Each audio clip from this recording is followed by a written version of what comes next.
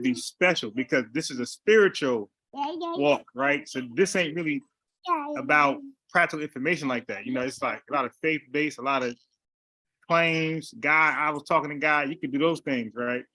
So this is like perfect mental problems. And also you got to be special because this is a spiritual. Also, you got people who got all type of domestic violence history, running, starting something new because this is a movement. And a lot of these guys just want numbers. And it's funny because they will attack Christians. They say, I was a Christian and none of that stuff made sense. But yet they do the exact same things that fake Christians do today. And that is, I call it a form of Gnosticism. They say, God sent this to me, almost what the Mormons say. Oh, I feel it in my spirit. My spirit bears witness. What evidence do you have outside of my spirit bears witness that we can both look at? Like definition of a word, we can debate over that. That's cool. Right. But at least it's not my opinion versus yours because this is God's word, right? And that's what they do. That's what everybody does, though. Everybody does. They're no different. They're just racist. That's it. Yeah, right. Yeah, and you know what? Yeah, a lot of these guys came into this thing, and I don't believe a lot of them start off racist. I think they got sold to that racist thing, you know, because some of them aren't. Some of them are though. Yeah, because you could tell the ones that's really racist, they're aggressive as hell, right? They're like over manly, all those guys. But the ones you could tell who was like kind of sold onto it, like you could tell by their doctrine, like they really don't really talk about it like that when they things. When they say Esau is the white man, Esau is the devil, they say it soft. They're like, Esau's the white man, he the devil. Yeah, exactly.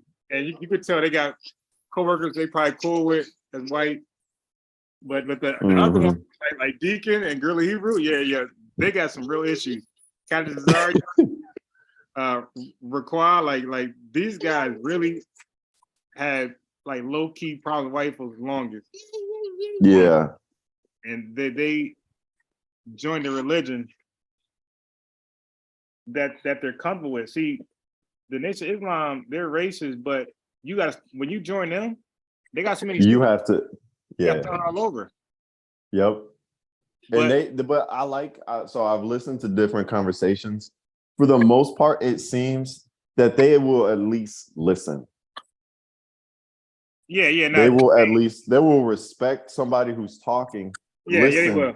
And then come back with at least some type of response, which I think is it's helpful. Yeah, they're not as fun as the Hebrews. Yeah, but you can still catch them though, because that Quran got some crazy things in it. Oh, nah, you won't use that with them though. What'd you say? You won't use that on them. I guarantee that. What you mean? Unless I'm an expert. Nah, they don't hold to that. Wait, say that again. Who doesn't? The Nation of Islam. Oh, I get them confused sometimes with Muslims. Yeah, even though they call themselves Muslims. Yeah, but they're more like Black American Muslims. So what is their literature they hold to? Elijah Muhammad's writings. Oh, okay. Yeah. So that now they'll quote from the Bible, they'll quote from all type of stuff, but you won't hold them to it. They'll drop that thing so fast. Oh, they like the Masons. Okay. Yeah, they'll drop it so fast. But the only thing you hold them to, you can only hold them to Elijah Muhammad writings. That's it. And I probably won't be talking with those guys. Yeah, that's why I like it. Well, now you will, because I got, before the Hebrews, I had those guys. Like, I had probably one every day, man, or one every week, having fun with them. But the Hebrews are the most cowardice people I ever talked to. That's in like the debate field. Because the Nation of Islam, they'll debate you, right? No problem. Yeah. Like, you don't gotta play a punk or play like you're a Catholic to debate these guys. Like they don't care what you are. Like they think what they got is the absolute truth, and they're gonna debate you. Yep. And what's even more frustrating with the Hebrew Israelites is it seems like they can never be wrong. Like ever. Yeah. No point can be And wrong. yeah, and it's like, oh, John is wrong before I'm wrong. Oh Like, yeah. what? Yeah. Yeah, Paul fell off or whatever. It's Bro, just I crazy. had one guy throw away Luke on me, bro. Ugh. Well, Luke ain't walk with Jesus. Matthews did. So what you proved in Luke? Nah, man.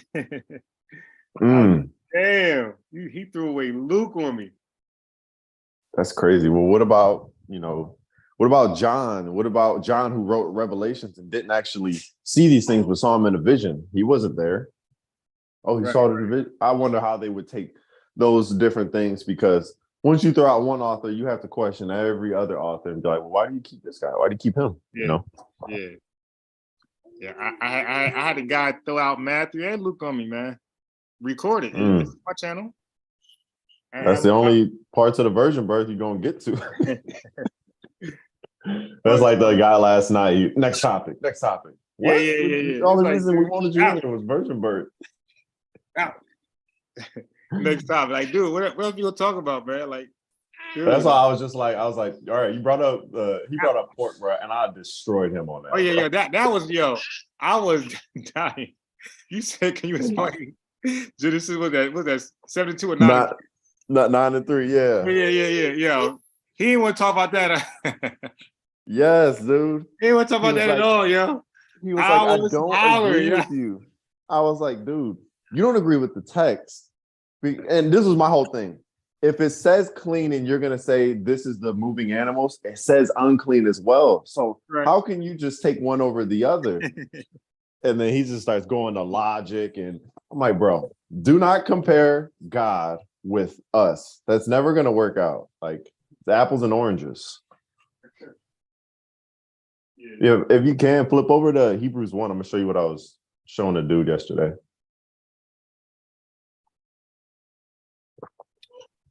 I thought I was going to get LJ to tune in and say something, because, he has a different view. He might have said something, but I think he fell asleep after a little bit. What the hell? Oh.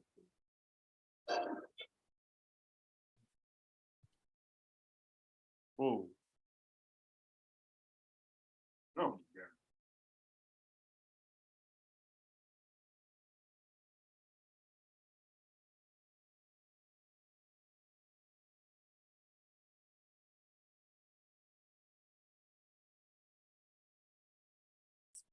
All right, let me see if I get this small fry on first, because the other guy, I don't know, man. Let me get the small fry on first. Let's see.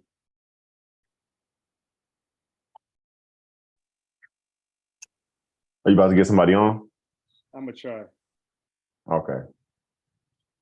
While I'm waiting for the other guy. It's funny because if he's talking about other guys ready, I'm gonna boot his ass right off in the middle of his sentence.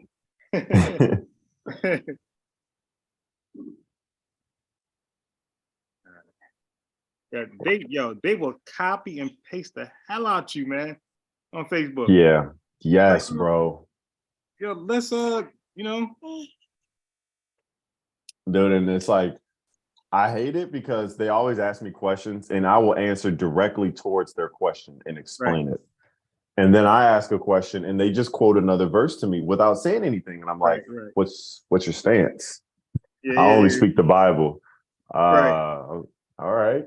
What's your name? He's going to quote a verse to me.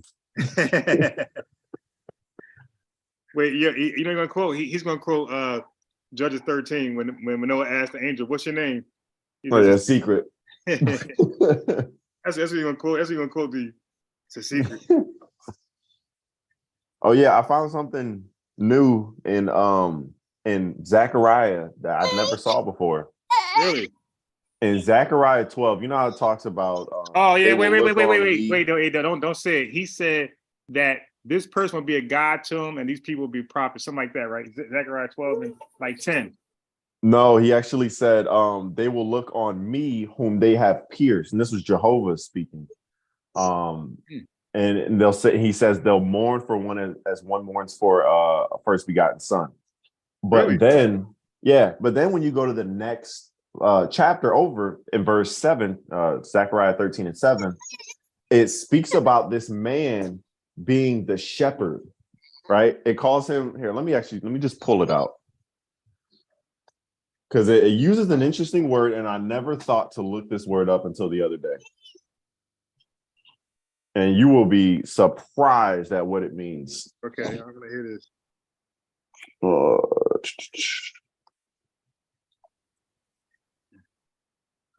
And I'm sure LJ has done his research on this. I would love to get his input. Maybe he has something else I could look at. But Zechariah 13:7, he says, "Awake, O sword, against my shepherd, against the man that is my fellow. Saith the Lord of hosts, smite the shepherd, and the shepherd shall be scattered, and I will turn mine hand upon the little ones." Now, Jesus quoted this over in Mark 14 and I believe 27. He quoted this exact verse. But what's interesting is this word fellow. This word fellow, it means kinfolk or equal. Yes. I was looking at that. I'm like, yo, what? What? That's interesting. But I haven't exhausted all my Hebrew resources on that, so I'm still looking at that. But that was interesting. Yeah, I'm pretty bad in Hebrew, bro. And I be forgetting, right? I be like, I'm okay. Let me go ahead and click parse. I'm like, oh shit, the hell I'm looking at. I'm like, oh boy, I forgot. I forgot. Well, Blue Letter, it helps you out a lot. So I feel like Greek might be a little more involved than Hebrew, but Hebrew holds more meaning, if that makes sense. But Hebrew, just like Greek, has the word inflections, the parts of speech, the nifal, the call. They're just different names. If you learn those, you don't even need to learn how to spell it. Learn those and learn like the prefixes and suffixes. But you'll see it on the parse if you go and parse words. Here, let me see if I'm gonna show you one.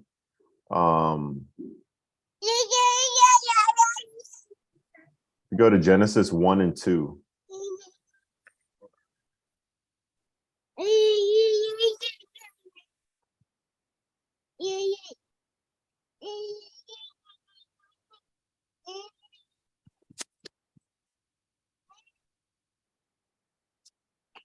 Oh, you said 1? Yeah, 1 and verse 2. Might go to chapter 2. All right. Okay, right there. You click on the verse, you can pull up the interlinear. Oh, hit chapter 2. My bad, chapter 2. Or I'm not chapter 2. Verse 2. Verse 2. I'm sorry. Because I want to get that and in there. I could have sworn I clicked. Oh my god, I clicked the wrong one. So the first word, you see where it has eretz is the root. Yeah. But the inflection is veha-aretz. So the reason why it has the vav is the conjunction and the next letter next to it, because Hebrew's from right to left, right? So you see where I'm going. Yeah. So first letter is the vav. The next one is the hey. When you put that on the front of a word, it translates as the. So the God, the Satan, the earth, the heaven, different things like that. But when you go to the parse, it'll actually just show you this. So if you hit the parsing on that word, you see how it has the little tabs where it says C, TD, and all that. You can click those and it'll tell you what part of speech each part is. Oh, word? So there's the vav. It'll just mean a conjunction, definite article, and then there's the base of the word. Okay. All right. So, yeah, I don't think Greek has that. So that's the only difference I've kind of noticed using Blue Letter. But just something small to help you if you ever go and look at Hebrew in any type of discussion. Yeah, that's pretty cool. I never even noticed that right there. Dude, I think I've been using Blue Letter for like 5 years now. Really? Yeah, I've been using it. I don't know where I found it at, but ever since I found it, I've just been using it and trying to learn what's in it. Yeah, I just watched an hour video on Blue Letter, like how to. I had learned some new stuff. The dictionary part was dope. I never used that before. Oh yeah. Mm-hmm. And that's how That's how I was able to like copy and all that shit so fast. Okay. Yeah. Yeah, they got a few different commentaries on there as well too. I like Matthew Henry's. That's the one because it's the most neutral. He talks about predestination, but he gives you other views. So it gives you everything. Trying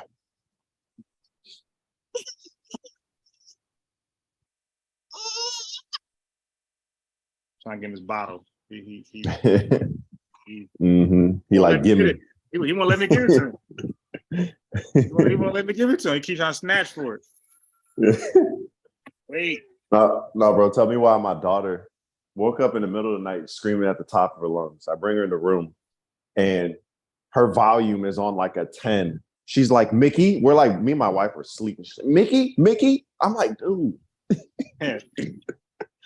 Freaking crazy. All right. Oh, shit. Oh, my God, man. Yeah.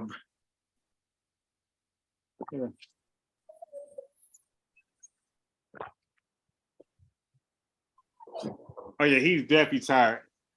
I spilled the milk on me. He spilled it. I spilled it on me, and then a little bit got in his hand. And because I complained, he Dude, they just mirror you. That's it. Literally all yesterday, my daughter was just copying me. I was about to leave the house. I'm like, dude, stop. Yeah, they definitely copy you, and this is why, it's important. If you're raising your kids, especially like a dad on daughter or a mom on son, like your behavior could be mimicked, right? So, yep. The single parent is doing like women shit, popping gum and popping their eye, like the woman stuff. That little boy gonna be doing that. Because that's all they see. Right, and you got the lipstick out there, whereas he could grab it. Like, what do you think he'll do? Yep. He's gonna put his feet in your high heel and put your little thongs on. He's gonna do all that. Yep. Yeah, and like some of them look at it like that's just cute. Oh, look at it. Nah, that ain't cute. And now he's gonna have his alternative lifestyle, and it was like really influence. Yep. And it's like and that's why I be trying to tell my mom, because my sister's at the house with her kid, my nephew, and the father's not in the picture. I'm like, he needs to get around some guys, because no offense, you guys are doing great, but he's only seeing you guys. Bro, they never will, because they're gonna feel like we lost. Because you'll forget, like some of their mentality is that they don't need a man to raise a boy, and prove it. So you trying to tell me I lost? I gotta go get it. Now hell, I'm gonna prove to you I ain't gotta get a no damn man. I can raise a man. Yeah, that's like me saying I don't need a basketball team to win a game. Like I'm good. I'm a great basketball player, right? But I'm not that good. Yeah, do it by yourself, especially if you're telling us your opponents you're not gonna pass. Like, oh hell, you ain't gonna say you're gonna beat us without passing. Good luck. Yeah. Good luck with that one. We're gonna double, triple the hell out your ass. Yeah, but this freaking I'm gonna read a little bit of this Hebrews 1. I like this because we almost started from the beginning. He was stuck on the beginning of the chapter. He never answered the end of the chapter what we were reading. Okay. But I really like this this spot. Hebrews 1. I'm starting at verse 5. And he says, "For unto which of the angels said he at any time, Thou art my son, this day have I begotten thee?" Brother, do you know how long it took him to try to answer this question? He still never answered it. I said, who is the he right here that speaks to the angels and that calls Christ his son? He said, I don't know. I think it's the author. The author, yo. I was like, dude, you think Paul said Jesus is his son and that he's a father to him? Yeah. That's crazy. He was like, no, not Paul. Well, who? He didn't want to White say man. God because he Yeah. knew where it was going. He Yeah, knew yeah. where it was going. The white man. That's what you trying to go to. Yeah. White man rewrote it. Yep. And then so he keeps on going and says, and again, I will be to him a father, and he shall be to me a son. And again, when he bringeth in the first begotten into the world, he saith, let all the angels of God worship him. And the angel saith, who maketh his angel spirits, or of the angels, he saith, who maketh his angel spirits and his ministers a flame of fire. And in verse 8, but unto the Son he saith, thy throne, O God, is forever and ever. A scepter of righteousness is the scepter of thy kingdom. Thou hast loved righteousness and hated iniquity. Therefore, God, even thy God, hath anointed thee with the oil of gladness above thy fellows. Here's where it gets very interesting. Verse 10. And thou, Lord, and this is the Father saying this to the Son. And thou, Lord, in the beginning hast laid the foundation of the earth, and the heavens are the work of thine hands. They shall perish, but thou remainest, and they shall wax old as doth a garment. And as a vesture shalt thou fold them up, and they shall be changed, but thou art the same, and thy years shall not fail. This is an exact quote from Psalms 102, and it's the whole psalm speaking about Jehovah. So, and when it says Lord, this exact verse 25, when it says Lord, it's Yahweh. But in the New Testament, Kyrie, I think it's Kyrios, but I don't know the inflection, especially here. But that would easily be a substitution for the Tetragrammaton. So that's why I'm like, brother, he's calling the Son God. I think he was just very confused. I had to explain the Trinity to him like 4 times because he kept arguing against like oneness or modalism. I'm like, brother, I don't believe that the Father is the Son. I agree with you. He was like, okay, then what's the problem? I'm like, bro, let me explain it. Let me walk you through it. But yeah, and that's what it seems like most of the time when I talk to people about the Trinity, they don't know what it is. And I'm at least glad that when me and LJ talk, he knows what I was talking about with the Trinity. He's not confused. He's literally the first person that is not confused on the Trinity. Right. Yeah, oh, yeah, that's right. He sent me a bunch of books on Horus and Jesus. I gotta go look at those. Yeah. Did you watch the sit down with Vocab Malone and Gorilla Hebrew on the Trinity? When did they have that? Was it a while ago? Yeah, it's been a minute. Was it that quiet sit down in the park they had? Yeah. I did see that. It was hard to hear. I got to listen to it again. Yeah. Why did the vocab bring up some good points? Yeah, like they became a student. They started like they didn't bring to their hardcore, when they're in private, they debunked it 10 times over. But now they got somebody in front of them, they don't want to challenge them. They just listening and ask, okay, well, what about this? They became the students. Like, oh man, these guys scared. Yep. He was like, oh man, I got to do some research on it. Yeah. But there's nothing wrong with that. But every other time you see them, they just freaking hunting people, Yeah, but it would be wrong with if you got 20 videos saying it's BS. You got somebody in front of you and you don't want to quote your passages that's in your video. Yeah, vocab has a sit down with Hassad, and bro, the way how they edit videos when he does stuff, like, bro, I was geeking, bro. Like, he would say certain stuff and he would slow it down, play it again, slow it down, play it again. And bro, I'll be like, he really just said that, bro. That's crazy. Like, I think he said like, oh, Paul went off or something like that. Like, he's one of those guys to discredit biblical author. Okay, here we go. Especially Paul. Here we go. Here we go. I knew it was something. Yep. So if you end up debating him, I don't even think you're gonna go to Paul if you do virgin birth, so I don't think you'll have a problem there. Yeah, good. Because I ain't got time for that. Maybe just see if you can. Maybe I can help you with this research. But I'm almost positive Rashi, which is like he's like the guy in rabbinic literature. Rashi, there's a couple other guys. I don't know, but Rashi's the biggest one. And Rashi changed his view on what that word Alma means. He changed his view a couple times. Really? Yeah, because he was in the time of that Christian controversy. And but not in Isaiah 7 and 14, in another place where Alma is used. He said that means virgin. But when he gets to there, he knows that's a messianic prophecy. Oh, that just means young woman. You know, so and a word like that seldom used, especially when you have Betula to show you the opposite end of that spectrum. It shouldn't be used any different way. It should always mean the same thing.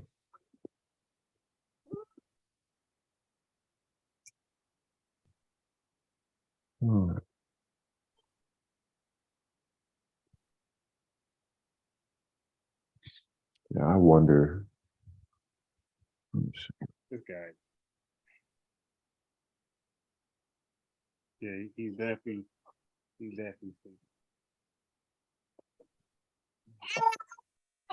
gonna fight it for a while. Now, I could have been put him in the crib and just walked to the kitchen, and he'd have been knocked out by now. You know, but I try to let him sleep with me because he sleeps longer when when I put him to when I got him here until he falls asleep, he sleeps longer. I used to have to put my daughter in, what is it called, the little boppy, the half donut thing. Yeah. He didn't really like that too often. See, I would have to put her in that and hold her arms down because her arms flailing would be the only thing keeping her up. When I just had my hand over her arms and I just chilled there with her, she just went right to sleep. Mm-hmm. But now it's like almost impossible to put her down. She got so strong, bro. Bro, she feel like a freaking bodybuilder. She be ripping things from me. I'm like, yo, you good? Yeah, that's him, man. Like, yo, how the hell you snatch that from my hand and then rip it? It's that baby strength, man. What the hell was that about? You took it from me, and then before I get it back from you, you ripped it. Like, what the? What was that about? You know what? I'm gonna actually look this up. I'm thinking about getting a copy of the Mishnah and Midrash, but they got all that online on Chabad.org. What is that? So Chabad.org, that's like the Jewish sanctuary for all their literature. You can just go there and look up Midrash, Mishnah, Tosefta, all those things, and be able to just go to the source and see like quotes and stuff from it. Sources. But I got books actually doing studies on the history of these things. Pretty decent. I started opening up because these Jewish people was just giving me an earful and using this literature. So I'm like, I got to learn a little bit about it. Yeah. Isaiah.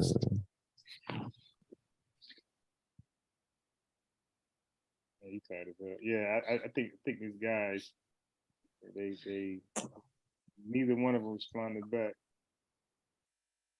They don't want the smoke. Yeah, they must know like something. Like, you know what, this person a little persistent. Trying to get me a call, man. I don't know with this guy. Yeah, I don't like the sound of this. Yeah. He asked his dumbass question. His supposed to come on yesterday.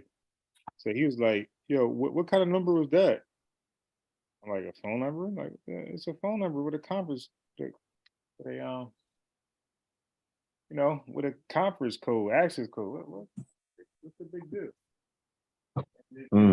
Here they go with the little. Here they go with the clubhouse stuff. Like, dude, why trying to download another app, man?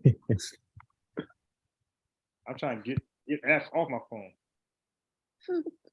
Yeah.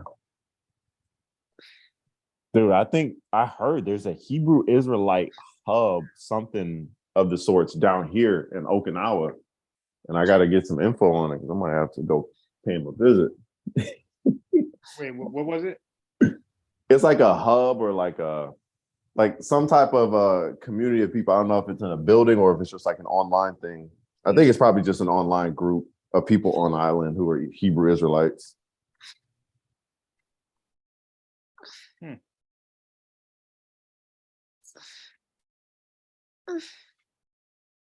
Wait, damn. I wonder if LJ's in the chat. I didn't even look.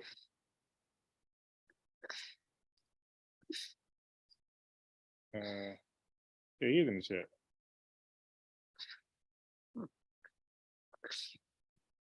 We got Google Scholar. Let me throw the link in there. Let me see.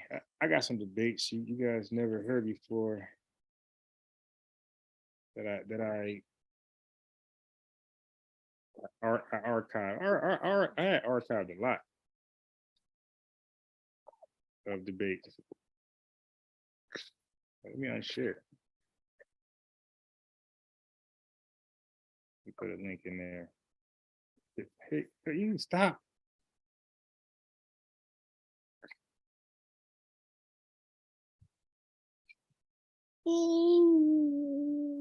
Somebody said Okinawa in Japan.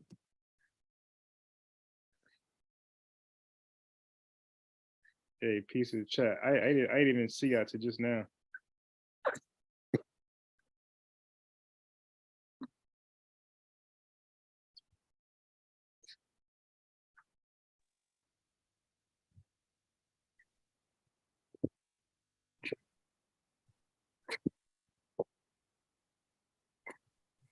Hey, bro, from now on, bro, if the one dude comes in, Black Indigenous, I'm not gonna speak, bro. He has me on the phone for a long time, and I can't, bro. You're indigenous? Yes, bro. He be having me like all over the place. Oh yeah, now yeah, that's one simple brother right there, man. Yeah. That's like no disrespect to him or anything, but I can't do that. That's one simple dude. Like, then what he'll do is, which is the most retarded shit. One, like the dude really don't have no good information, and the proof is you'll sit and say 20 different things that's unrelated, but all need to be addressed, and then you'll keep exactly. going. It's like, dude, can I address one of them real fast? Yeah. Yeah, if I could talk to him about one topic, maybe. But yeah. Yeah, nah, dude is really slow. Mm-hmm. And like, yeah, believe me, people know when they don't have real information. They know. They know. Mm-hmm. Like a pastor, he debated Google Scholar. He knew he ain't had nothing. Yeah, but Indigenous is the reason, because we were talking about Greek history. He's the reason why I started reading a little bit more about yeah.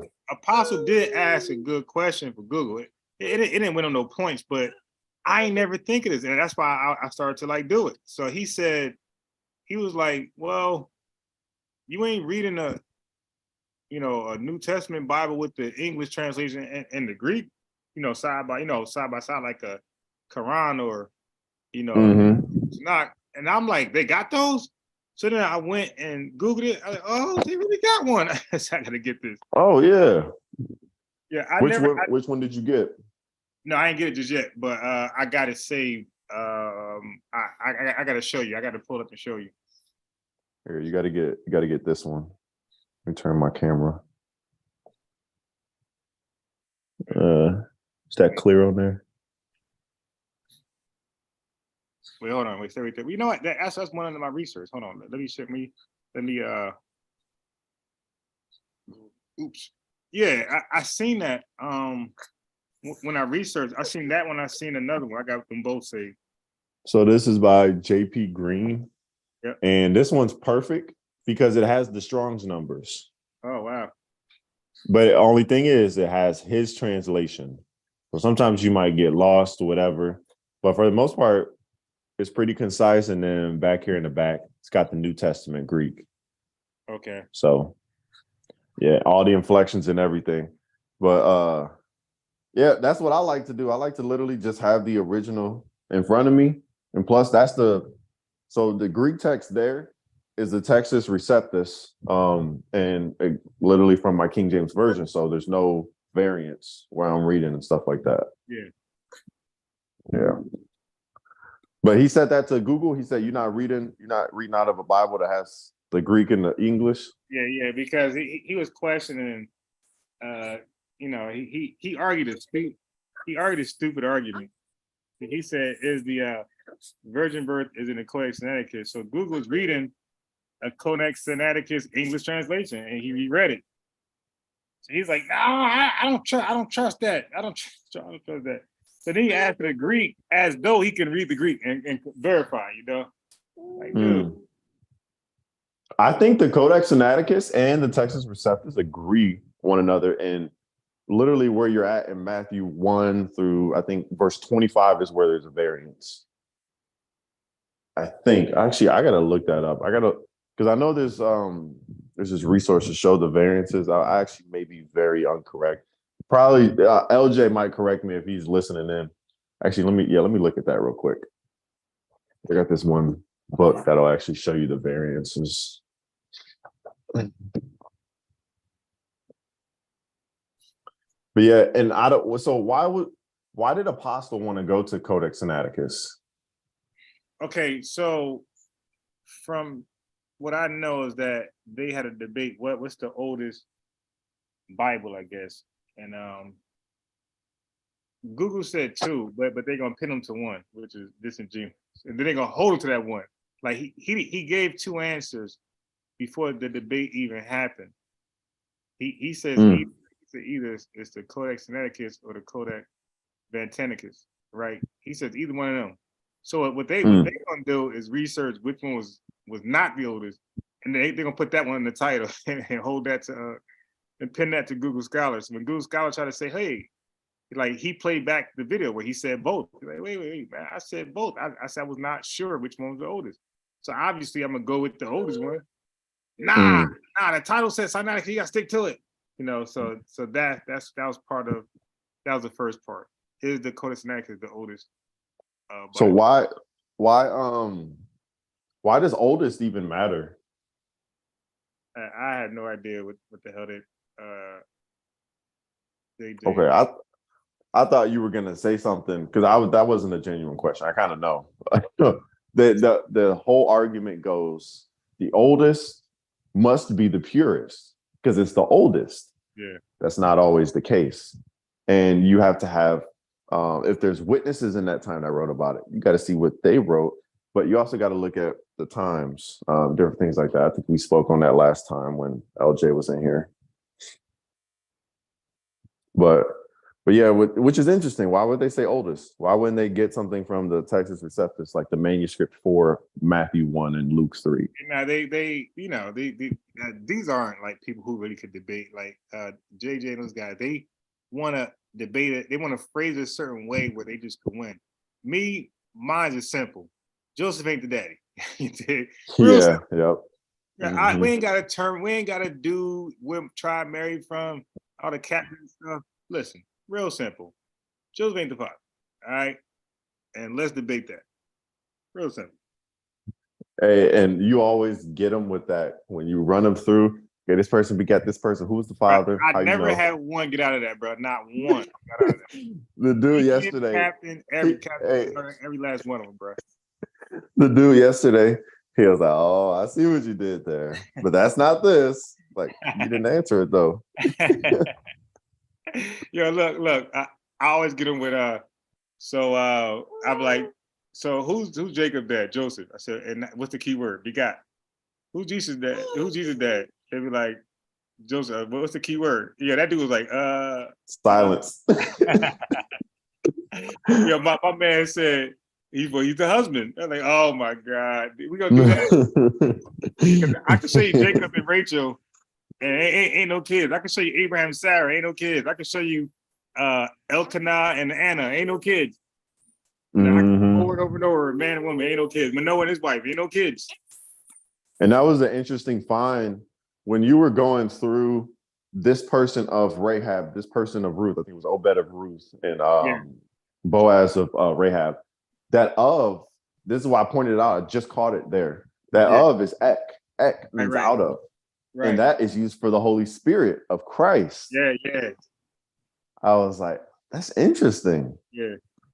And I tried to bring it out, but this dude, that's when he started talking about, the Bible was written in Hebrew. And he tried to use logic. Hebrew speakers, what language they gonna write in? Right. Like, dude, what we got? Yeah, that's why I said, brother, you are wasting your time with this one. He has no idea. You say X, you say this, bro. If you're not talking in plain English to this brother, and he could barely get that, you wasting your time with this guy. Yeah, I mean, if I do talk in plain English, it sounds like my opinion. But if I appeal to the text that both of our Bibles came from, I at least think that's somewhat middle ground. Brother, he can't follow though. He can't follow you. And you know what's sad too? He told me he was studying the Bible for 20 years. They always I'm do that. Apostle. What's up? We got Google and LJ. What up, guys? 20 years studying for nothing. What's going on? What's going on? Yeah, I was trying to see if I could get home before I jump on, but because I'm on the way home. But I'm listening. I heard you talking about apostle. The whole thing came about because I heard him on Lions Den talking. He was trying to say that the virgin birth was not in the Bible, it was added by the Roman Catholic Church. And so that's when I jumped on and asked him about it. And he tried to say like it was added and at the Council of Nicaea. So my question to him was, what if I can show you it in the Bible before Nicaea? He says I can't do that. So I said, it's in the Bible before Nicaea. He says, no, there was no Bible before Nicaea because the Bible was created. And I don't remember the date, 15 something he gave. He said anything before that is not a Bible. So that's what he challenged me on, to show a Bible before that one. Before what, like whenever the council came about? No, before the I think the Latin Vulgate was the first one with Jerome and them. Really? I think, yeah, that's what he's saying was the first Bible. He says the others are not. That's crazy. I would have just took them to the early church fathers. And hey, these guys are literally quoting what's in your Bible in this early time before the Council of Nicaea. No, but that's what I tried to get him to say, that it's in the Bible before, but he's trying to say those are not Bibles. So when we set up the debate, I didn't choose the topic. He chose the topic. If I try to change it, he would have called the debate. So I just took it because that was not really what I wanted to debate him on. It was if the virgin birth is in the Bible before Nicaea. And so when we debated, I showed it that it was there. In the Sinaiticus, I read the English translation. He didn't want to accept it because he had some book that was like someone wrote like a kind of anthology, Codex Sinaiticus, but it's not the actual Sinaiticus. Right, but he thought it was. That's what he had. Yeah. And so when I asked that's him where he was read, reading. That's where he was reading two Josephs. No. He even did that good. He had a book that had nothing to do with scriptures, like Matthew, Mark, Luke, John. Nothing like that was in there. It just said, it was a comparative study. It was a book, right? About the like a commentary on it. Yeah, right. It was that man's first time picking that up. He saw Codex Sinaiticus. He's like, "Yeah, this gonna work." But he never read it. Yo, Google had him go find like Matthew something in there. He's like, I can't find it. He said it's a bunch of verses in there. Though. He said it's Greek. He said it's Greek and English in there. We're like, yo, goodness. There should be no English in there. But you got a Codex. Yeah. Dude, yo. So I guess technically, on a technicality, they would have got me on what the oldest Bible was. because they had it. Well, not what it was, because initially I had said it's between Vaticanus or Sinaiticus, because I wasn't really sure which one at the time when I was speaking. So stick to Sinaiticus because I guess he realized that he could have caught me on that, but I wasn't really too interested in that part of the debate because you know, because I wanted him to show where he was at it at Nicaea. He couldn't do it. All he kept saying was he had the Codex Sinaiticus and that's not in it. That's not in it. But he don't have the Sinaiticus. He had a book that somebody wrote. I don't remember the name of the author, but it was like somebody in the 18th century wrote like a, you know, a sort of comparative breakdown of the Sinaiticus. They quoted here and there, but it's not the book itself. They just a breakdown of the book. And he thought that was the Codex Sinaiticus. Who wrote that book? Yeah, I'm sorry? It was Scrivener who wrote the book that he had. Yeah, I think that was the name, yeah. And I'm like, I tried to get him to read from it and he couldn't. And he wouldn't concede that that's not the book. And even today, he won't concede that that's not the book. Hilarious, man. Hilarious. This dude is reading, the introduction was like 90 pages. Mm-hmm. Hey, dude, that's I was gonna say, I wonder if the Codex Sinaiticus is that vast where it would take up that many pages. The Well, Codex it's a New Sinaiticus Testament. is like It's a New 1,000 pages. Testament. It's Would you say? massive. Yeah. Is it massive? The Codex Okay. Sinaiticus is over 1,000 pages. Is absolutely massive. Like it is like I know my friend has a copy of it. Right, it cost like 1,500 quid. Really £1,500, not like the Hebrew Israelite £1,500. So that's like $2,000 something dollars. Yeah. But it's like it's almost 2 foot in 2 feet in size. Wow. It's huge. Oh, you bought like a replica? Yeah, he bought replica of it. Yeah. Oh, wow. That must be something. But I think it's in like a few books, like I think some parts of Genesis, few books of the Old Testament. But I think it has all of the New Testament and a couple of apocryphal books.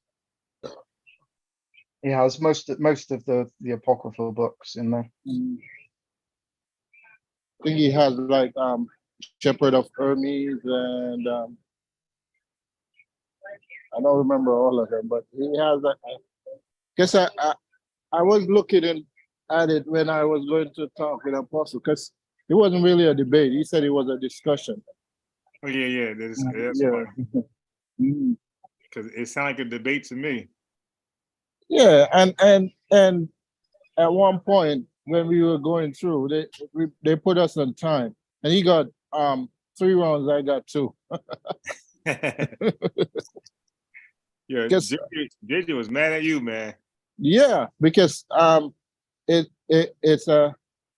it's his boy, you know. Yeah. No, but I don't have no hard feelings towards JJ though. Yeah. JJ called in my show last week. He called in. Oh yeah? Yeah. Says he retired from debating because everybody's scared of him. Yeah. And look, he tried to talk nasty. I said, JJ, listen, JJ. We had fill-outs before. We had, because he tried to do the Margaret Sanger thing. He dropped that shit so fast with me. I said, JJ, we've been there, my boy. It wasn't even close. Our discussion don't be close at all, JJ. It's straight one-sided. So you know what I mean? Relax, dude. You will never beat me on any subject. Not if you have time to prepare. They don't put the studying efforts that I do. So they would never be. Yeah. None of these guys. That's what I'm saying. If you have time to prepare, I don't think so. Because I be so obsessed and I go to different degrees that they'll never do. You know, so I will dedicate. I had 2 hours of sleep yesterday. You know, I mean this morning. That's it. 2 hours of sleep studying. None of them could do anything with me, man. None of them. Like I'll be just playing around with these guys, and these be like leaders and captains and all generals, all type of stuff. Deacon, Deacon. Garfield called him Deacon Show, and it's not. And from what I heard, I don't know if I don't know if they spoke again, but from what I heard, he handled Garfield. I talked to him, and the guy did so bad. He started saying King James was Methodist Christian, and he had an agenda in the Bible. I made him go. I made him go conspiracy theory in the Bible. And then I said, Deacon, you know he ain't write the Bible, right? He said, oh yeah, Salakia.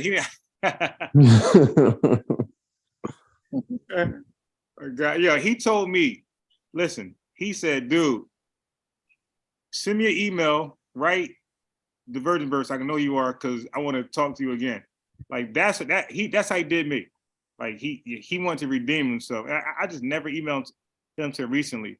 I emailed him. I said, yeah, let me beat this guy up again. Yeah. But Now that you mentioned captains and stuff, I heard Tazaria challenging, I think, I don't remember, it was Pastor Bennett or somebody, to virgin birth debate. And I'm like, yeah, like that. did you challenge it? Yeah, on Sonetta. Yeah, their argument. I'm sorry. Like to be honest, like I debated Captain already. True Meech. Mm-hmm. I went to my old Captain's 116. The dude didn't challenge me at all, man. He just let me say it. he didn't challenge me at all. He just let me say it. All right, well now you gotta prove. Well now, what you mean now I gotta prove it? Dude, the title is Joseph Daddy. I just proved you not. Yo, no challenge, no pushback, zero. Okay, well, can you prove Mary? At that time, I believe Mary's from the tribe of Judah. He's like, well, okay, the second part is you got the second part. So did I win the first part? Because there was you know, no pushback, nothing, no rebuttal, nothing. Yeah, he tried to read verse 17 where it says like the 14 generations. He got that's okay. He got done. I said, okay. Well, what about it? What I was asking is if you think you'd be willing to talk to you again about it. Hey, Google, what I'm saying is I don't think I even want to talk to this guy because I want a real challenge, man. I don't want to talk to guys who don't even go to the blue letter. Like he never goes to the blue letter. None of his debates he ever done that. Okay. Now, how am I take this guy serious when he don't even go to the blue letter at all?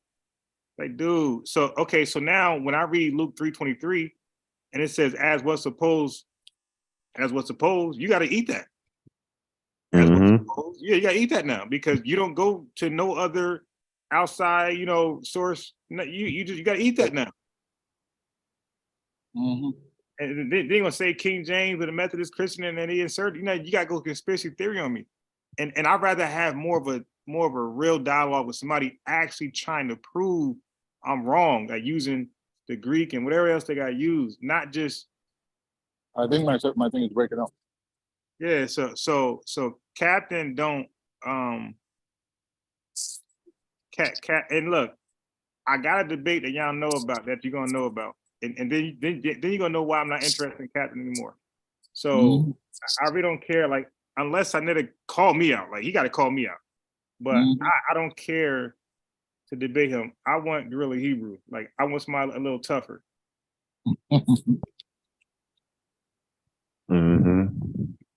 Yeah. Hey, you remember yesterday when we were reading Matthew 1:18? Yeah. And I was like, on this wise. He was like, I was like, what does that word mean? The wise man, yeah. He said, oh, that's the wise man that saw Jesus born. I'm like, brother. Yeah, listen, bro, I'm good. As soon as he said that was debate over. That was it. That's clearly showing you have literally no idea what you are talking about. Okay, so Google Scholar, let me just tell you this. I debated one of Captain's henchmen recently. And they don't know who I am. But he did a bad job, put like that. And it was piss poor. It was Captain's arguments. So now they only go to the Greek for one word only. And one word only. That's sperma. So this is why I mean they're not it's not a challenge, because I'm like, dude, they don't even say sperma in Romans 1:3. So then he plays a pronunciation and he think he got me. I listened to him before. Wait, you breaking up? I listened to him before. You breaking up really bad. My guy just drove. He just drove by McDonald's. Actually, accidentally picked up that Wi-Fi. I be hating that stuff, man.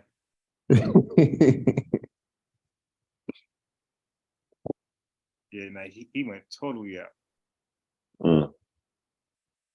So until he comes back, I'm looking up father in the Thayer's. You see where I'm at, Thayer's Greek lexicon. This is very interesting. Yeah. I think you can hear me now. I can hear you now. Okay, so what were you saying? No, I'm saying I was listening to him, and he did go to the Greek for the word sperma, but the only thing he tried to use, that verse when Jesus was in the temple teaching, and they had to turn back and look for him. Through Meech, I told you as Luke 2:48. What is it? Luke 2:48. Oh yeah. Yeah. That's where they run to.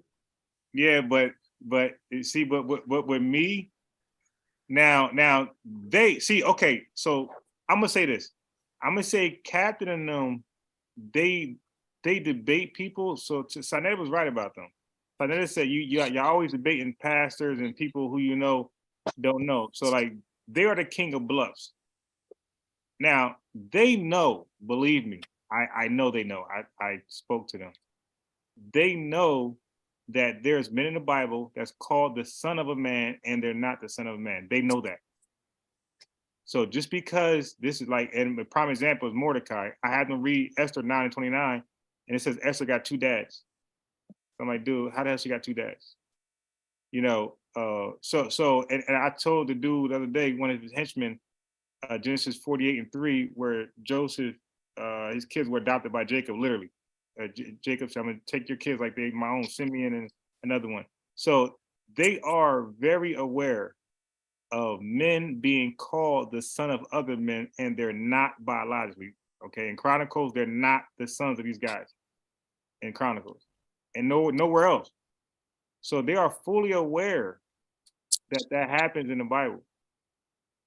And I practice show it 15, maybe 20 times. I could show you men that are said to be sons of other men, and these people are look at Pharaoh's daughter and Moses. She said, "That's my son." Was that her son? So this is over and over and over in the Bible, where somebody gets credit for another guy, son or father. Look at Abraham. When Abraham didn't have a son, he said he was going to adopt his maidservant and give him the inheritance. Then God said, "No, don't do that. You're going to have a kid." So this is common practice in the Bible of men taking another man, calling him his son, and then giving him the inheritance. So I know they're fully aware of that. I talk to these guys. They know that in private, by the way. They know that. But in public, they're going to bluff you and bluff their dumbass. Now, by the way, when you debate them, they don't debate you.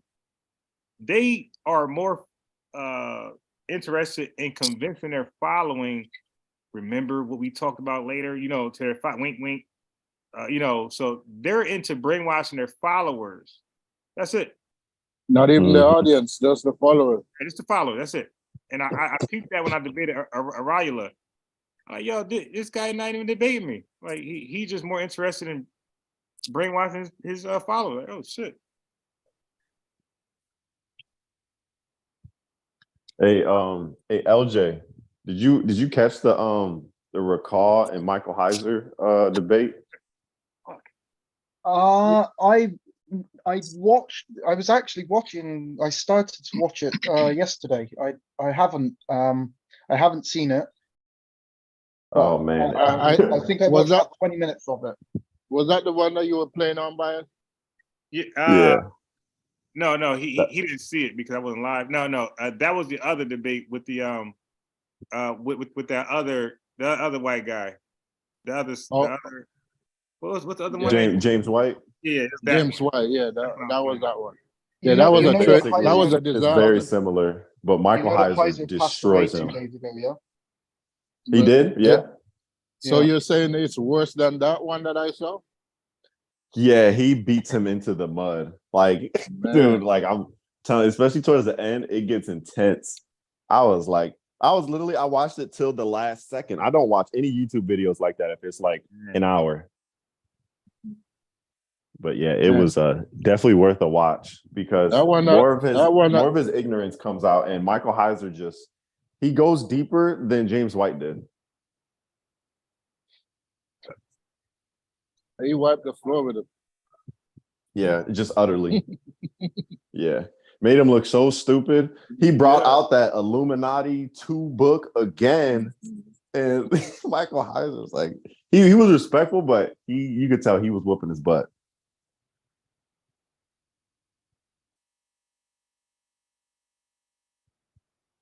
But I expect that after that debate, he would have, studied up some more. He gonna. Well, this was a previous one. This was one taken like a couple years before the James White one. Oh, okay. Yeah, so this is actually when he's fresh in his ignorance. Oh man.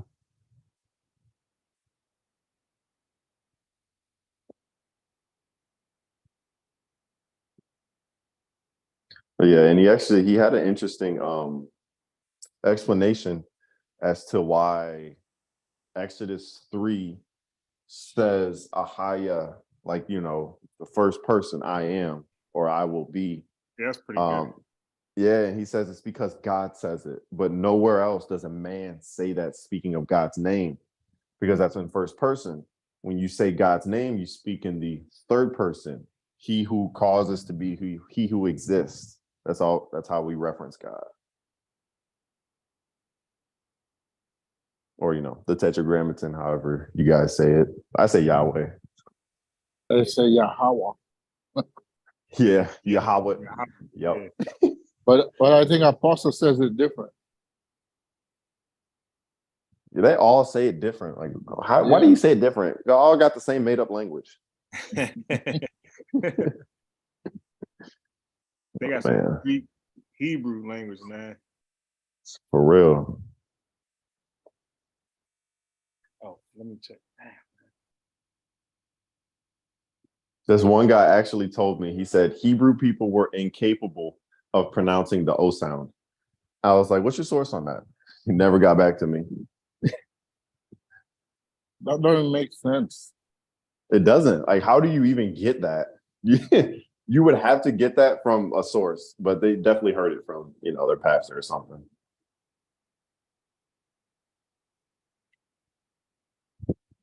All right, hold on. I might have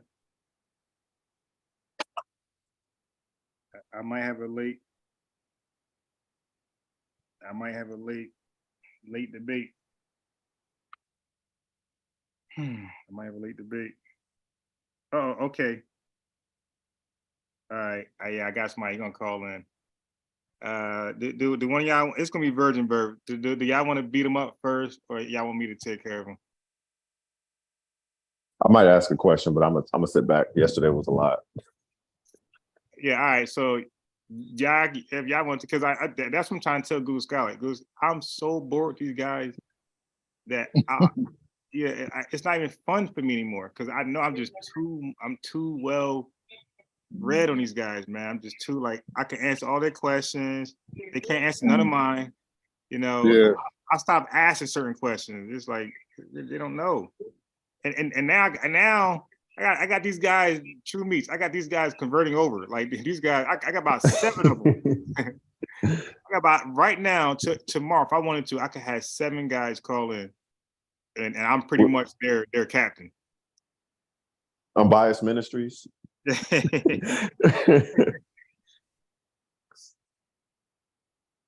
right, so watch this. I'm gonna send this guy the number. Oh my god. I'm listening. Nah, practice on this fool, man. Yo, Yeah, I'm gonna get at least a question or 2 in. My service is not good. Plus, Okay. I might cut off. Well, ask the question anyway, and if you cut out, then we'll pick it up. But you know, you already know I'm gonna do it. I'm gonna play around, but y'all need to, you know. Yeah, once you get to Matthew 1:18, I might ask a question. I'm gonna ask my same question I asked. You know what I'm gonna do? I'm gonna go to Luke 3:23 because I'm waiting for them to say the dumbest thing possible so I can respond. Because oh my God, they better not say it's not there in the original text. Oh my God. I'll chime in when I reach home. I'll be there like 20 minutes. All right. Yeah. So again, they understand they're calling in to a conference call. They understand that. They know that people was here. Oh yeah, LJ, I got the dude yesterday to say that Jesus was God twice. He was like, wait, hold up. wait. Hold up. It was freaking hilarious. And true Meech, I be trying to tell my chat that. I was like, yo, my chat, y'all don't understand. Like, I won without the rah-rah. Like, I need them just to say certain things or agree certain things, and it's over. After that, I'm just playing around with these guys. Mm-hmm. Yeah, like, once you get these guys to admit something like that, nothing else matters to me. Yep. What camp was that guy from yesterday? Okay, so a lot of these guys be from their ex-members. So I think he was an ex-member. No, he was current. He is Kansas City, Israel United in Christ. That's where he was from. Ooh, okay. Yep. Oh, and don't forget, they don't know they're live.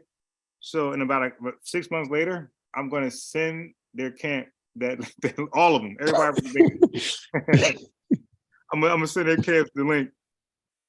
Oh my goodness. Like, dude, your man's got beat up.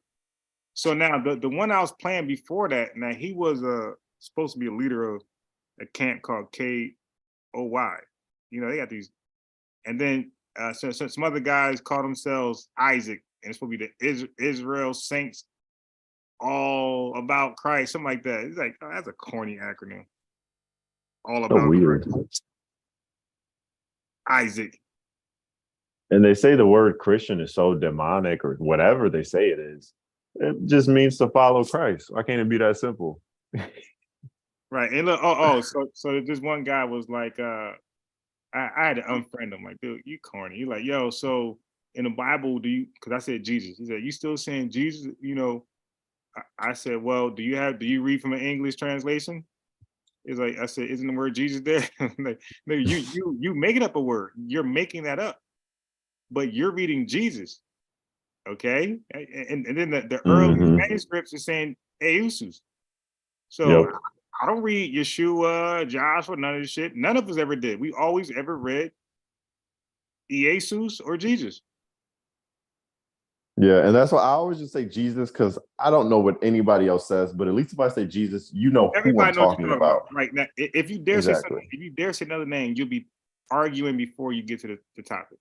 Why you say Yeshua? That's not how it's pronounced. Right. Bruh, I don't know. Just leave me alone. All right. So he's going to call in shortly. As a matter of fact, I might have a couple of them call in. You know? Okay. Yeah. I'm gonna sit back. Go ahead and warm them up. Now I'm just gonna have him Luke 3:23, and then after he gives a dumbass explanation, y'all can just chew his ass out. That's what I'm gonna do.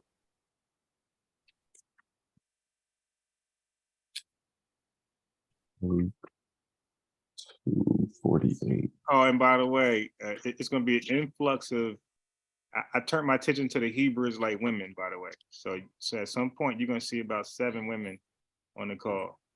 No guys. Oh, okay. The guys, like I said, it's Google. I'm getting that board with them, bro. Where I'm just done with them. Like, yo, y'all just if I can't get like Guerrilla Hebrew or Deacon again. Or Daniela. What about Daniela? Is he still in the game? I don't know. I haven't heard. Now I already know he's gonna say. Now I like Daniel. I met him in person, but I just can't see him being any better than Captain, man. I just can't see it.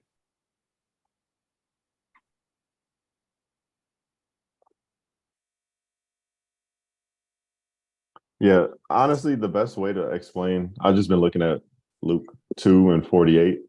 The best way to explain is if Joseph was his father, why do we see Jesus saying it must be about my father's business? And he's in the temple. I would ask that and just see what happens. Yeah. Well, exactly, because it's like, dude, why don't you read verse 49? Because Jesus told you who his father was. You know, it's really. I mean, he didn't say, "Oh yeah, mom and dad, I apologize." He's like, "Yo, why don't y'all talk about? Y'all forgot why I'm existing, but about my father's business. I'm supposed to be in this temple teaching these clowns." Just as I'm sure Ephraim and Manasseh never called Jacob father, even though he was like a father to them. Right. Yeah, but I listen.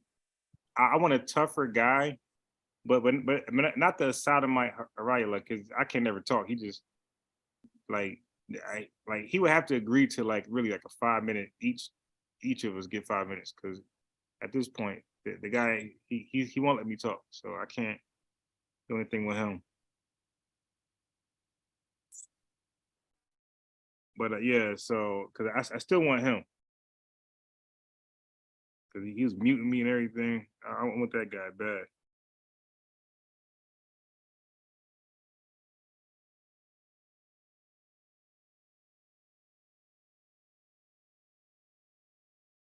If you can, all right.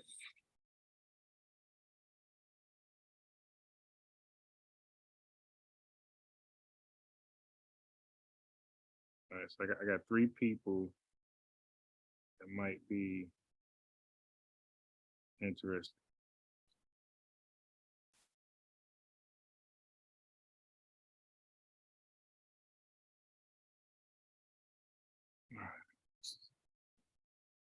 Oh boy.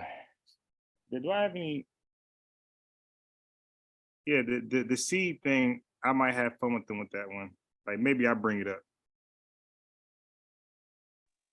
Hey, unbiased. You play the new Hogwarts? The who?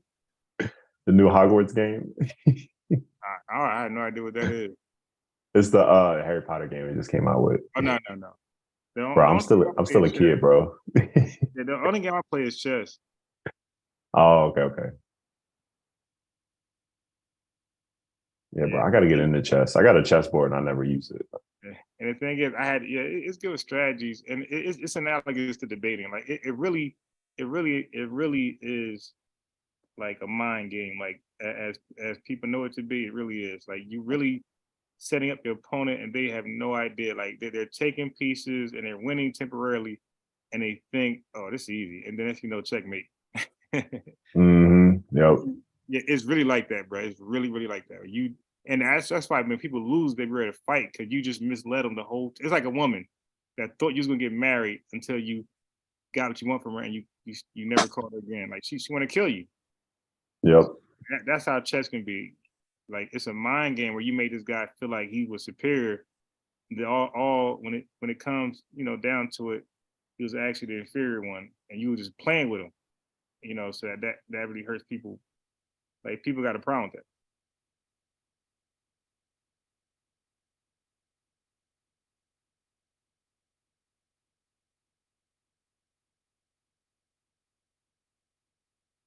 Demetrius, we need to have a. I was listening. I did hear you talking about like some of the verses that you brought up. We should have a chat about that at some point. Yeah, for sure. Yeah. On what subject? On the Trinity. Yeah, let me. What was it? Is it going to be a discussion or a debate? It's probably just going to be a discussion. Yeah. I'm not interested in a debate with Demetrius. I just chat, just discussion. Yeah, let me be the judge of the discussion, so because I'm fairly neutral. I probably think y'all both wrong.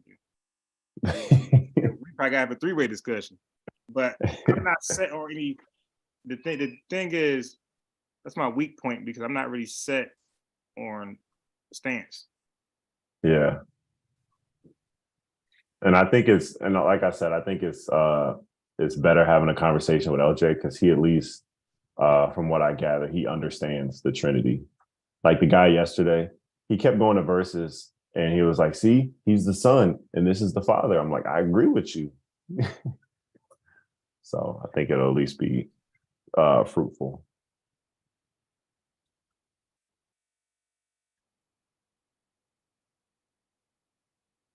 Yeah, the whole I'm not going to be arguing that, you know. Yeah, we'll just take the points. You look at it. believe that there are like three gods and stuff like that, so yeah, exactly. we won't have to argue that kind of point.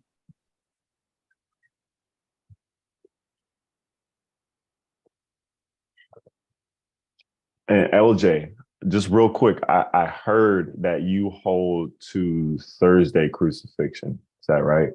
Yeah. Okay. So like I certainly I reject Friday.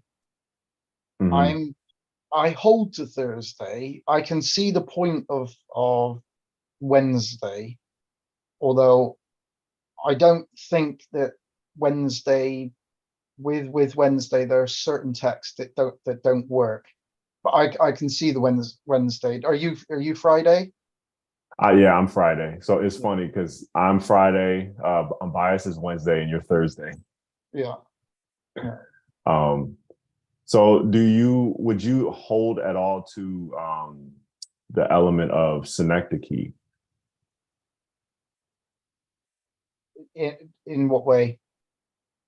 Meaning a part represents the whole. Like I could say, yeah. Yeah, I call it inclusive reckoning. So I've not heard it called that before. What you called it? I call it inclusive reckoning. Yeah. So yeah, I do. I do hold to inclusive reckoning. So here we go. Here we go. So let me kick it off. Yeah, no. Yeah, no. What you guys got to do is listen to what I'm saying. You're not listening. You guys just want to debate. That's what I'm saying. Okay? You got her screaming at me. Listen, I'm saying when it comes to Luke chapter 3, verse 23, okay, it shows. Look, I'm going to pull up one more time for you. All right? It's the last time I'm going to do this because you guys got this. Okay, here we are. It says, and Jesus himself, being to be about 30 years of age, being as was supposed, okay, as was supposed the son of Joseph. So that's what people thought, and they were wrong because they were not privy to the angel or the angel's message, okay? So Jesus was the as was supposed son of Joseph. This is why they say, hey, ain't this the carpenter's son? Ain't this Joseph's son? It was all as was supposed. Okay, so now I hope that ends the discussion.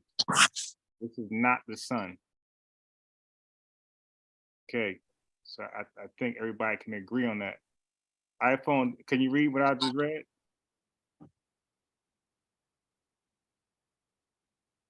You there, iPhone? Can you see my screen? Yeah, I can see your screen. Yeah, so do you agree with, I mean, this is the Bible. Can you agree with this? Well, you know, I understand the New Testament, but I have different thoughts. I don't believe in immaculate reception. I don't believe in none of that. So what do you say to what I'm just reading, where it said Jesus? Because you know, saying the law and what God sent, what the Creator sent to us also. You know what I'm saying? Because I don't, you know what I'm saying, I don't even go by, I don't even think when you look at Jesus, that's a replacement of Israel to me. Because we were sent to save the world through the Creator's commandments. The New Testament does not line up with the Torah.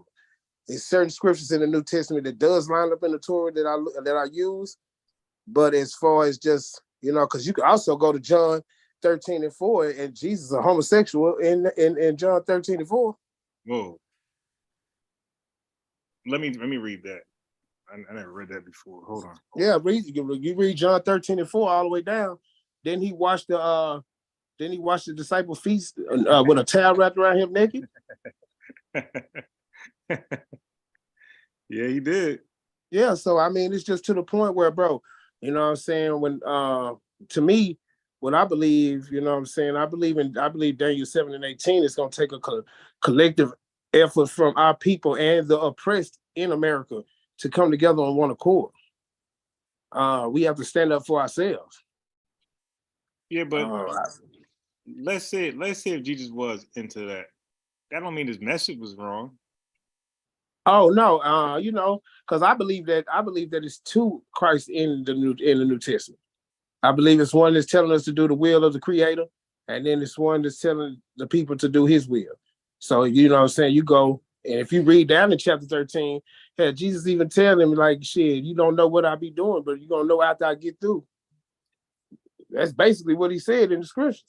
Then he made them, you know, do his shit to each other. After he put his clothes on and sit back, man. So it's so much shit you could get up out that New Testament, man. You know what I'm saying? I believe that our people need to find the spirit. This is a spiritual warfare. So I don't even think we could go off color and shit no more, man. Yeah, man. I don't think we ever could though. You know what I'm saying? Like people saying they know what tribes they from and all this. I don't. To me, this point, because you know, even if you do believe that in immaculate reception, bro, that we still on one agenda, and we knowing that our people is on the bottom, and we knowing that we oppressed in this nation, and that something needs to be done about it. We don't want to accord with that for damn sure. So you know what do you think the saying? solution would be? The solution is revolution, which revolution means change. Yeah, but they don't. Okay, if you look at, I hate to use this because it's like cliche, but if you look at Chicago, if you and I went out there like how Jesus sent his disciples out 2 by 2, if you and I went there talking about some revolution stuff, they would probably kill us on the spot. Yeah, that's why we don't go there talking it. We talking about it amongst ourselves.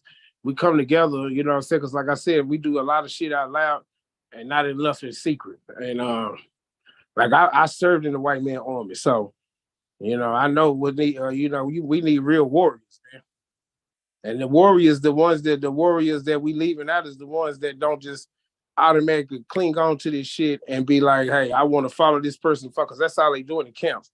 It's following. That's not no army when you got a camp full of Negroes that follow, and you only got 1 or 2 leaders in that camp, man. Because at the end of the day, I want all the brothers around me to be able to lead as well as I can lead. Right. Or I want to be able to lead as the brother that's leading. You know what I'm saying? So that means I have to be just as attentive, just as strong in the mind, and just as mentally prepared to put my life on the line for my people as he was. Right. You see what I'm saying? Because, you know what I'm saying? It ain't shit in this system that's for our people.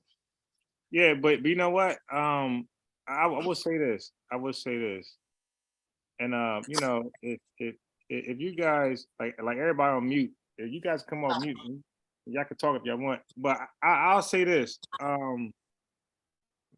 But like, is there a spirit on our people where they just cannot respond? Yeah, because all Israel ain't Israel, brother. You got to understand, you know, when we went into that Gentile state of mind, you got to understand we got walking spirits. Okay, if you go on YouTube and look up the story about the black woman that jumped out the window in Chicago when the building was on fire, have anybody ever seen that video? Yeah. And the black woman was inside the 5-year-old white boy? Mm-mm. Go pull that up about the black woman spirit inside the 5-year-old white boy. He was telling people everything that happened. So our spirits can go into any kind of flesh. You know what I'm saying? Our spirits don't go to heaven. Our spirits, the spirits that when they leave our people, like, you know what I'm saying? You know, when my mother or when somebody passed away, that spirit don't leave earth because we still in that gray spirit to get judged. So let me ask you this. So how come our spirit don't go into a white police officer when you beating the shit out of somebody? Because it could be possible. You could be born like, okay, look at Bob Marley. His daddy a white man, but his mama is a nigga. So she probably raised him. So he got a spirit in him because of the simple fact that he was raised by sister. Right. So you hold to reincarnation? No, I don't believe in I don't believe in reincarnation. So When we die, our spirits go somewhere else. Our spirits be right here. They be right here. It's just all. And when you think about earth, just think about different dimensions, because that's what the devil said. He was going here to and fro, back in and out. You know what I'm saying? So he was just going into different dimensions.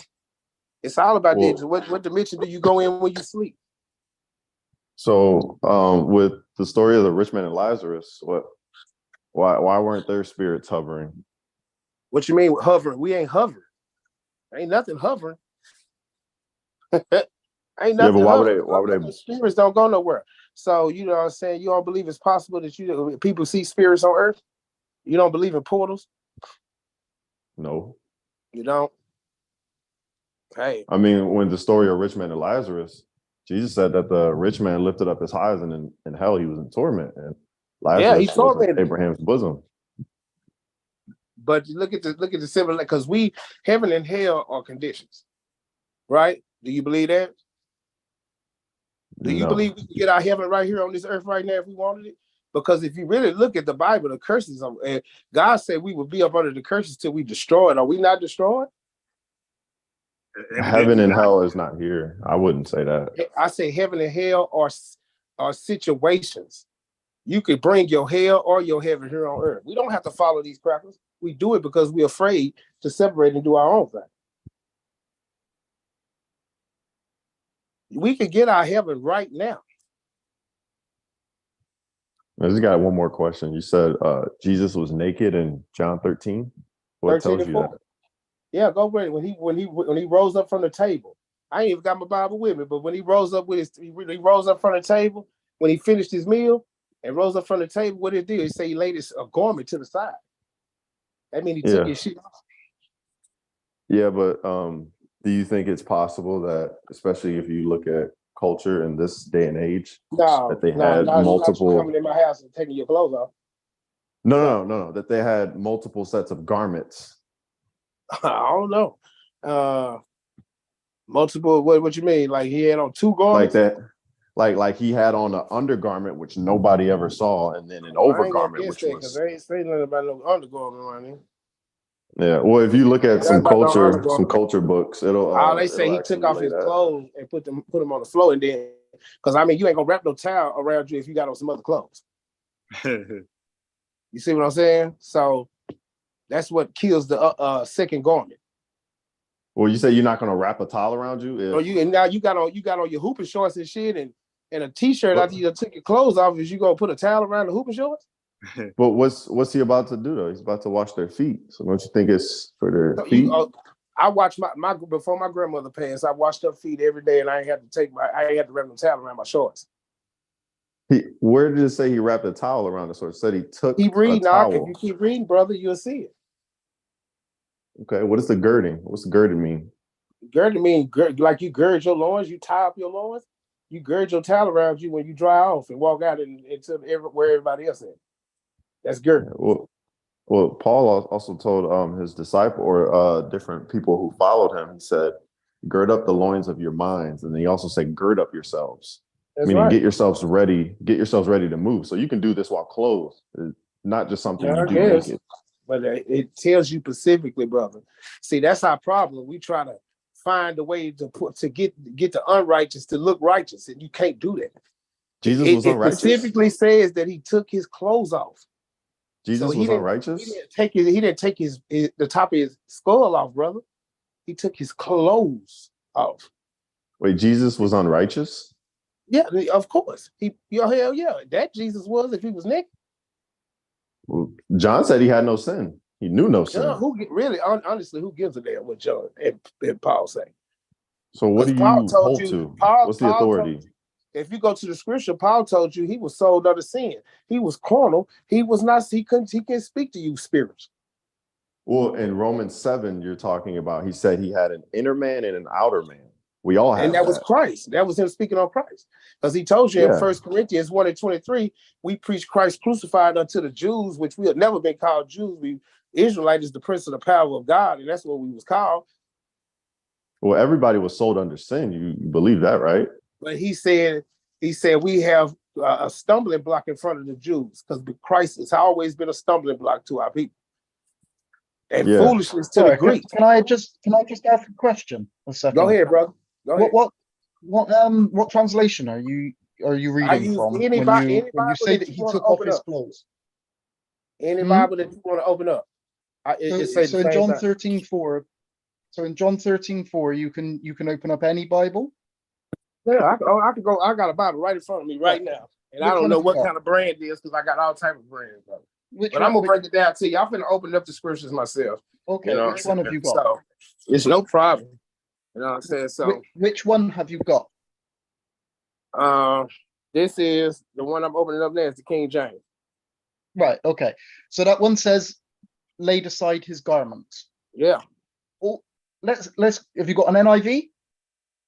go ahead. What you say? What you say? What you think? What you say? Okay. So it says in the NIV. So he got up from the mill, took off his outer clothing, and wrapped up a It's towel out of clothing. That's around his taking your waist. clothes off. His outer clothing. And that he didn't have. Come on, man. Right. So Why when we would go you to the wear Greek, a towel around some shorts or some drawers? They didn't. when we Look, go to the Greek, the Greek word you there, can take it how you want to. his The himation. the NIV Okay. also tells our people that Okay. don't let tell me- our people that the people let are me colored speak a too. second.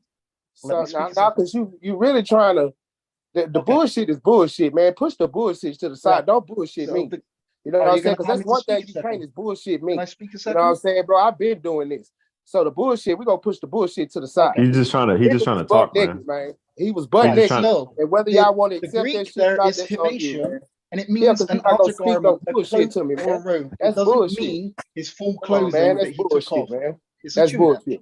That's Okay. bullshit. We That's heard bullshit. your side. We let you talk. Yeah, I understand, Come man, on. but I mean, because my side makes sense, and No, everything else is bullshit. Your side is biased. I'm trying to Everything, and explain that's to not you biased, bro. When it speaks, it using says, other versions of the Bible and the original man, Greek but in order to what you have explain to it do? to you what What's it the actually Bible? means. What Bible are we taught to use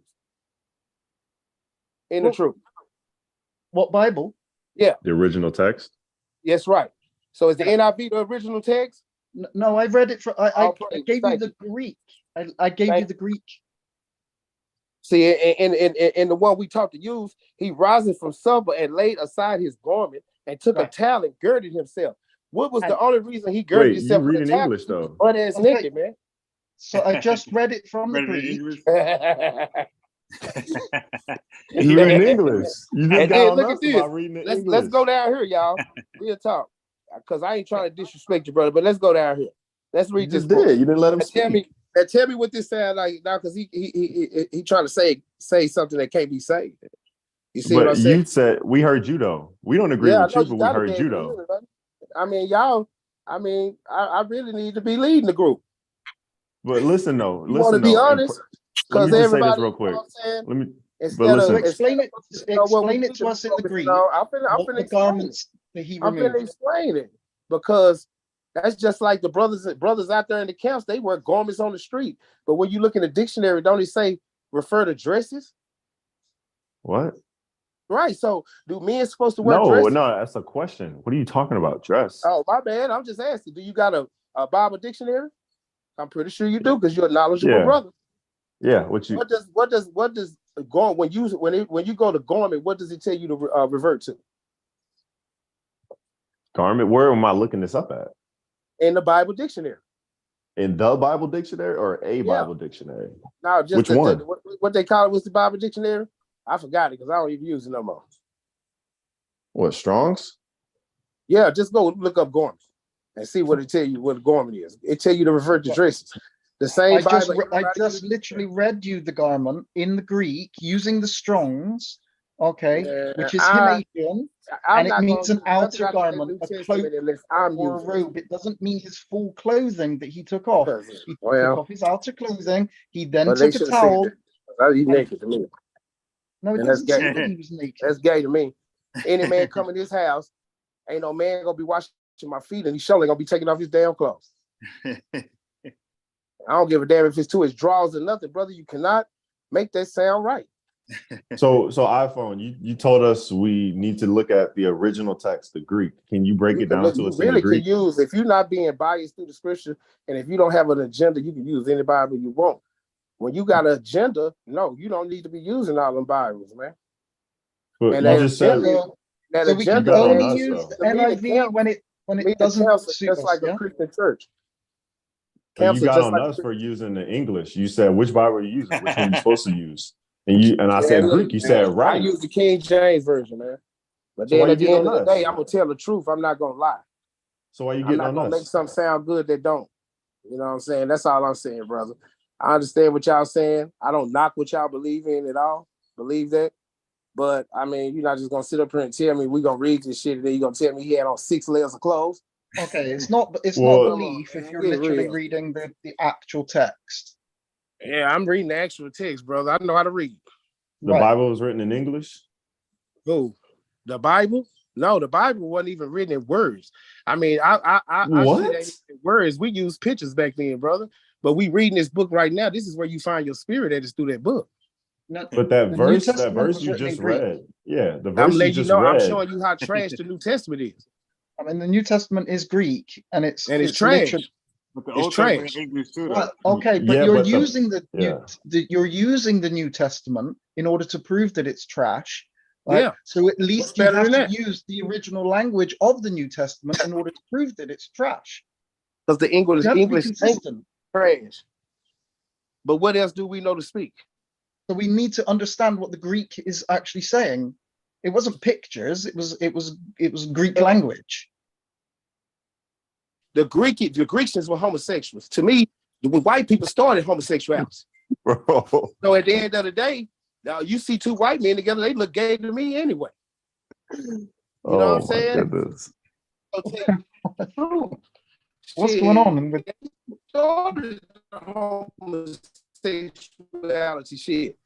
If they started it, why wouldn't they write about it? Everything that the white man put his hands on in his kingdom right now has homosexual accent. And the white So man do controls you that. hold The to Old so-called Jews Testament? control that. They are called. Do you hold to Old Testament? I hold to myself. I hold to myself to be true to myself. So Because I think that the old is a Egyptian captivity. the what? Egyptian captivity. Yes, it was telling us The about our Old Testament? do you know that Israel are three? The word Israel is actually three gods that come from Egypt. What? Oh my goodness. Y'all ain't doing y'all homework, bro. Go look up Iz and Rael. Go look that up. So y'all having a little small change conversation. See, So I'm you on don't some other hold to shit. nothing and you're coming with the Yeah, I scripture. hold to the creator. I'm very The creator. I believe in the okay. commandments. no, How we do hold you to know? So what do we you have can do you have show literature? is factual, Because not the just commandments something are that we've made moral. up. Commandments are moral laws, bro. The only thing that keep the So commandments from working and those moral laws working is the eye for eye, tooth for a tooth. We do not do that no more. So if you kill, you get killed. That's the way the shit works. so do you have literature You that you steal, you hold get to? your hands cut off.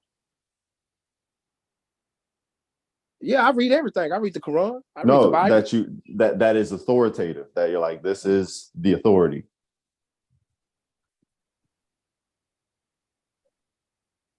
Who the white man is the authority right now.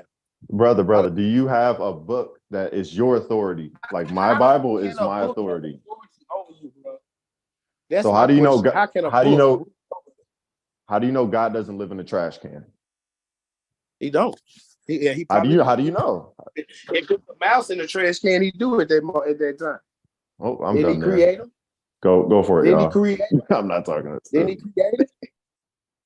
Come on, well, why would you say that God live in a trash can too? That was just as dumb as what I said. because you don't have no literature. You don't have nothing for authority. Man, bro, none of us have no true literature, brother. None of us don't. That shit is. The Bible is the most contradicting and most and what Name a separates contradiction. Name the one. Bible Name separates our one. people more than anything. Name one contradiction. Who? Name a contradiction In the Bible? Yeah. In the Bible? Yeah. When Judas? God tells you don't go, the first commandment, God tells you don't go through no other God but him. Yeah. But everybody talking about that Christ is their Lord and their Savior. Yeah. That's not so that like Christ is your Lord and your Savior, not a contradiction to what God said in the Torah. Not at all. How's that a How is that contradiction? How is it? So Jesus is God? That's what I Because it believe. is a Everybody else on contradiction. here, everybody else on here doesn't hold to that. If Christ coming back to save us, how do he look? So I know it's him. How does he look? Yeah. Why do you have to know what he looks like? Shouldn't he just come and say the same thing? Wait, listen. Shouldn't he come and say the same thing the Father said? So we gonna go to the Son, right? Yes. Because God actually first son was Israel, the nation, in Exodus, according to Exodus 4:22.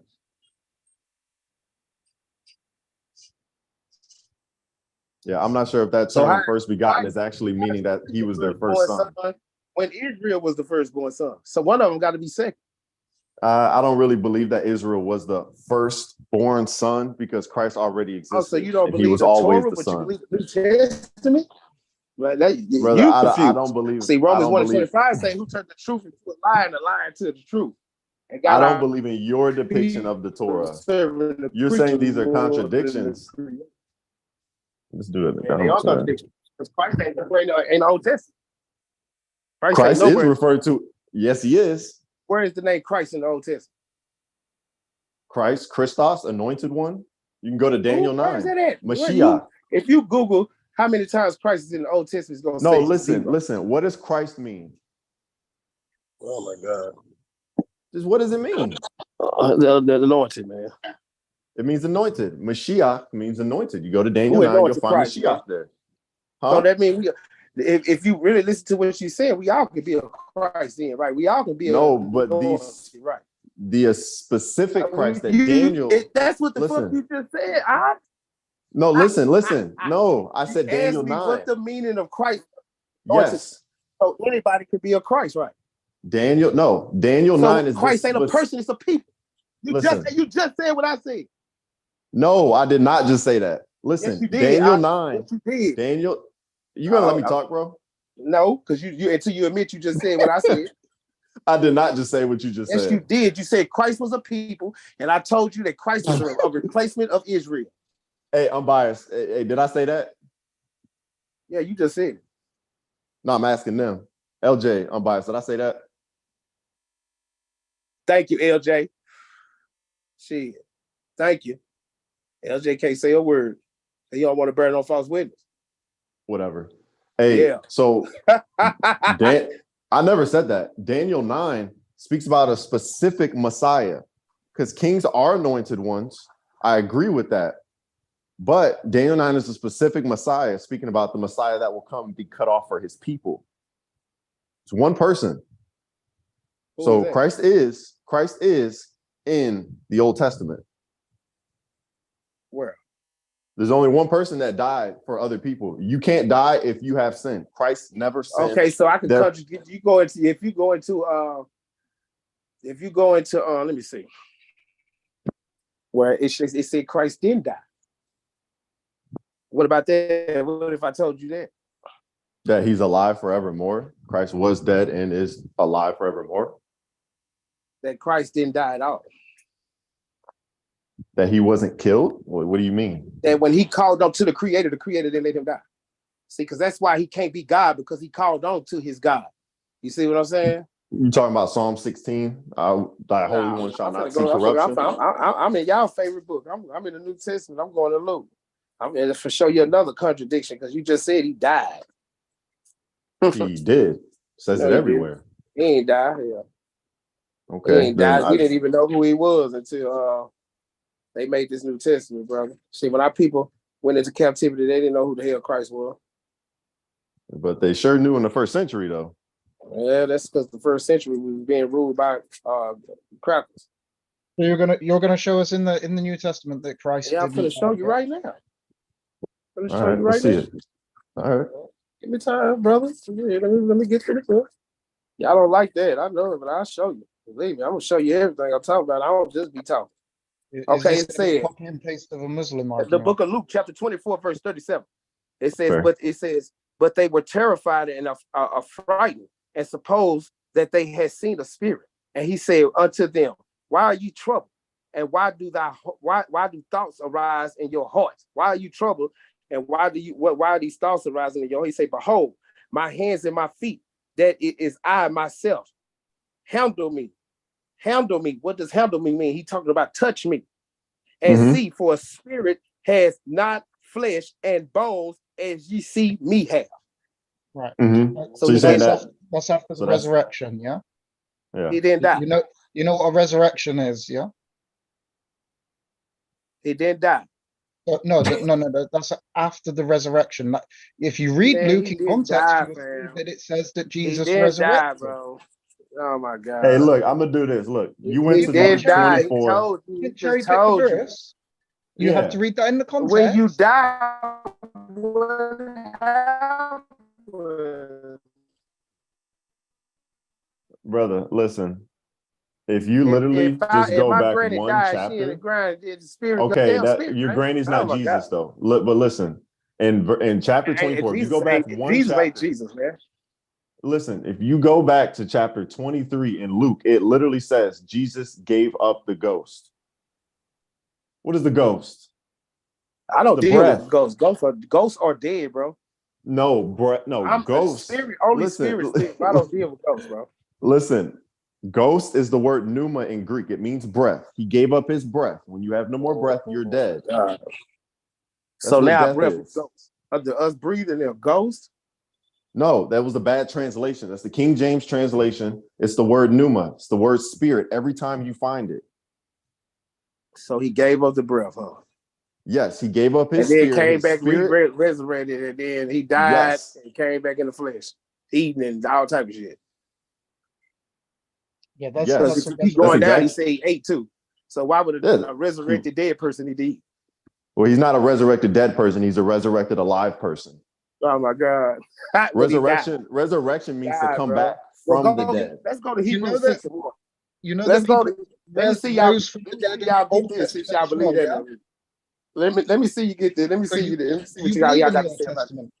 You Hold on, believe in hold the on, Old hold on, Testament. hold on. Let me see what y'all say about You this. believe that Because I Elijah just got, raised and this is my raised last a one, child man. from Because the dead. I'm not here to change your views because God said this is a curse that He was going to But put on our people. So I right, can't but the change Old your Testament views. has I can only tell resurrections. you, and you can be warned that you need to get rid of the Christ and serve the Creator alone. So you can't You if know you what I'm believe in saying? the So Old and Testament, that's all I can tell you. you can't deny that resurrections are part of the Bible. No, it's not. I'm going to read it to you now. Yes, it is. Elijah No, it's resurrected. not. They don't nobody Elijah resurrect. resurrected someone. So did No, Elijah. man. No, man. They didn't You ain't read resurrect. nothing, dude. You ain't read They nothing. ain't resurrect, man. Whatever y'all trying to do to They make Christ did. sound They like were he did, man. dead. Jesus This New resurrected Testament is Lazarus. toilet paper, man. Brother, This New Jesus Testament is resurrected toilet paper, Lazarus. bro. I got one more scripture, and then, hey, man, to each his own. You know, because I ain't heard, oh, y'all still my brothers. I still got one goal, man, and that's to be on and rule this kingdom like we supposed to, man.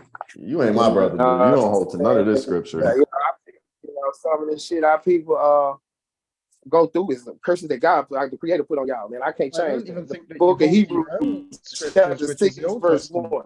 I I'm Yeah. not don't here think to you change. actually know your Old You're not Testament. Hold my on, brother, man. bro. But I know the New Testament too. I So bet you I don't know bet the Old you ain't Testament seen because you're this denying scripture. resurrection Don't to take dilute my knowledge. place. Don't dilute my knowledge. No, don't try to dilute my knowledge, bro, because you don't know it. Just listen. But don't Your Okay, knowledge Ecclesiastes is in 5:1 an say, "Hold English thy peace when you come in the translation. house of the Lord." can you tell us the two Thank people you. that There were you go. raised The from book the of dead Hebrews, in the chapter Old 6, verse Testament? 1. The book of Hebrews, chapter 6, verse 1, he say, therefore leaving the principles and the doctrines of Christ. What's the principles and the doctrines of Christ? Therefore leaving the principles and the doctrines of Christ. What is the principles and the doctrines of Christ?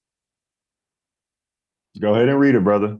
Yeah. The principle. I want to know what the principle that I he want to died, know what your question is. that I he want to that know. he our Lord and our Savior. You say, let us move on to perfection. What's perfection? Just read the verse. Get God's to your point, man. commandments is perfection, brother. Psalms 19 and 7. You know what I'm saying? And not laying again the foundation of repentance from dead works, because that's what y'all doing, pushing that Christ shit. And the faith towards God, of the doctrine of baptism and laying of the hands and resurrection of the dead and of eternal judgment. All this different type of crap, people thinking they get baptized or lay hands on people or that somebody resurrected from the dead. That's bullshit, bro. Nobody. Wait. In the Old So go Testament read too. Hebrews 6 and 1. Wait. In the Old Testament is crap. Bro, the Old Testament got some bullshit in it too.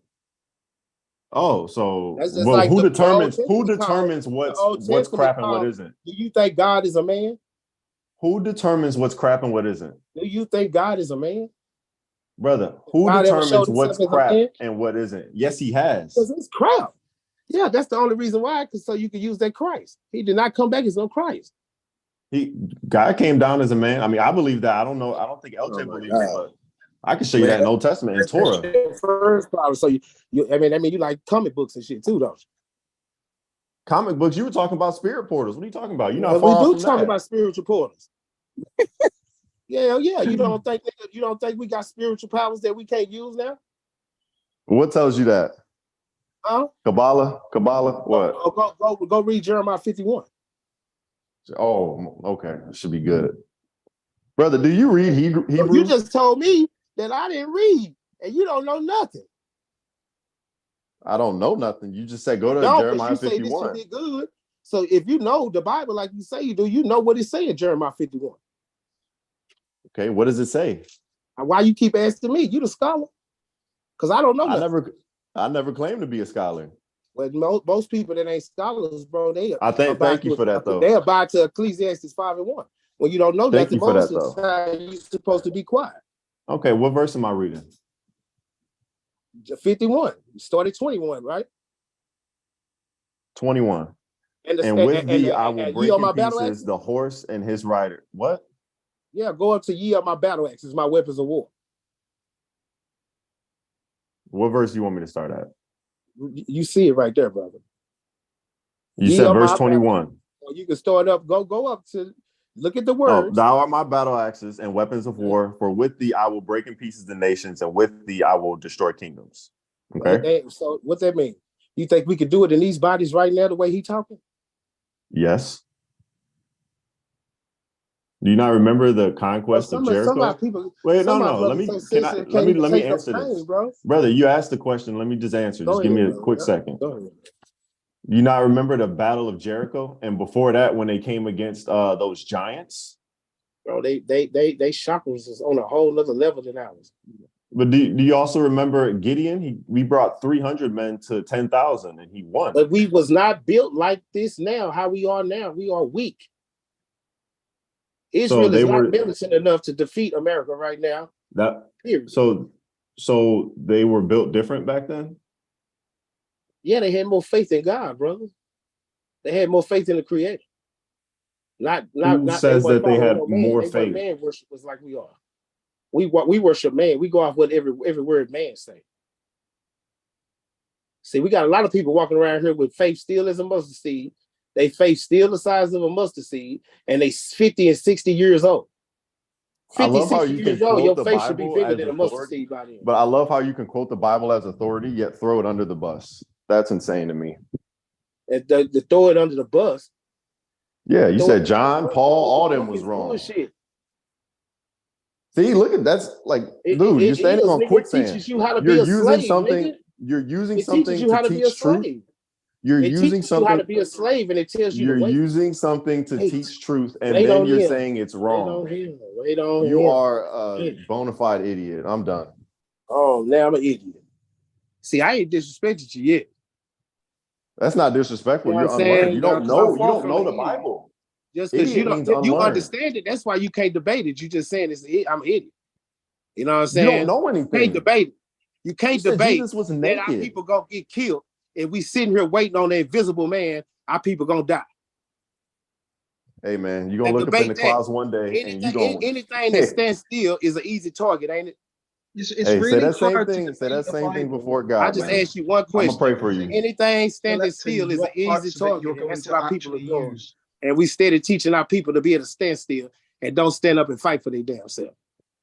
Yeah, but each book that you read, Kabbalah, each book that you read, Quran, Bible, they all say that is the book. They don't say that's the book. They say that we have a creator, and that they serve the creator as well. They reveal the creator in each book, though, right? They look at Christ as nothing but a person that ministered to the people.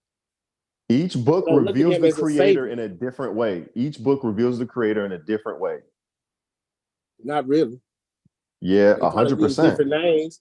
Allah is not Yahweh. Different names. You wouldn't say that. You wouldn't say Allah is Yahweh. Hey man, I don't call him Yahweh. I just call him the creator. Okay, well, the God of the Bible. You wouldn't say the God of the Bible and the God of the Quran are the same God. Allah only means God. Well, they're not the same God, though. When you read, if you've read both books, you know they're not the same God. Allah tells Muhammad that he is actually going to have a Christian and a Jew for every Muslim to die for their sins. But God says Jesus has died for your sins. Look, Not the same. if that bullshit right there that you just said, I don't go for that shit. No, It's in the books that you're reading. Because we don't sacrifice humans anyway. You can't find nowhere in the Old Testament where we sacrifice humans for salvation. Jesus You said can't that find nowhere in the Old Testament Because it was prophesied. Wait, why is it supposed to happen in the Old Testament when it's prophesied in the Old Testament? It's not prophesied that Jesus is gonna die for us in Old Isaiah 53. Isaiah 53. Man, that's not talking about no Christ dying for us, man. Who's it talking about? If Christ died go for ahead, us, LJ. if Christ died for my sins, why are we still in sin? He's died for the curse or the payment that we would have to pay for sin. That's the oldest argument I've ever heard. This is the dumbest argument. Bro, why would he have to pay for our sin? Because so that we don't have to pay for it in hell. Why wouldn't you want to pay for the shit you did? Pay for an eternal separation from God? For your own motherfucking shit that you did. Why you won't want to stand up and be a man and face your own bullshit? For eternity? Hey, man. Hey, man. That just shows you that, the cowardness in our people. Wow. You LJ, ain't man enough to stand up and take your shit that you done. You ain't brother, have you ever lived in eternity? That you done. So you'll let your brother die so you wouldn't have to take it. How old are you? I'm 43, bro. Does that matter? Okay. I could be 12. Imagine an infinite set of 40s paying for your sin. Yeah, silence. Thank you. Come on, man. Go ahead, LJ. Go ahead, LJ. And he paid for sins, not just for children, for the whole nation, right? So that's old people too. He didn't just die for the children. Who said he died for the children? He died. You said you talking about children, ain't the little children, right? No. I asked how old you were. What was you referring to when you just said what you said? I asked how old you were, and you said you need to pay for your own stuff. Okay, you ready to do an infinity amount of 40s? I held accountable for my own sins, bro. You ready to do an infinity amount of 40s? Well, I'm just like I said, exactly. Man. Exactly. That's a good answer. Christ died for my sins. He died for y'all. That's an honest answer. You diverted because you don't want to answer that. I mean, you don't want to answer that. Catch me up in nothing, brother. All you doing is you want me to answer one of your questions. You ain't read nothing out the scripture. You didn't read nothing. Just told me we should pay for our own sins. That I'm going to be held accountable for my own sins. That's it. I told you. Yes, you will, because you don't have faith in Christ. To cover my ass. Hey, like I said, I just asked that question. You ready for them infinite 40s, man? I'm ready for it. I did it. Are you ready? Obviously, you're not ready. You've done an infinite amount of 40s? Judge for the shit that you done. You've done an infinite amount of 40s? What are you talking about? You've lived in eternity? No, I'm ready to face my judgment. Okay, keep that same energy. I am, nigga. My energy ain't going nowhere. Moses was quaking in his boot. Hey, Moses wasn't even getting judged. Look, just basically, y'all afraid to me. Moses wasn't even getting judged by God. He was quaking in his boots. That's what I say. Y'all just afraid. So just check this out. I'll let LJ take this after this. Yeah, LJ. So Moses, Moses, he didn't go to God to be judged. He was going to God to receive revelation, and he was quaking in his boots. How much more fearful do you think you're going to be when you're there being judged? Was cowards. He came to talk to the people. He came to talk to the whole nation, but they say, send some Moses up there. Send Moses. That's how people is. Let everybody take, like one person take it. That's why Moses didn't make it to the land of milk and honey, because he was so goddamn frustrated fucking with our people. No, it's actually because you know what I'm saying? He didn't do what God told him to do. That's why he didn't come into the land. He didn't. And then when you start, because when he struck the rock and talk about what he did. Yeah. Yeah. So he got in his feelings. He got emotional. Yeah, but you can't blame what you do on other people. Exactly. So you got to be held accountable for what you did, just like we're going to have to be held accountable by the Creator when he judge our ass, and Christ didn't die for our sins. Thank you Well, again. it also says in Jeremiah that God is going to remember our sins no more. Yeah, he ain't. Ooh, how does that He happen? ain't. If you go and pay for your sins, He ain't. how is he going to remember the sins no more? Because we gonna get judged. If God is a just judge, though, and you've done Get something, judged. that has to be paid for. You don't have to judge. You're gonna have to pay for it. But if you have to pay for it, and he says he's not going to remember your sins anymore, after that doesn't. You pay, after you, we going through that goddamn chastising, bro. That's why I say we still caught up in the worst sin that we ever been in our life. I just don't see how nobody died for our sins. If somebody died for my sins, I would think the shit would be over. Why would you think it would be over? What would tell you that? Because he died for our sins. Yeah, That's but is he? He The scripture traded never his life says. to take away sin. No. The scripture doesn't say he offered his life to take away you sinning. He offered his life to take away sin. It's singular, all sin. Well, why sin not gone, brother? The act is not gone, but the payment for the act is now gone for those who belong to Christ. Oh, so now we basically just roaming free from sin. Roman free. Because you still like even when you even in sin to this day, you know what I'm saying? You still get judged. It's still judgment. It's not everything, bro. Christ has not just died for past sin. That would mean that he doesn't matter to us. There's no point of talking about Christ. If we're still able to do what we're doing now, that means he died for nothing to me. His death was in vain. Well, I guess your experience trumps the word of God. No, it ain't trumping the word of God because a lot of that's not the word. You're saying it is. The word of God is in the law. Okay, what's the law? That's just like if you got I'm from Texas. What's the law? And you got the handbook on the laws in Texas, but which we're gonna use. Okay, you got to stop. I understand your analogy. So that's the laws everywhere, but you got to stop at a red light. But then I tell you in another book that you ain't got to stop at the red light. You still can drive through it. Your ass still gonna get a ticket or go to jail for running that motherfucker. You see what I'm saying? At the end of the day, because you listen to another book, I'm not the law. I'm just a book what's the law? That took advice from. But the law is for the book of generations, and the next 4 books is the law, right? And where? What are you talking about? Genesis. Deuteronomy. So the Torah is authoritative. Okay. Well, it's the law. But y'all know we're not keeping no law. We're not keeping no commandments. People kill. People lie. People steal. People bear false witness. Our people are covenant. Very covenant spirits. Jealous. So what are you talking about? Ain't no laws being kept. Yeah, you need some more studying. Zero. Go ahead, whoever else want to talk to this dude. And that's because y'all think y'all covered in the blood and that Christ died for y'all. So we good, right? It's just a simple fact, brothers, man. Y'all need to repent, man. Repent? Where you get repentance y'all from? Need to repent, man, and turn back to the Creator. 2 Chronicles 7:14. Oh, you get it from my book again, but you've thrown Paul under the bus. No, you've thrown Paul under the bus. Well, read it then. If it's your book, you sure don't know a lot about it. You've thrown Paul under the bus, yet you've gone to him for truth. And I'll go on Facebook and do a whole class on showing you how Paul trash is, how trash Paul is. Paul ain't I will show you how much you don't understand Paul. We can go on there together, brother. I will show you how much you don't understand Paul.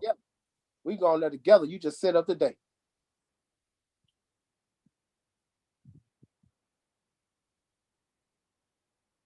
Yeah, you don't understand nothing in the scripture. All praises. Like I said, man, I don't just talk about Jesus was naked. He was. I can't get past that. Now it's in your head. Now you see it. You probably don't accept it because you probably would have been in there naked with him. So, brother, what law? What you mean? What law? What law? What law? What? Which law are we referring to? What are you talking about? All right, so let me read something to you real fast, if you don't mind. Bro, you asked me a question, didn't clarify the question, then you say you're going to read something to me. Well, I didn't clarify. I asked you which law, and you didn't know, so I said, let me read something. What law? Right. What law are you talking about? So let me read you the law so you can see what I'm talking about. Is that a problem? Okay, go ahead, man. Read me the law. Thank you, my brother. See how easy that was? Man, y'all making this shit hard, man. It's not hard. But let me read this real fast. All right, because it sounds like you've been hurt before, and you like. Nah, I ain't hurt. What hurt me is to see my brother so weak and fragile. Yeah, but that's what hurt me. Because it's wartime. But not saying you've been hurt because wartime, man. You won't let it's time for us to start standing up and defending our women and our children, man. Yeah, but we gotta start with truth. Oh no, I can't wait no more. Yeah, I am hurt. Yeah, but we gotta start with truth though. It can't be with falsehood. Yeah, but don't nobody want to be militant. We want to sit back and wait on somebody, right? I can't use nobody that's sitting back waiting on somebody. Do you have your Bible open? No, sure don't. Yeah, you closed the book of God. Yeah, I closed that book. God damn, you gave up, huh? God damn, you gave up. I ain't gave up. I don't need the Bible to talk. Oh, so I can talk. Okay, so yeah, I do. This is what I do. I got you. So let me ask you this question: what is the difference between the law and the commandment? What you mean? What's the difference between the law and the commandments? Is what we got to keep. That's the conclusion of the whole matter. It makes it simple. Yeah, but what's the difference? difference? But the law, the laws, the 613 laws, we don't have to keep all those because some are for women. So I don't have to keep the laws for the women. I got you. Women don't have to keep the laws for the men. The question was, what was the difference between the commandments and the laws? It's a big difference. You got to keep all 10 of the damn commandments. But I don't have to keep all the laws. So, well, obviously, it's a big difference. Well, obviously, because you got Levitical laws that apply to the Levitical priests. Like the Levitical laws just and those just apply while we was in the wilderness. Right now, no. Listen, what I'm saying. I said, of course, a person don't. All laws ain't for everybody because some laws is for Levitical priests, right, and just them only. So we're not saying you keep every law. I'm asking you. So the commandments, when you say commandments, the commandments are what? The 10 commandments, bro. Thank you. The 10 commandments, the 10 moral laws. That's what I call them. I got 10 moral laws. They also come from the 48 laws of power too. I got you. So now let me say this because you said you can't keep. I got you because you said we can't keep all the laws because some laws for women.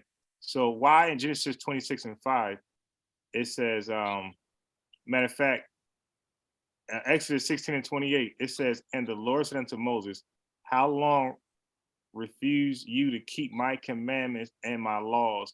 It doesn't sound like he made a distinguish between. Bro, have you read the laws, bro? So if I got one wife and you got 5 wives, do I have to keep the same laws as you keep?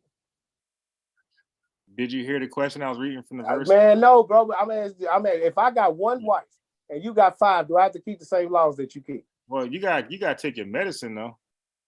Oh, come on, man. Yeah, you got to definitely take your medicine. Bro, you can't make because he said that, bro. You can't make that fit like that, man. Yeah, no, you got definitely take I don't have to keep the laws that the women keep. But you got to take your medicine. You got to do that. Come on, man. That's not taking no medicine. Show me another scripture because 2 or 3 witnesses, right? Yeah. So show me another. But you didn't even understand the question. You're responding. Bro, you didn't ask no question. You said, "What is the law?" That's not a question. I was reading Exodus 16:28, and I said, according to you, you said that there's some laws you didn't got to keep, and then I was reading. I don't have to keep the laws for the women. I got you, but that distinct difference on what you keep and not keep wasn't made in Exodus 16:28. Yes, it was. He said he asked them to keep the commandments and the laws. Right. So basically, he's not telling them. He's not telling men to keep women laws. You keep the laws that pertain to you. You just said keep laws that pertain to you. I got you. But you just said I asked you the difference between the commandments and the laws. You said it was 613 laws. So you named all the laws. So now Exodus 16:28, he said the laws. He's like you said, the laws are 613 laws. That's even the ones for women. So he's saying, how long will you refuse to keep my commandments and my laws? So we got to keep. So that means God said that we got to keep the commandments for women. I mean the laws for women. Well, he said laws, bro. But you come on now. If you could add Christ, into the New Testament, bro, you can see beyond that, bro. Yeah, you got to I start can taking like add medicine. Christ to the New Testament, but you can't read past that. Yeah, well, you ain't gonna know nothing until you take your medicine. You got to do that first. What medicine? The What shit the medicine? you don't remember what the doctor gave you? Who? Me? That's not. Yeah. The doctor give you medicine. All right. So now, the Old Testament, right? You support the Old Testament, correct? Man, I support whatever is true. Do you read? Do you know the Hebrew from the Old Testament? I don't know nothing that y'all tell me. I know, and we can hear it. But I bet ain't now one of y'all got more heart than I do. Ain't now one of y'all ready to do shit for your people like I am. But you ain't do it though. I bet, you don't know what I'm doing down here in Texas. All right, wait. You don't know what I do. Just because I don't show y'all don't mean it ain't getting done. What state are you in? Yeah, Texas, Dallas, Oak Cliff. Yeah, that crime rate is off the goddamn hook. Who gonna stop crime? Who gonna stop crime? You can't stop people from doing what the fuck they gonna do. Niggas gonna die when we get in the kingdom. Now you Go save them. Oh, man, y'all gotta be kidding me, man. You say you ready to go do everything. I ain't never seen now one of y'all over here. I don't live over there. I live in Japan. You live in Japan. In Japan. I live in Jersey. Jersey. So you ought to be standing on the stoop right now, talking to a nigga out there hustling. Why I gotta do that? Because that's where your warriors at. Nah, I want him to die. Hey, did Christ sit in a building or in this room, nigga, and wait on people to come to him? Nah, but he said let the dead bury the dead. I want that nigga to die. Why? Why would you want your brother to die? He's selling drugs to innocent people. people. What? Then what have you done? Well, you gotta die. You do that. Die. Don't you? Do you think you deserve to live? Well, he deserved to live too. Why? Selling drugs to people? Yeah, nigga. You ain't never sold no drugs, brother? Hell no. What the fuck wrong with you? Man, please. You done something. You ain't never that's your guilty conscience. You ain't never did no sin. And you don't get no pussy. You don't get no pussy. That's what I said. You gotta take your medicine, bro. You don't get no pussy. Yeah. What medicine you want, man? I'm telling you, bro. I know you deal with anxiety issues. I know you. I know you. That's why I say take your medicine, man. I lost y'all mind, man. Y'all doctor said don't take too much Xanax. Y'all ain't got no goddamn heart. That's what it's at. That's the conclusion of the whole matter is that y'all. Why ain't you saving nobody y'all over there? Man? Y'all don't have no heart, man. If we ain't got no heart, why aren't you saving people over there? Our people not gonna be shit sitting here listening to the bullshit, man. So what are you doing? Hey, man, I salute you, brothers. I love you, brothers. I hope y'all brothers get off that shit, man. And see all right, go put some lotion on. Like I said, man, our people that book ain't gonna save our people, man. Hey, go put some lotion on. You a hater, fam. I beat your ass up. No, he's actually being honest, man. I beat your ass up too. And my knuckles. You ain't winning fights since you put your lips on my knuckles, nigga. Stop it. How about that, nigga? Stop it. Say she want to talk. Now you better stop. But you got no street creds in Dallas. You better stop, nigga. It don't matter about the cred, nigga. I can beat your ass. Hey, come fly over to Japan, man. I'm waiting for you. Yeah, man. You might need to keep your ass over there in Japan too. Yeah, take your fight to Jersey, man. But you let me know when we got a lot of lotion over here. Why the conversation went that way? Why the conversation went that way? You turn off the camera, dude. You just said you was so funny. You niggas must be fucking each other or something because y'all sound like homosexual. Hey, we got a lot of lotion over here, bro. Right, so if you need something, just let me know. Like giggling and shit, because I don't see nothing to laugh about. I'm trying to figure out what's so goddamn funny. All right, somebody had a question for you. Yeah, nigga. Friendly ass nigga. Yeah, Stu. Yeah, man, ain't shit funny how people destroy nigga and get killed. We're having a good conversation, brother. Man, get on with this shit. Conversation. It ain't funny. Why going that way? Ain't shit funny about what the fuck we going through. Square ass niggas. Shit. Yeah, y'all done? Somebody had a question for you and you ignored it. Square ass niggas. He right to his gangster. Why the conversation have to go that direction, brother? Unbiased. Nah, because the dude, he brought it there. Like he started off in the door talking about homosexuality, all type of crazy shit. You know, we just trying to build. Yep. Brother in Japan, this is two P's. Big up yourself. What's your name? Demetrius. Big up Demetrius. Big up CJ. I haven't heard you, but I know you're on. Yeah. How Japan? How is How's it? it like being black in Japan? I'm not dark. I'm light skinned, so I still get looked at like, you know. But I'm also tall, so I don't know if it's because I'm tall and black that I'm getting looked at, or it's just I'm tall. But it's nice. Everybody's cool here. The culture is really nice. Your wife is Japanese? No. So my wife is in the United States military, so we're out here on assignment. Okay. So you work in Japan? Yeah. I work on one of the bases over here. Oh, I saw that you work. Because I heard that there are a lot of houses in Japan that are almost free in some nice areas. Is that true? That what's free? Houses. I don't think so. But everything's pretty compared to America. It's pretty cheap. Like a lot of the food and stuff is fresh produce, fresh fish. A lot of stuff's cheap over here. But I don't know about like free housing. Are very cheap housing because there's a lot of places that are literally empty. Mm-hmm. Yep. Yeah. And a lot of them are made from cement for the because of the typhoons that come in, so they need to be real strong and secure. Mm. And I heard that like crime is not really that big in Japan. Is that true? Crime is non-existent. The only time I see somebody pulled over by a police officer is when there's an accident. Like they don't allow any guns here, so there's no crime.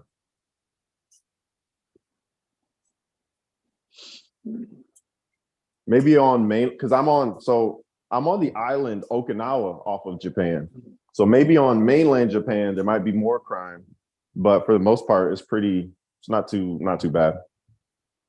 So when you walk around in the streets, you get a good vibe. Yeah, I mean I still look over my shoulder, you know, and make sure I'm good, but not as much as if I was in the States. Like I could leave my keys in my car and just go to the store. Dang. Yeah. One less thing to worry about. So anybody ever call you any names in Japan? What's the name for black in Japan again? I actually don't even know. I don't know if I've been called it. Maybe I need to get hip to it.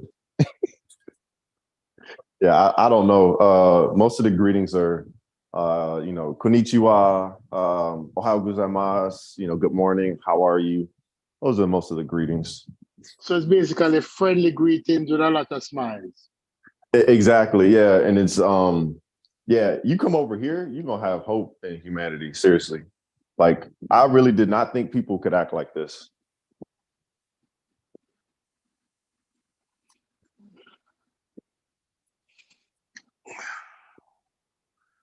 It's a breath of fresh air. Where are you from, brother? No, I'm Jamaican.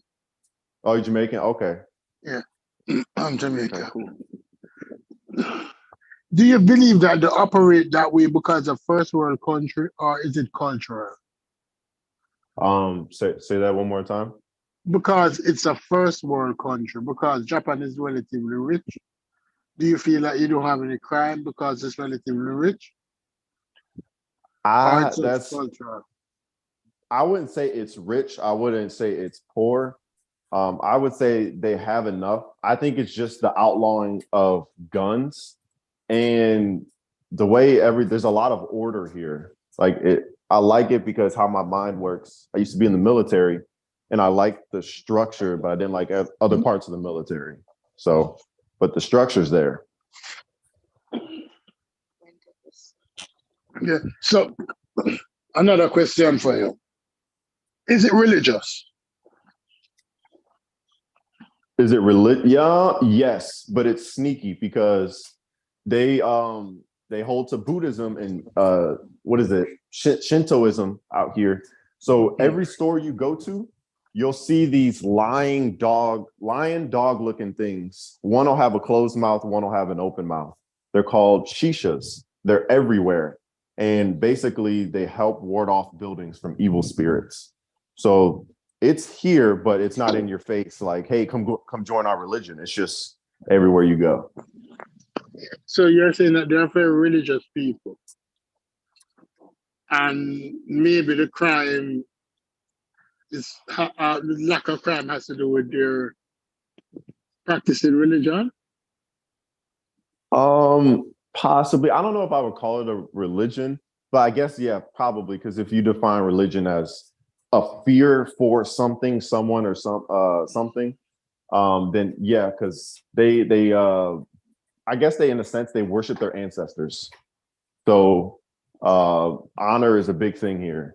So you won't see people goofing off doing stupid stuff, because if you do that, it goes back to your family and makes your family look bad. So you mentioned the word honor, Mm-hmm. and this, and you said, so therefore, dishonor is looked upon, is frowned Yes. upon in that culture. It's almost like a silent law. Like, you don't want this to happen to you. Like, and it's not anything written, but you know that, okay, don't do this. This is going to bring dishonor upon my family. And that's like it get you excommunicated out of the family. Some people, you know, even off themselves from stuff like that.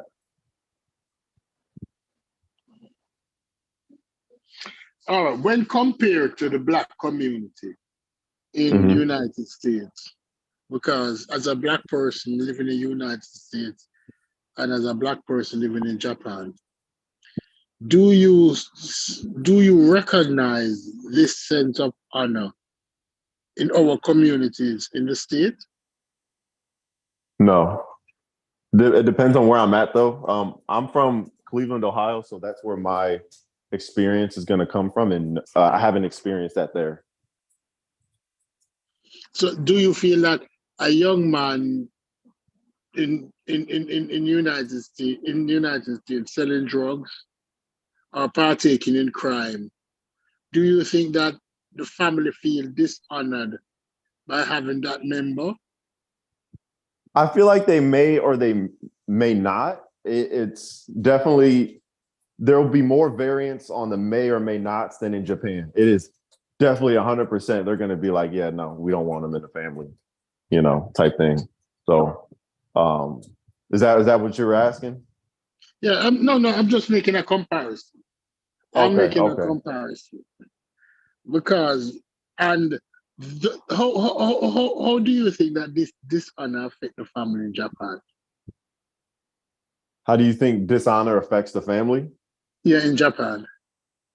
I mean, it'll basically, think about like a piece of land that's sectioned off by water and it just gets pushed away. That's exactly how it is, depending on what happened. Because I know each situation is case by case, but it's a very big thing, and your family won't take sides. It will always be against you if you were in the wrong. And the community would look down on not only you, the individual, but also the family? Yes, a lot of people know this is a small island, so everybody knows everybody. So if you do something, almost everybody knows. So yeah, it's and I'm not sure how that goes on mainland. It's probably a tiny bit different. There's a lot more people on mainland. But as far as Okinawa here, yeah, you do something, everybody basically knows about it, whether military or not. So, all right. How is this perceived on the base by Black soldiers? If a Black soldier does something, can this dishonor or this behavior cause an issue with him? So it would depend on what he did, but I can tell you for a fact that if a Marine does something down here, they're chewing whoever it is up, white, Black, Mexican, anybody, because the Marines have been a big problem here in Japan. But for the most part, I would like to say, and I haven't experienced otherwise, that the military is pretty fair when it comes to judicial punishment. There's so many resources out there that if you think you're being treated unfairly against your race, you can go out and you can actually fight your court case, different things like that. But other than that, I haven't experienced any type of targeting on Black people for doing anything wrong out here. You know, it's just the action, hopefully, that's being looked at. Oh, all right. The last question: do you have Marines who are friends? Are your friends Black Marines who are your friends? Yes. All right. And when they observe this kind of societal behavior, and you talk about it, how important honor plays, what impression they have? I actually have never talked about it with my other buddies. Most of the time, we don't talk about things that happen here in Japan. I like to talk about scripture. So whenever me and my buddies get around, we usually just talk about scripture. But I would say the only person who was a Marine that got a lot of systemic racism, or however you want to describe it, I'm not sure if I described it right, but was my dad. My dad was a Marine. He was a Black Marine, you know, and he told me about all the experiences in I think the 90s and the 80s. No. The reason I'm asking this question, I'm asking, when somebody see how a community lives, almost no crime, accountability, and now they leave that community. How long a tour in Japan normally lasts? 2 years, 3 years? Depends on the branch, usually 2 or 4. 4 years in Japan. So you leave Japan now. Your wife and yourself leave Japan. You and your wife leave Japan and return home now to Ohio. Yeah. Yep. Yeah. That's why there's a lot of people here that have actually just stayed. They get out of the military and they stay here and live here. I'm not sure I don't think that's something I want to do, just because I want to be around English speakers and spread the truth and the type of freedom of speech that we have in America. Yeah, you know, got to deal with the crime, but you know, I'm telling you, if you come and experience it, you're gonna be like, I want to live here 100%. No, I'm asking about, won't it come off as you going back after 4 years and you realize that things that you have taken for granted? I can accidentally leave your car door open, or leave your house open, or just meaning slip up when I get back to the States. Yeah. And no, back to the States. When I get back to the States, I'm on guard. It's not, because I already know what kind of environment I'll be going into. But it depends on where we go to next, because I don't think we'll go back to Ohio. We'll go to some base somewhere. So it'll be situation to situation, but I won't be leaving my keys in my car, if that's what you ask. So you understand what I mean by the situation, because you, by what you're saying now, you're acknowledging that as a stranger, you are safer in a strange land. Yes. Do you understand that needs to be reconciled? Because there's no way a stranger should be safer in a strange land. But as I asked you those questions now for the brother who was on earlier, talking about soldiers and warriors and in the streets. For him to understand that. Yeah. And some people are very negative. They only see one side. And I'm glad you kind of brought that in to die it down. Because I want him to look at how people live outside in different communities where crime is non-existent, where somebody don't have to prove their manhood by selling drugs, by partaking in some sinful activity. That people live and enjoy life without the necessary baptism of manhood in the Black community. We have to show that you're a thug or you can beat somebody down. Yeah, and the average lifespan out here is like there are people out here that are over 100 just living out here because the food is just walking the streets, easy, living life. You understand where I'm going on bias with it? So An individual can't save a nation. A nation has to decide that it wants to be saved. Mhm. That is going to take accountability. Yep. I agree with that. Hey, I'm biased. You should have brought him on first. Oh yeah, so 2P. At that point, I was just trolling him. I was just having fun with him. Since he didn't want to have a serious conversation, then fine. I'm just gonna troll your ass until you hang up. No, the problem is that some people live in a box.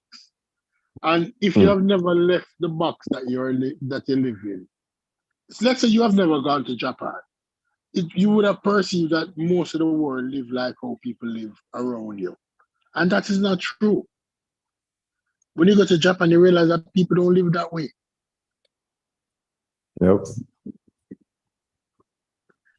That I people was don't just have to very, live in colors. like, I was frustrated because I don't care if you hold to another holy book, that's fine.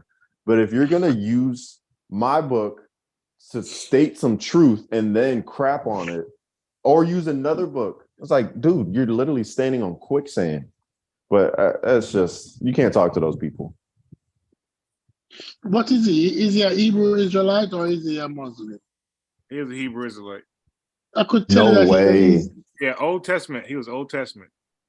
What? I There's could no tell you that way. he was a Hebrew Israelite. Yeah, he's Old Testament. Listen, Wow. these dudes have never been outside. Most of these dudes have never been outside of the box. And even the ones who go to Jerusalem, right? They still haven't been outside of the box. When Malcolm went to Mecca and he came back, he transitioned from the man he was. His entire belief system was changed because he have always lived in a box. And because That's of that, true. when you live in a box, you're like a racehorse wearing blinkers, wearing blinders.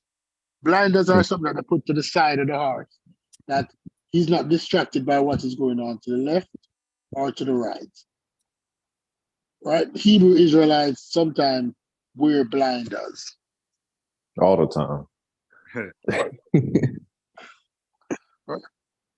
They're not realizing that people outside of the world, people in Singapore, people in Japan, people in Thailand, people all over the world live peacefully. Yep. The most peaceful people are those who can, this is what I've learned from Okinawa, those who can get their own food supply, like there. Because all the food's better. And then you have farmers, all the food is fresh. And it's just going to sell off the shelves. The economy is going to be going. People are going to be healthy, eating good things. And I'm telling you, I'll go anywhere, any random place. I don't care where it is. And I'll try something I've never tried. And it's always good. So what you're trying to say that the food desert, not desert as the sweet at the end of the meal, but desert as in terms of a dry, inhospitable places. The food deserts that exist in Black community, the lack of fruits, the lack of vegetables, only the dollar Yes. stores. Is that a contributing factors for the behavior? That's what you're saying? I would think so too, because no, like honestly, so like when I came here, the fruits taste better, the vegetables taste better. And then I'm doing research, and I'm biased, might know this. There's a bunch of hybrid fruits in America, but here it's all fresh fruits. It's, one strand. And that it's just, it's grown here. You can go to a farmer's market. There's not many farmers markets in the city. When you go to Chicago, you go to Cleveland, there's not many farmers markets. You got to go out a little ways. But I think that definitely contributes to it, because if you're not pumping your body full of good things, you're adding stress to your body, you're clogging your body up, you're adding all these different emotions that it's only coming from your food for the most part. So Anbas, he's an Old Testament Hebrew Israelite. Yeah. Right? And he's not a fan of Paul. No. He's not a fan of the resurrection. No. He's not a fan of the virgin birth. He's not a fan of repentance, confession, and be baptized, because he's saying that he was born a Jew or born a Hebrew. So because he was born a Hebrew, he is chosen. And I as don't think he really Williamson believed said, that though. yeah, he believes that he's a Hebrew. That Didn't he his say people, it didn't matter? Didn't he say it didn't matter, unbiased, or did I hear that wrong? As far as what? He said he was talking about this tribe, that tribe. That don't even matter. Didn't he say that? Yeah. So he was saying like he disagreed with people identifying what tribe they come from. He felt like that you can't know. He said that doesn't matter. That's not important. yeah, but although the tribe don't matter, he's saying that he's fundamentally a Hebrew Israelite, irrespective of whatever tribe. So it's like you're an American, irrespective of the state.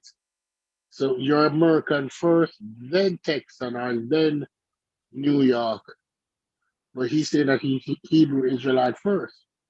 If you ask him about it, he will tell you that he'll almost be willing to disown the transatlantic slave trade.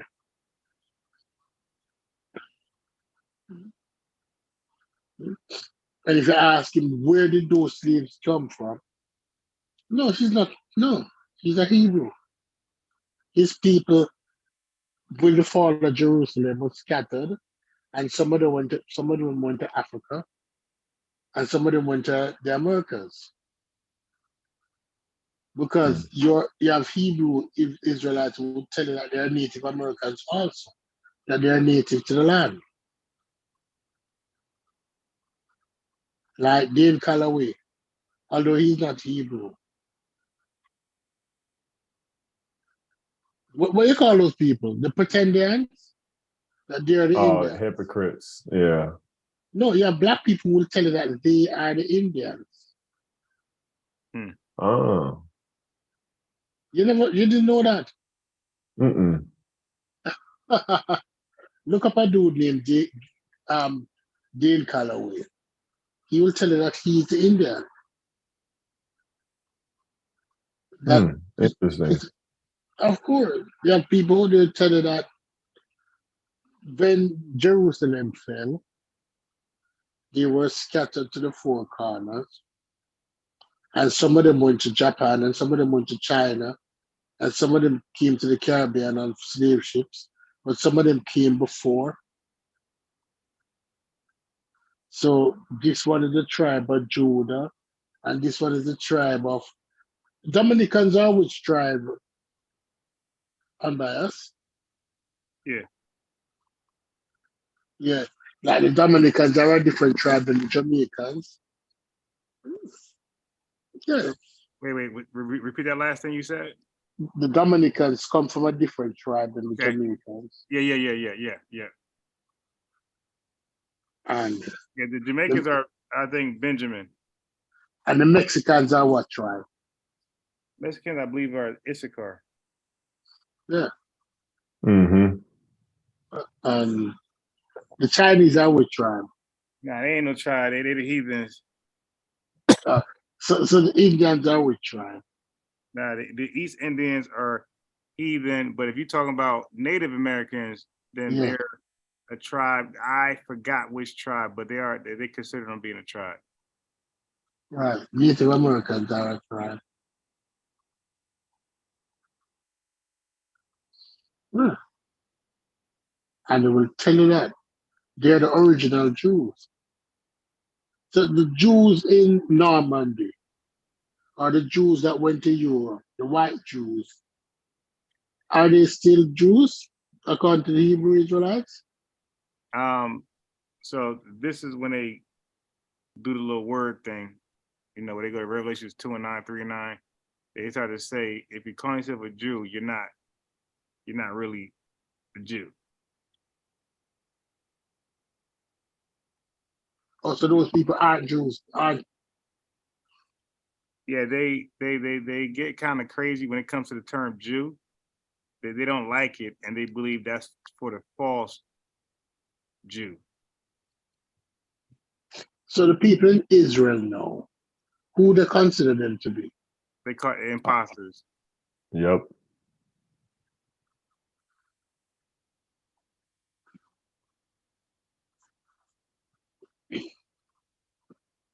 So can somebody convert to Hebrew Israelite?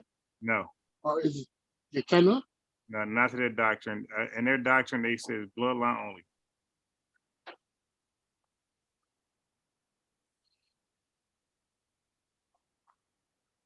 So, all right, let's look at Patrick Mahomes, Yeah.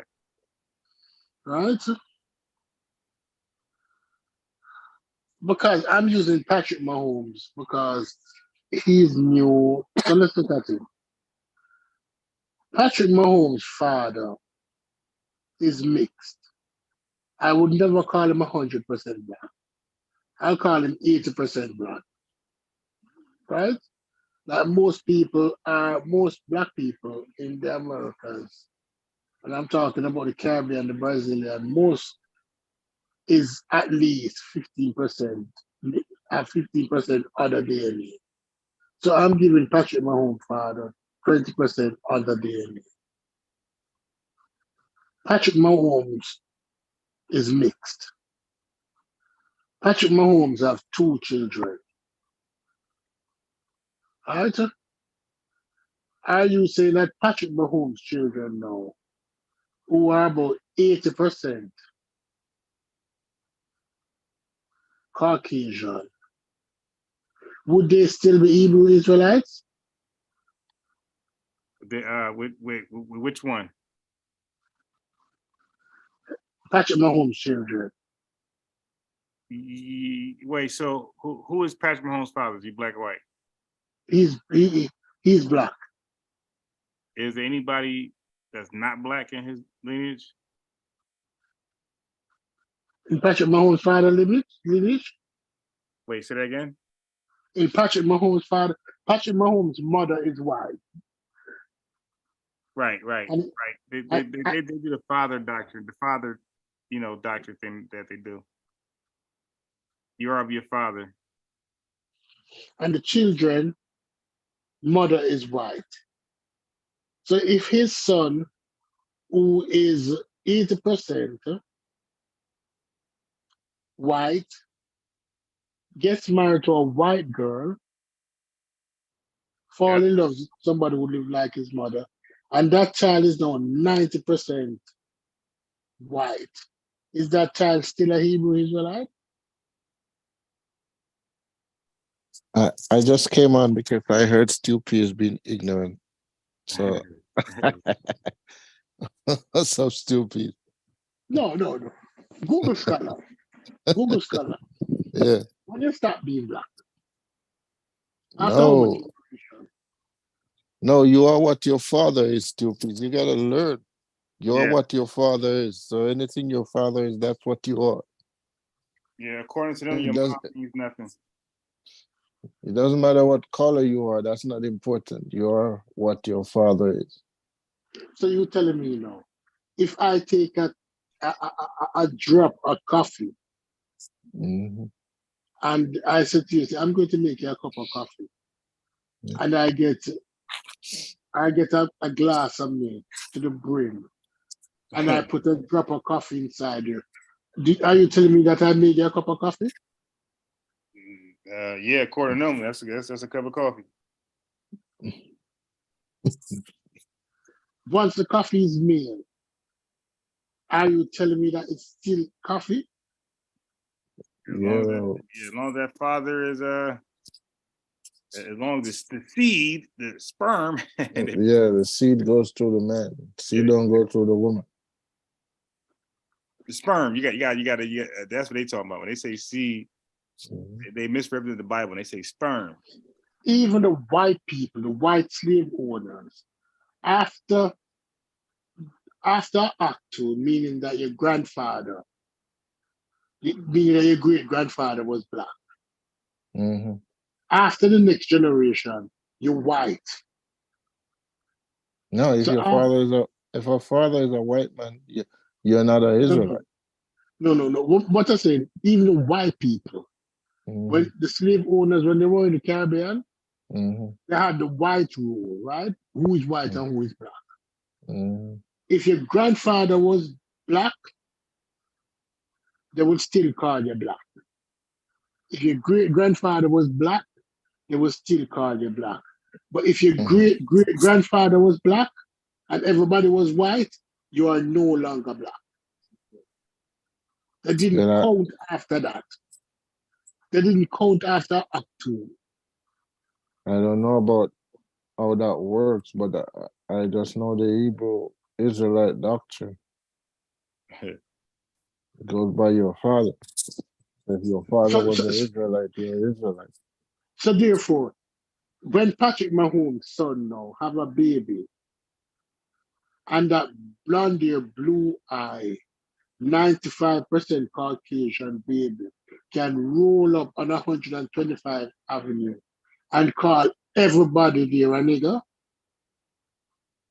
No, we're not talking about that. We're talking about if Patrick Mahomes is Israelite, then doesn't matter how his son look, he's gonna be an Israelite. And if that son, who's an Israelite, have a son with a white woman, 1, 2, 3 generations of white woman, and that 95% son walks up the doors of the school, the ISUPK school, will be open to him? Well, it should, as long as he can prove his father is who you say he is. Yeah. Remember they got Katazar. Look at Katazar. But he's Israelite because apparently his father is black and he's an Israelite. So it's not a matter of how you look. It's not a matter of skin color. It's who your father is. Right. They don't care about skin color. They got people that's damn near the same color as Brady. Mm.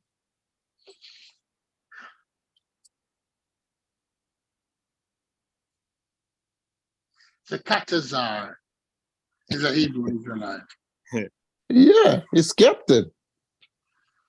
He's a captain? Yeah.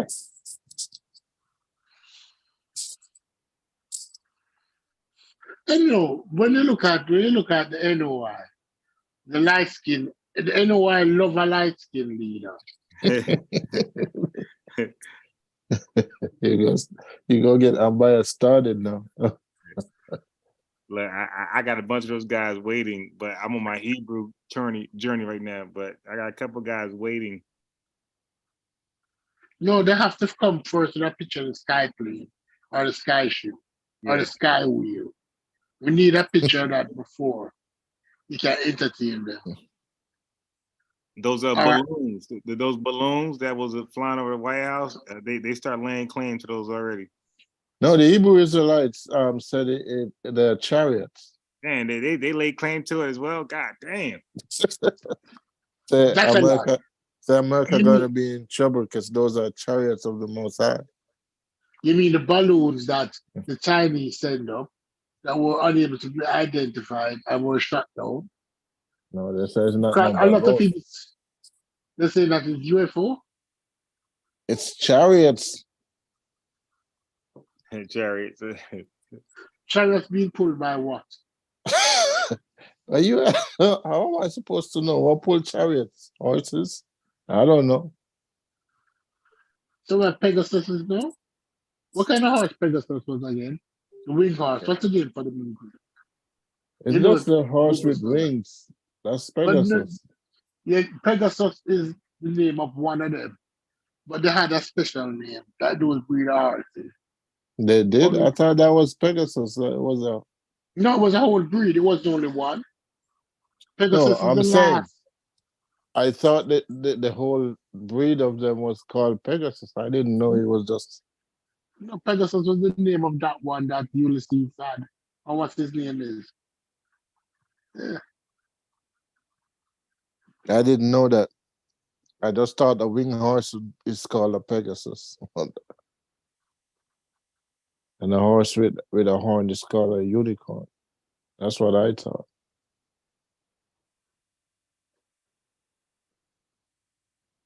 You don't know a unicorn? Was Perseus' horse, but what's our ring? They call him. Well, Perseus.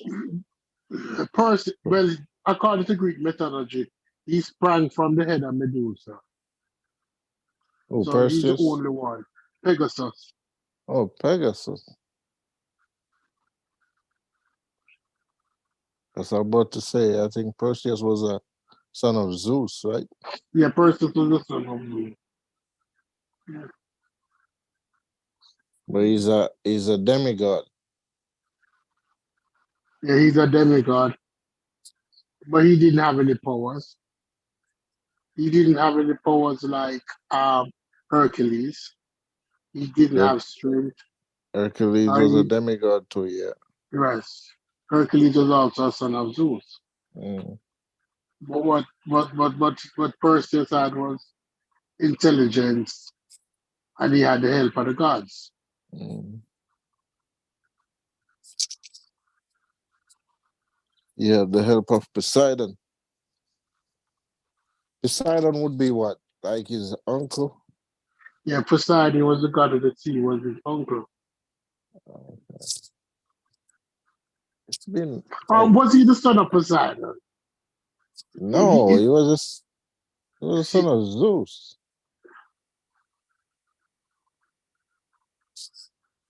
I could possibly be wrong because it's been like 20 years since I read yeah, those. because I'm biased. You Poseidon, ever read those? Greek. I'm biased about to fall asleep on you. Yeah. No, but Google Scholar, Hmm? seriously, when somebody tell you that, when somebody tell you that there is a Hebrew Israelite, what do you understand from that? Well, what do I understand? But listen, if somebody tell me that they're Hebrew Israelite, automatically what I think is that this is somebody who's confused. That's it. Somebody who's having an identity crisis and is confused. There is a scripture in the Bible that they use to say that why they are the people of the book, where they say nobody shall buy you, you shall be a slave or something like that.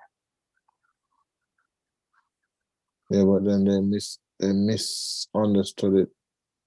Well, they purposely distorted to suit the narrative that they're trying to push. Because I think the text of it says that you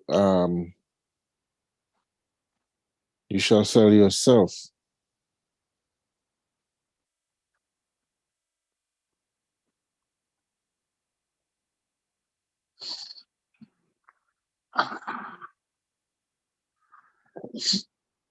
Okay. 6,000 years ago, 5,500 years ago, 6,000 BC, 8,000 years ago, between 8,000 and 7,500 years ago, the Sahara and the Arabian desert was green. You agree with me on that? According to According to science, the narrative, yeah. According to the history. right? So during that time, those lands would have been occupied by Yeah, people by people. because it was a bountiful place, animals, people.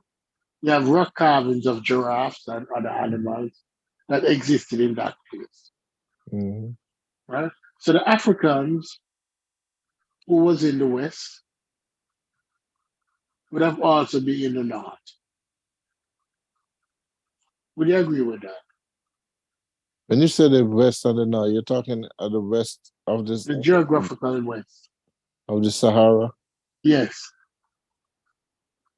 Well, yeah, there would have been different people groups, but all over there. But yeah, there would have been all over there. I don't think I understand what you mean. That the people in the people of the Sahara, they comprise from people of the west, people of the north, people of the south, and people of the east. Yeah, but I think people from all over would people the Sahara. It's plausible, but we don't know. It's plausible that towards the western end you would have mostly like people from the west, and towards the eastern end people from the. You get what I mean? Right. Yeah, but I don't know for sure. I don't know how you'd know that. Yeah. Because again, the Sahara as it sits now is almost bigger. It's the size of the United States. Is it? Yeah, the Sahara is the size of the United States. Minus Alaska. Yeah, let's minus Alaska. Alaska is not as big as it is in the maps. Alaska is big. It's big, but it's not as big as it is in the maps because the mercantile. Just like how Greenland isn't as big as it is, Alaska isn't as big as it is. Right? Alaska and Texas is about the same size. Yeah, okay. But if you look at the map, Alaska appears bigger than Texas. But I understand how the globe works. I understand that. yeah. So these peoples were all over the place. Yeah. And they were all, sorry, let me get some crayons. Let me get some crayons. You're gone? Yeah, this one come back. Yeah. I'm not disturbing. Yeah. Yeah, man, come. Man, this one come. Yeah. Just give me a minute. Yeah. No. When you look on the people in and the place, the people come from all over. Yeah. Right? And based on the animals that were based on the animals that were domesticated. Right? And where they were first domesticated and then where they moved to. You realize that it wasn't limited interactions were taking place. It's after the Sahara and the Arabian desert dried up and life got harder and harsher. Would you agree with me that after those two green areas dried up, life would get harder and harsher? Yeah, and then people would migrate for different reasons, of course, but they would migrate to where conditions are more favorable. To where conditions are more favorable. And they would now condense into areas and form city-states. Not necessarily city-states, but communities that, depending on how favorable the conditions are, then those communities may eventually develop into like cities or whatever. Good. We're on the same page. And then now, a culture that was more diverse would now become more centralized. True or false? Well, yeah, it would have to be, yeah. Right? It would have to become more centralized. Yeah, it would. What would have to happen is that it would be a variety of different cultures that merge. Eventually, it become more, how you say, more centralized, like you say. So a lot of that's how culture works. That's how culture works. So some belief system now would be amalgamated into a new belief system. Yeah, some they have mergers, some would be discarded, some would be kept. It all depends. So, but I stop in Google, I stop in that because I'm not behaving myself. You know that I'm ulterior motive by asking you these questions. No, You know that, right? what's the ulterior motive? You know what I mean? No? To prove that somebody who think them sensible can't think. Somebody who think themselves sensible cannot think, cannot understand that the world never exists in a box, that people didn't exist in a box. No, I know that, but I don't know what. I don't understand why you're saying you're stopping because Yeah, it's a good deal. All of them continue. So like, let's look at two cultures or three cultures or four cultures. Let's look at Nakada, a culture that started, call it 4,500 BC. Mhm. You know, relatively soon after the Sahara dried up. It's formed after the Sahara, or naphtha playa, right? Those were amalgamations of the people who had to survive, right? And each of them brought with them some of the belief system. Right? This was way before Islam. This was way before. Yeah, obviously. Listen, I've been thinking about that lately, and it's something that you said. It's kind of if you listen to what the historians say, right? They're saying that the culture in the Nile Valley and the culture in the Mesopotamia, they seem to spring up around the same time. And when you really look at it, it's right after the you said the Nile Valley culture spring up right after the drying up of the Sahara, right? And And the Arabian desert. and the Arabia, yeah, that's what I was going to. Right when the Arabian Peninsula start to dry up too, you see the culture in Mesopotamia And sprung. in naphtha playa. Yeah, so that's what I'm saying. It, it, What?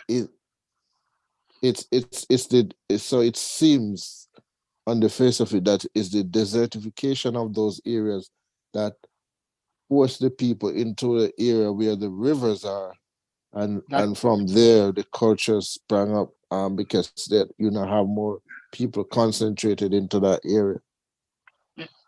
That condensed the population to a mass. To a smaller area.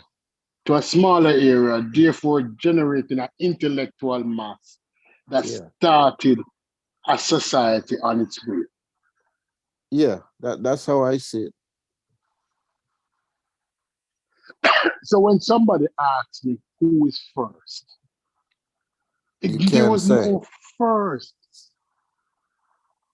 because two sets of humans were faced with the same problem, and they survived because they came with the same solution. They came up to the same solution.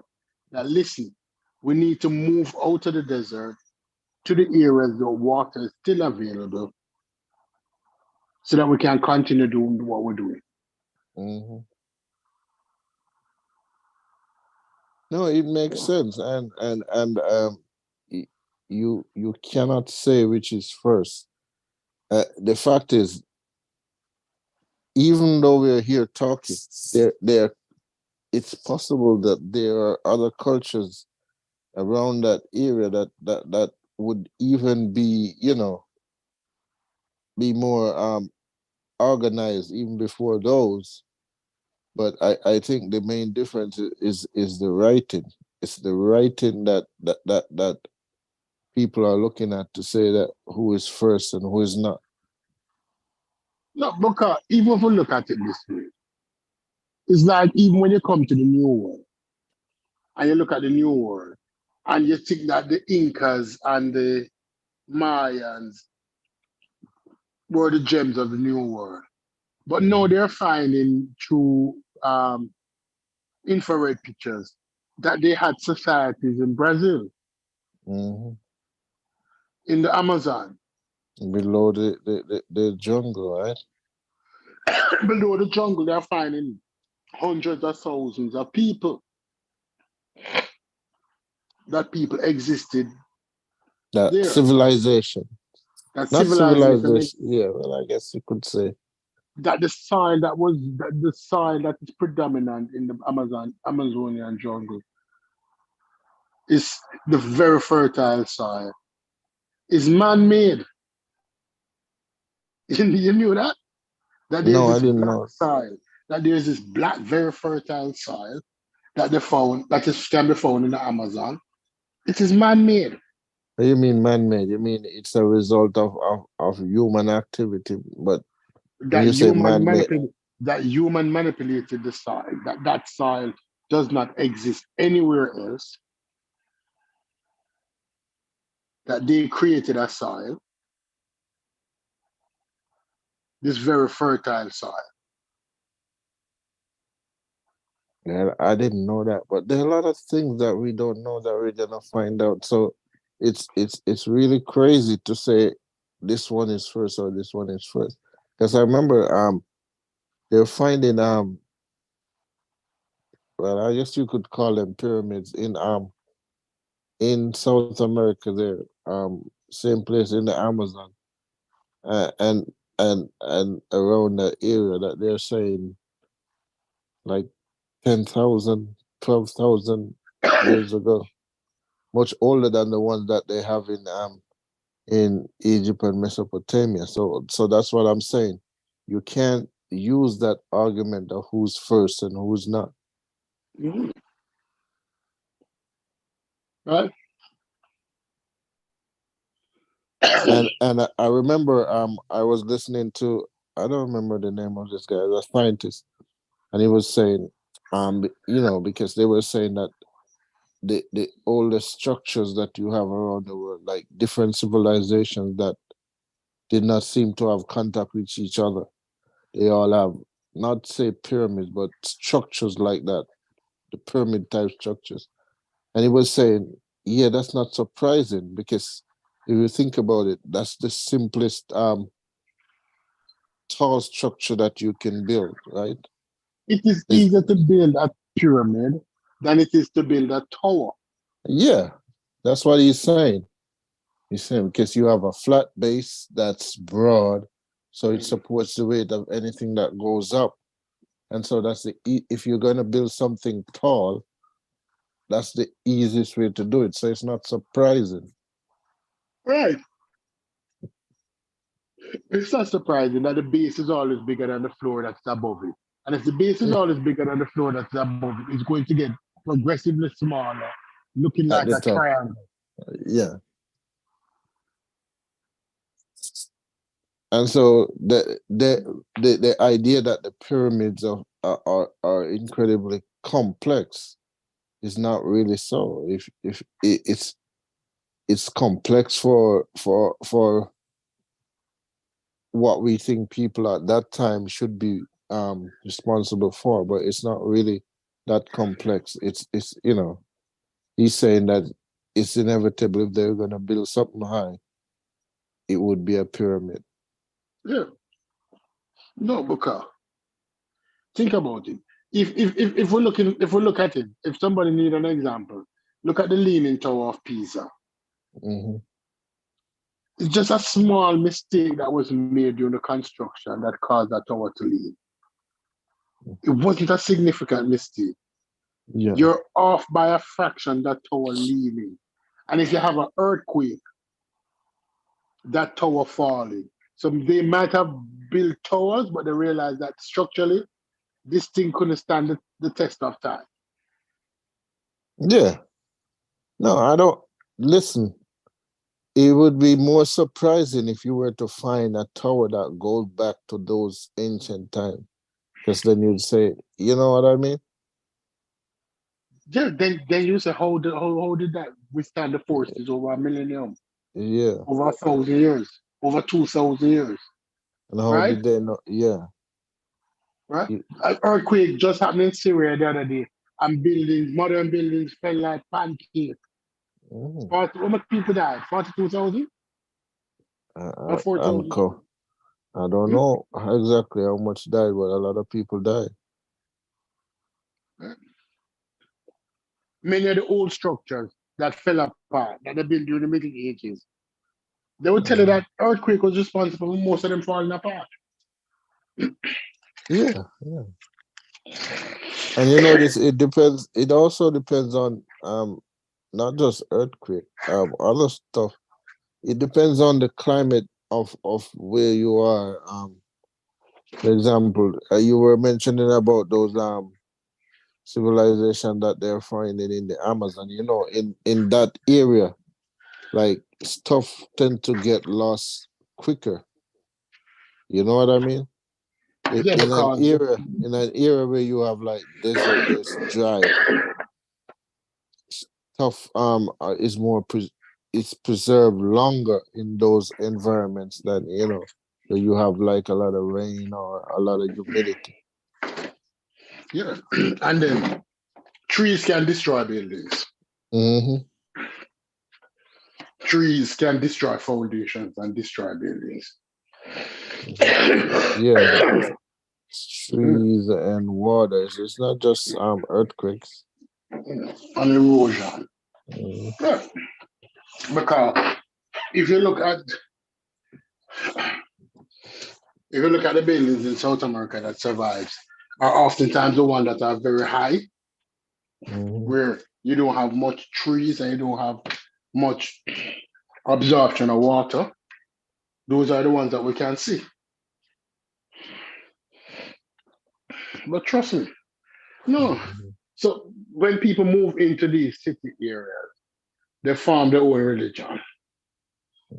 Because when human beings are shown it get very adversarial. It get very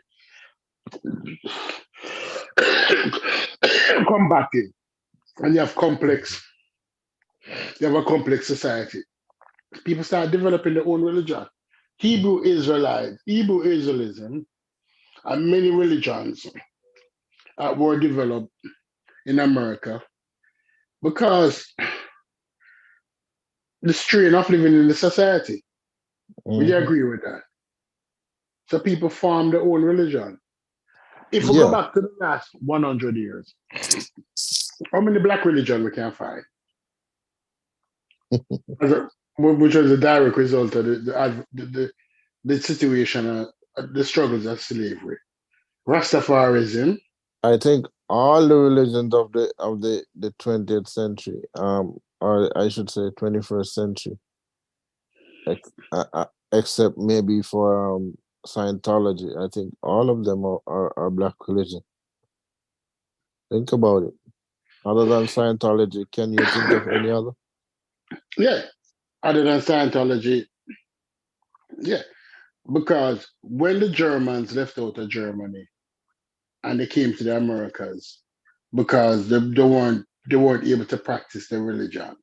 When those blonde-haired, blue-eyed people came to America, the majority of them who came, the Mennonites and all the Ites and all of those people, right? And then after that, now you had the black people them know who was in Americas. How much religion? How much you can think of? Well, you can think of start with the Nation of Islam. Yeah, Rastafarianism. You got other Nation of Islam. You got Nation of Gods on Earth. You got the Moors, right? You got what's that one? Dr. York. What you call that one? Nubian. Nuwapians. Nuwapians. Yeah, you have some others. You have Hebrew Israelites. You have Father, what's his name? Father, what was his Father name? Allah. Father Allah. Father Allah. Is that is Nation of God or not? Yeah. You have I'm trying to remember all of them. There's so many. And we And those are we don't go to Cuba. And we don't go to South overseas America. yet. We don't We go don't go to overseas. Brazil. But because they had some in Brazil also. Mhm. But it's a documented fact. That religion thrives more where people are more oppressed, right? The better off people are doing, the less religious the society becomes. Because we can manifest the same thing when Judaism formed. When Judaism formed, Mhm. were the Jews? It was a time when those people were in conflicts, They and the were religion spread. yeah, they were under the yoke of the Egyptians first. Then comes the Assyrians, the Persians, the Babylonians. So they were under the yoke of these people. And they got a little reprieve around I think around the time of the Persians they got a little reprieve. And then the Babylonians. And then they got another reprieve under the Greeks. And then the Romans came and the Romans just bullied them and I think they never recovered from the Romans.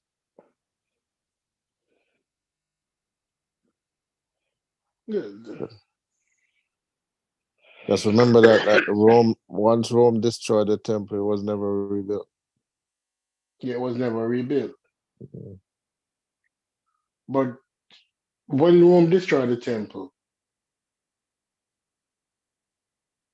after It, Rome destroyed the temple, and mhm. It was occupied by Rome, the Rome lost those lands to the Ottomans, the Turks. Yeah, because Rome eventually, just got weaker and weaker until they fell to the Turks. Yeah. Yeah, because Rome lost those lands to the Ottomans, who called the Turks or the Ottomans or whoever it was before them. Because Rome got weak because Rome No. split into I don't think they lost to the Ottomans. I think they lost to the Arabs. to the They Arabs, lost right? Jerusalem to the Arabs, yeah. Yes. And then At those times, at that time was the Arabs, yes, some of the Muslims, yeah. And then the Ottoman Turks became Muslims, right? And they controlled all of that and they extended the empire. But yeah. yeah, because before that it was the Muslim. Yeah, because the Muslims took over Jerusalem right around about 690, 692, something like that. Yeah, BC. Yeah. Yeah. No, not BC, AD. AD? Muslims. Remember, according to the history, Muhammad died in 632. But didn't they lose Jerusalem before that? Who? No. The Romans? No, the Yeah. Romans had Jerusalem up until that time. Well, the When did Romans, Rome you have, when did is a Rome fall? Christian, huh? When did Rome fall? Rome fell, I want to say, what I'm not talking the century? Byzantines. I'm not talking the Byzantines. Although those were the Romans. Yeah, but you have to understand that there were two Rome. Remember, The Rome Byzantines, split into the Eastern Church and the Western Church, right? right, yes. And so when I'm gonna confuse it now, but I think I think once the the the Eastern Church fell first, I think, and the Yes. West kept going for a little while after that. No, the Western Church fell first. Yeah, And the that's East why I say kept. I'm gonna confuse Yeah, it. But I know one fell first. yeah. Rome is to the east. Rome is to the east, so Right. that Rome fell fell first. last. That fell first. Yeah, No, Rome fell before Constantinople. No, Constantinople fell last. Oh yeah, you're right. Because Constantinople fell to the Ottomans, right? Yeah, in Yeah, 512 or five yeah, something yeah, like that. yeah. Yeah, you're right. So Rome fell before Constantinople, Yeah. which is now Turkey. Uh-huh. Right. Those were the last of the Romans. Yeah, but the that was the Roman as the last of the Roman as an empire, but they still had Jerusalem up until the Muslims came in I would say I want to say 692. I think it was Okay. 692 under Abdul Malik, right? Yes, And because that's when the Arabs took over Jerusalem. but the Christians got back Jerusalem. Yeah, because of the Crusades. Yeah, Yeah, because of the Crusades, they got back Jerusalem yeah. until about 10th century. 10th or 11th, somewhere Right. around there, and then the Ottomans took it back, And the Ottomans then took it back. and then it's been like back and forth since. until they took back Jerusalem. Because I have Yeah, no doubt about it. Jerusalem was taken back in 1960 or 1940. no, Whenever, it was before that because remember it's 1948 they formed the state of Israel, so it would have to yeah, be before that. so the English took back Jerusalem. Yeah, The English took back Jerusalem. And it has been in the West End since then. Because well, Jerusalem, when they formed Israel in 1948, so yeah, I guess you could say it's West now, but yeah, because the English took Jerusalem. Yeah, because the Turks were the Ottomans the lost other, and they got yeah, weaker and weaker and they weaker. were crumbling as an empire. Yeah. Yeah, They had and crumbled, not were crumbling. They had crumbled. they had crumbled. Mm. Mm. Because all of those states were Ottoman states. Yeah, But they want to be Libya, all of them was Ottoman states, going straight around the Mediterranean.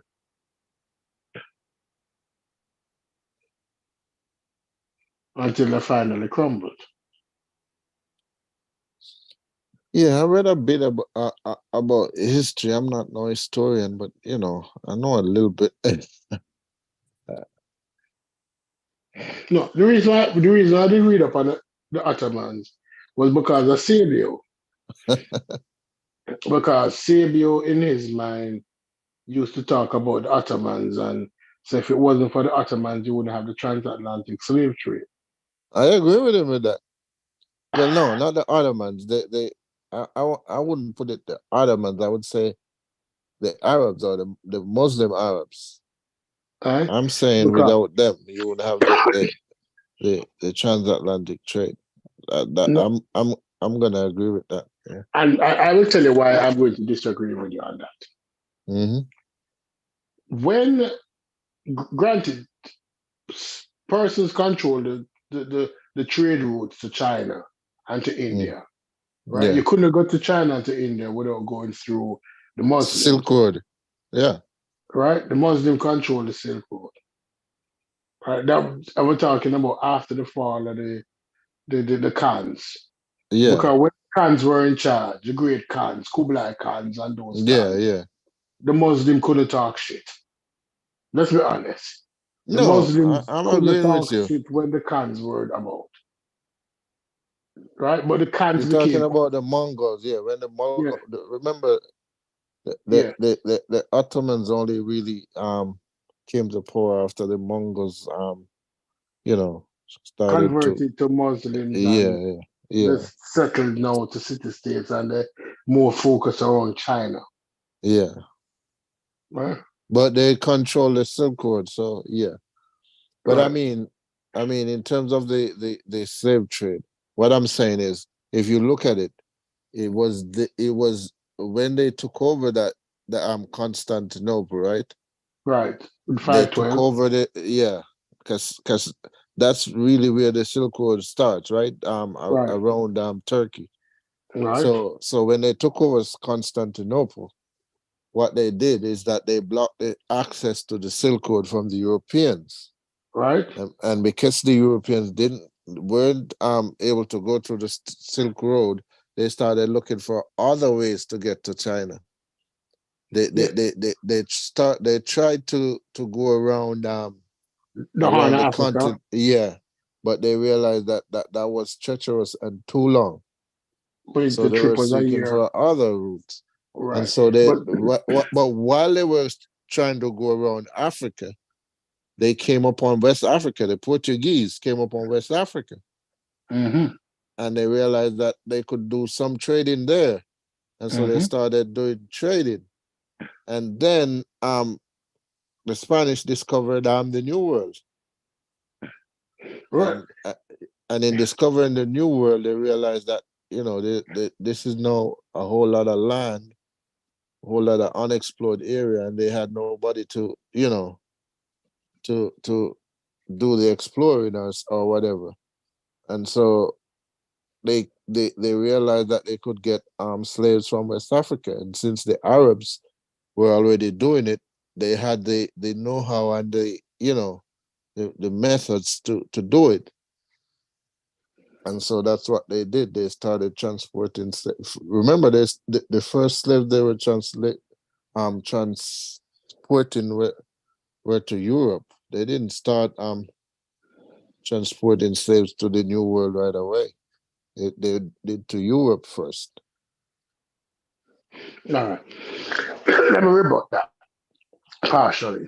And I have to go back and listen in my book, in my mental book. Okay. The Silk Road was controlled by the Arabs or the Ottomans or whoever they want to call themselves, the Muslims. Those are the Muslims, right? From 500 BC, after the fall of Constantinople, they controlled the Silk Road.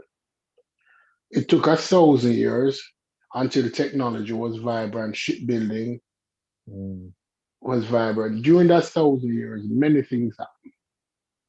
Let's say during that 1,000 years, you had several plagues breaking out in Europe. Because if the plagues did not break out in Europe and kill almost 80 or 70% of the population, the Arabs would have been decimated. The Arabs only last as long as they last because the plagues were in Europe. I can agree to that. Right? The Arabs only, yes, because the plagues were in Europe that decimated the European population. The Black Death changed Europe considerably. Very few places were saved from the Black Death. No, And I agree with that. one of these places was Portugal. And the reason why Portugal was saved and wasn't all that affected is because where it is geographically located. The mountains act as a protection, and a lot of people was migrating to that country. Right? After the plague finished, things had to settle down. It took hundreds of years before the population reached back to a level where it could go back to anything really substantial, anything really progressive. When that happened, we're talking at the 10th century. The 10th century, what happened is that France was now up there. Spain was now getting up there. Spain still had a problem with the Muslims in part of Spain. Right? They were in the process of expelling the Muslims from Spain, 10th century.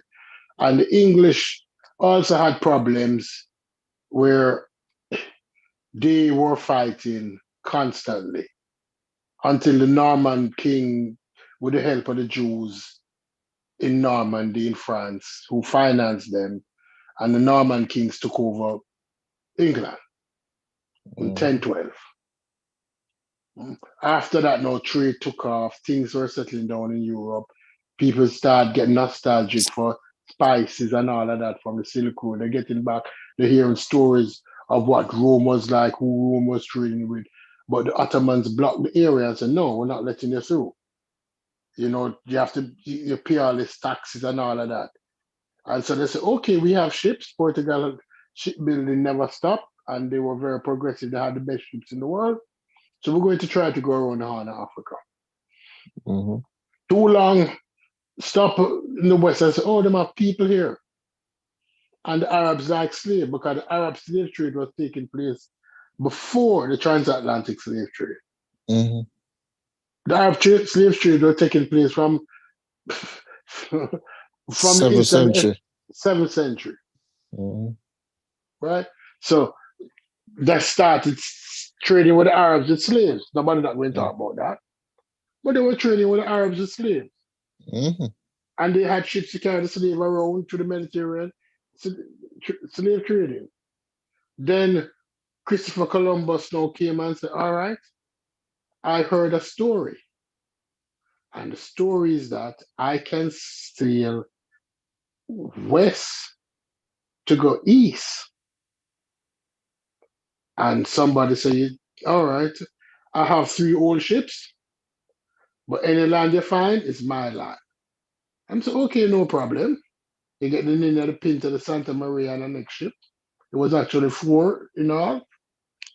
And they went out and they found a new world. Mm-hmm. And when they found a new world, they said, "This is land abundance."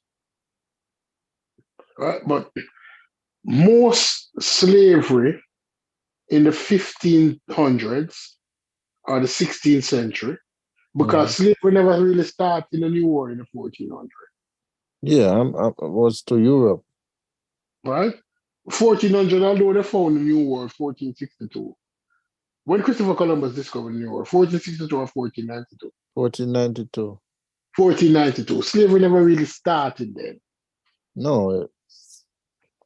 The people were there. People were there. People were in America, and people was in the Caribbean. They had the Caribs and the Tainos, and it took them a while to kill off those people. Yeah. So by 1550, a good estimate, most people had died. Mm-hmm. Whether it want to be in the Americas, the South Americas, most people had died And the from Caribbean. and the Caribbean. Most of the indigenous population had died. Mm-hmm. Smallpox had killed most of those people. Most of them had died. So slavery never really started. And then now they say, "Okay, the soil is good to plant sugar cane." And they say, "Sugar cane, yeah." And sugar cane was primarily being planted in the Caribbean, not in the Americas. Mm-hmm. So although they're talking slavery wasn't big in the Americas yet, you had some slaves that was used to clear land, plant some cotton, plant some tobacco, but it wasn't widespread in the United States. It wasn't why slavery didn't explode in the United States until the invent of the cotton gin. Many persons don't want to tell you that, Although you had slaves. Yeah, I'm listening to you, but I'm trying to find out the part where you're debunking what I'm saying. Because No, I am debunking it because I am debunking the Arab connection. Because what happened is that England was a poor country in the 1550s. It was a poor country. They were supposed to be taken over by France, but luckily, the storm at sea, most of the French soldiers were killed. France invaded at the wrong time. England was a poor country. So the opportunity that when they saw new lands, slavery would have happened without the Ottomans, without the Muslims. If you said that the New World would not have been discovered without the Muslims, that's the only way slavery would happen. If no New World wasn't discovered. No, stupid. This is what I'm saying. Mhm. The Ottomans closed the Silk Road. And it They were forced them to they discover forced new them to world. it forced them to discover West Africa. They didn't know about West Africa. It's looking for another way to get to India that they discovered West Africa. So why they discovered West Africa?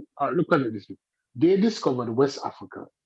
Mhm, And when they discovered West Africa, mhm. lands were in West Africa. Yes, More land was in West Africa that was in the Americas. yes. Nobody can deny that. More lands is in Africa than in the Americas. No, they didn't even know about Americas yet.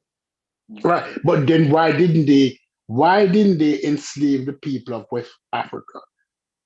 They didn't have a need to at the time. What they were doing, they were looking for a way to get to India. They came across West Africa. They found people there. Remember, they were trading with the West Africans first. Yeah, but why didn't they enslave them and force them to produce a product? England, Mm. the West Remember, African, remember the first set of slaves that they got from West Africa went to Europe. They got those from the Arabs. yeah, but it wasn't much. It wasn't much, but stupid, that's the idea right there. They got the idea. So they got the idea of enslaving No, West Africans because of the Arabs. Is that what you're saying? I'm saying when they went there, they saw the Arabs doing it. And so, like you go there, you see it, and then the idea clicked to you.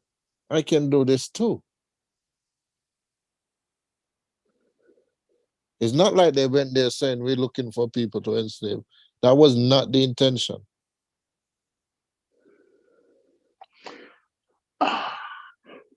Serfdom. That's the word, serfdom. Yeah.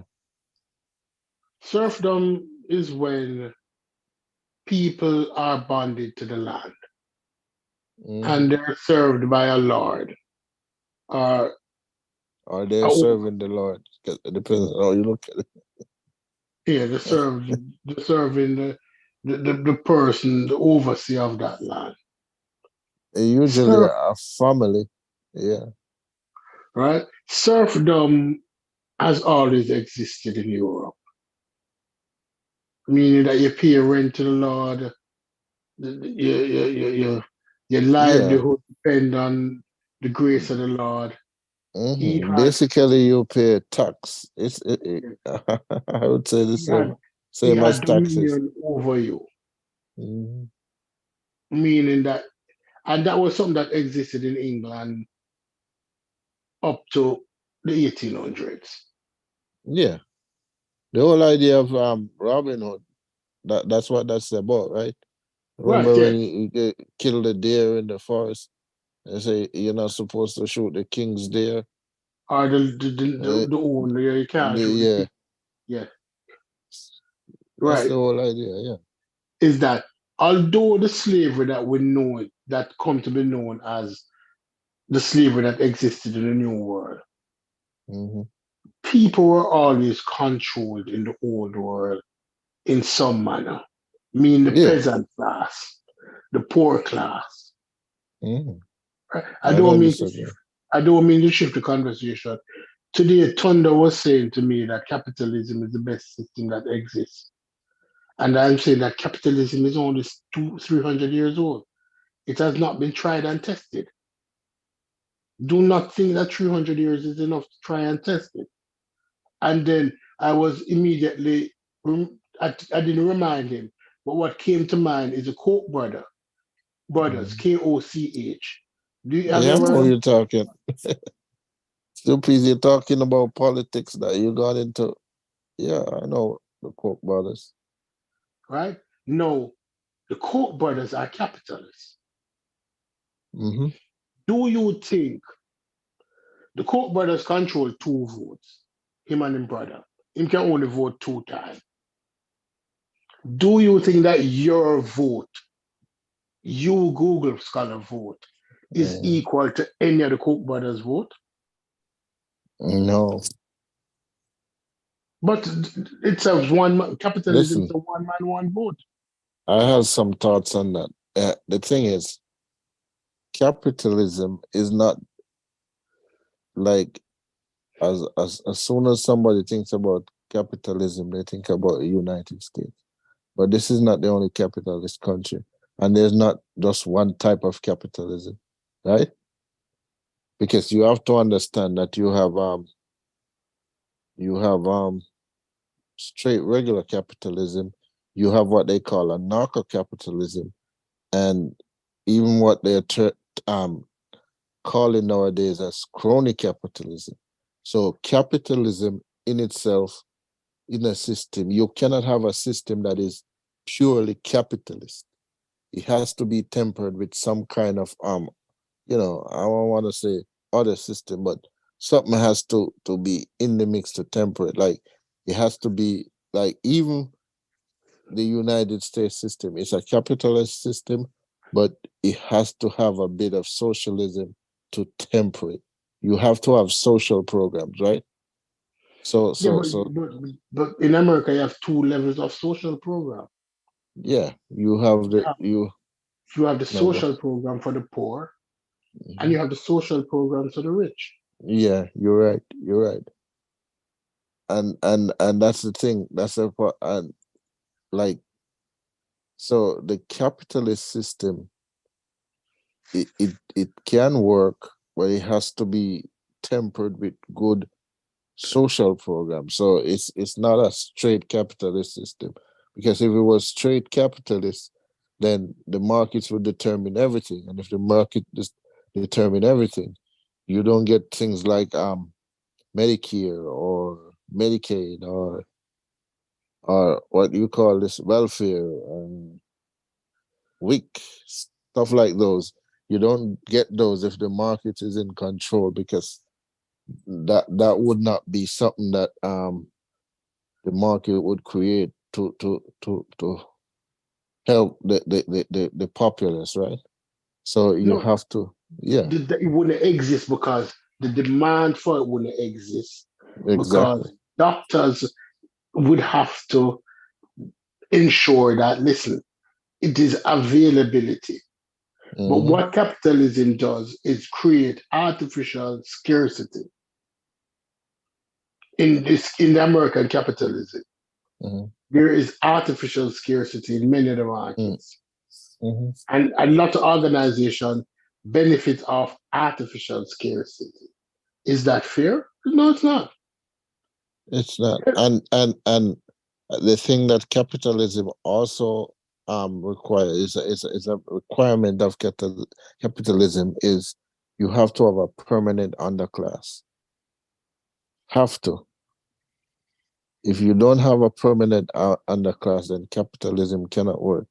Because and I would disagree with you, because what system they have in Sweden? In Sweden, they have. Sweden is I don't know how I describe it. It's more of a social democracy.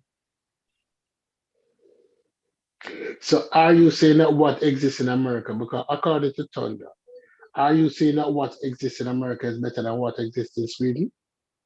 No, I'm not saying that. I think the system in Scandinavia, I don't think it's perfect either. I don't think any system is perfect. And I'm not saying that what works in Scandinavia would necessarily work in America, but I like that system over there because, it's I don't know how you say it. It has better outcomes for people on the lower end of the spectrum. Income tax in Scandinavia is more than 50%. You know that, right? At 54%. Yes. But healthcare is free. Healthcare is free. Transportation is free. Daycare is free. You get better outcomes for the people on the lower end, is what I'm saying. You know that they did a survey, and they find that people in those countries on average are more happier than people in the United States. So when you hear Because somebody say capitalism is the best system, what do you say to them? I said, What? I said, capitalism works great in this country, but it's not, like you said, it's not been tested yet. We don't know, because this is just one instance of it. What about what country? What other country? I don't even remember. But it, it, you can't use one instance to say that this system worked better than all other systems. That's crazy. You have So to have at least a few more instances to show us. do you know that the American capitalism only works in America? There's no other version of the American capitalism anywhere else in the world. Yeah, In that's what I'm England, saying. yeah, in England it's different. In Canada it's different. I don't even know if England is capitalist, because England is set up different. I mean, to some extent it is, but England has a more robust system of social programs, right? They have free healthcare in England. Yeah, they have a lot So of free social programs for the elderly, housing. Homelessness is not as big a deal in England as it is in America. no, it's not. They have no problem building a million council flats for people. So homelessness is not a bigger issue in England as it is in America. And even in Canada, where is I would say, yeah, Canada is socialist, but they still have more robust social programs than here. Because when people tell me about capitalism in America, I ask them, right? Because businesses are protected here. Businesses are protected here, especially even with the interest rates are manipulated. I know money is available for big businesses or any business in particular. Yeah, but that's a product of the system and not necessarily capitalism itself. The system here has one major flaw that causes that, I think, and that's money in politics. The way politicians are able to finance their campaigns, they have a system that they call super PACs, where you can't donate more than a certain amount to the politician, or you can donate unlimited amount to their super PAC, right? So who has the most money? An individual is not gonna have a lot of money, but a corporation will have millions and billions of dollars. So if I need you to vote for tax laws that will benefit my business, and I see you have a super PAC, I put $1 million in your super PAC. You're gonna tell me you're not gonna try to vote for what I want? So come back to the original question I asked now. Whether the Koch brothers and you are equal if your vote and their vote is the same vote. And you have to agree with me to say no. No, I Right? don't. Yeah. And I'm going to swing it now back to slavery and England. Because whether we like it or not, England is responsible for slavery in the New World. For the More most than, part. for the most part. Yeah. And and if we go to Brazil, we'll blame the Portuguese. Mm-hmm. But if we're not if excluding Brazil, because the Spanish, although the Spanish had slaves in Mexico, in Panama, in No, the Spanish played their part too, just not yeah, as much as yeah, England. but the Spanish did not have the markets as the England have. No. The Spanish were not doing the cotton, and they were not doing the sugar cane Yeah. on the level of the English. They might have been doing sugar and they may have been doing cotton, but it was nowhere on the level of the English. Yeah. And what the English were good at is along with the Portuguese is ships. They were good in they had Transportation. yeah. They were good in shipbuilding, yeah. The Spanish were using slaves mainly in mining. They were using slaves mainly in mining in Mexico for gold production. Right? It wasn't in agriculture, it was mainly in mining. So when I pull it back now, when they found the new land and they got the people addicted to sugar, because sugar in the 16th century was the cocaine of the time. Sugar was not readily available in England. No, yeah. Before the slave trade. And it was a very expensive commodity. But when sugar came to England, it was crack. Because people might not tell you this. Sugar is one of the most addictive products that man make. Even in the 24th, try to stop drinking sugar. No, I know sugar is well, I stopped drinking sugar many times. I hardly drink sugar nowadays. But I'm saying I know it's addictive. Right? So imagine what it was the first time somebody had a cup of black earth with 2 lumps of sugar. Because it's like a sugar pill. It's like giving a 2-year-old sugar. The energy boost that when you take a tea break in cricket, it's to get that energy boost because you're standing out there all day. So tea time is to get that sugar boost, that glucose boost. So when the crack came to England and the money that was made, right? Castles in England in the 15th century, people was fucking in public. There wasn't any private bedroom. If you go back and read the literature, the Queen and King, the court was in a one big hall. That's where they slept most of the time. There was shit in the streets of London where people just shit and just throw the bucket out in the street. Is when that slave money came. So slavery wasn't, the land was there when they found the land. But when they found sugar and they realized it was labor intensive, they went and got the slaves. Well, they tried to first with the native population, but most of the native population were dead at that time. No, they were dying out. Yeah, they were dead at that time. It was the war that killed them. Don't believe smallpox killed most of the native population. Yeah, I know smallpox killed most of them, but they were trying to use them to farm.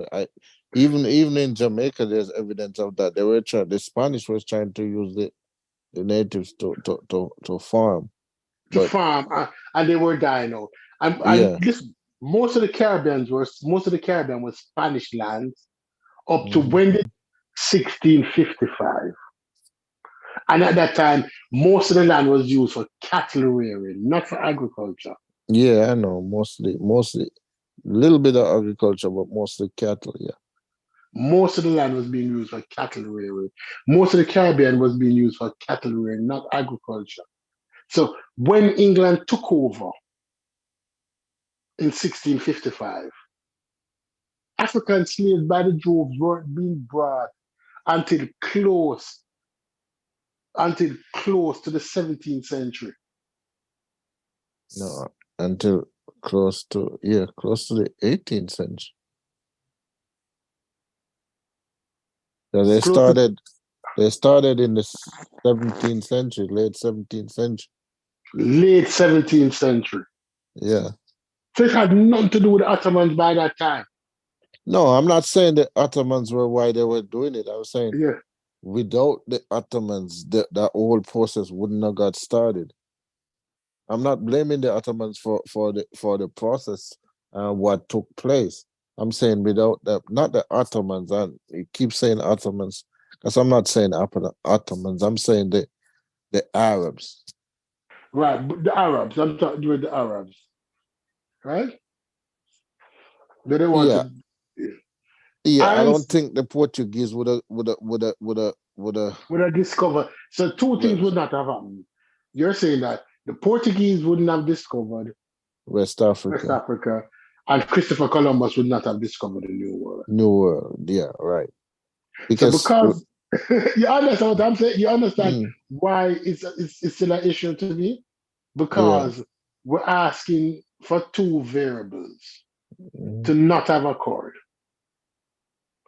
And we have no guarantee that the inquisitive nature of man, whether or it not they wouldn't have. had. Yeah. No, I'm not saying up until today, but I'm saying at that time because even with the thing with the Portuguese two piece, I'm not saying because when they first came into West Africa, that it wasn't about slave. Like I told you, they were trading first. Yes. They were trading, yeah. But I guess they got I'm not saying for sure, but the first slaves that they traded, they took back to Europe, and these slaves were traded. They got the blueprint from the Arabs. That's all I'm saying.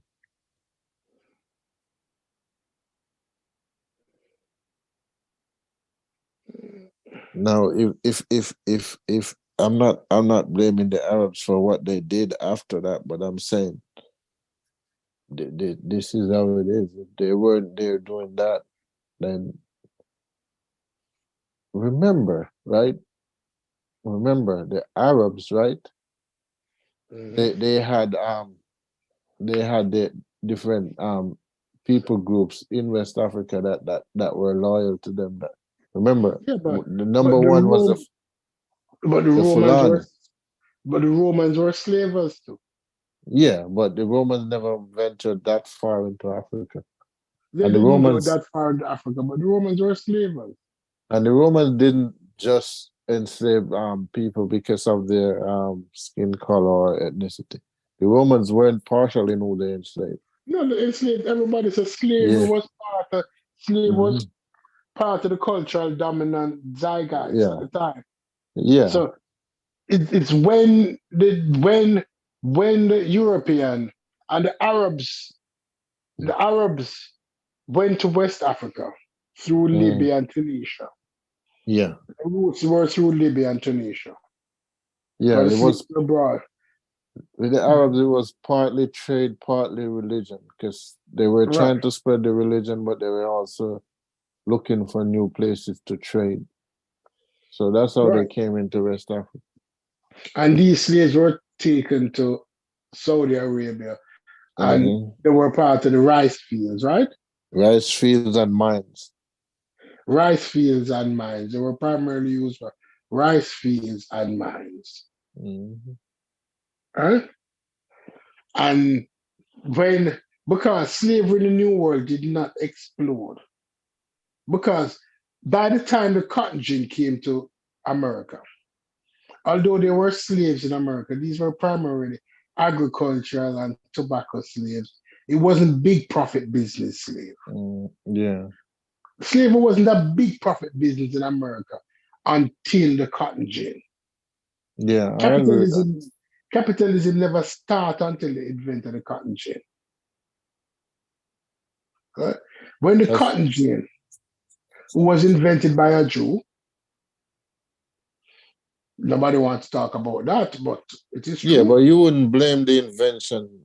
You No, you have to blame the invention of the cotton gin if you're blaming the Arabs. no, but I'm saying it was invented by.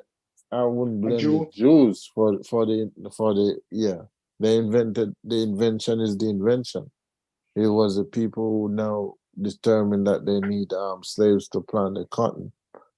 Those are the people you'd have to blame, but you couldn't blame the inventor for inventing the, the cotton gin. No, but if you follow your policy with the Arabs or with the Muslims, that because they blocked the trade route, it resulted in slaves being transported. Because the Jew invented the cotton gin, and many Jews had cotton gins and cotton milling plants. Many Jews own cotton mills. One of the largest landowner in a particular state took a gin to his state and set up a cotton milling plant because that gin allowed for the removal of the seeds and the burrs, and they had that plain, beautiful cotton fiber. Yeah, no, I get it. I'm saying. Right, but we're not going to blame them for that.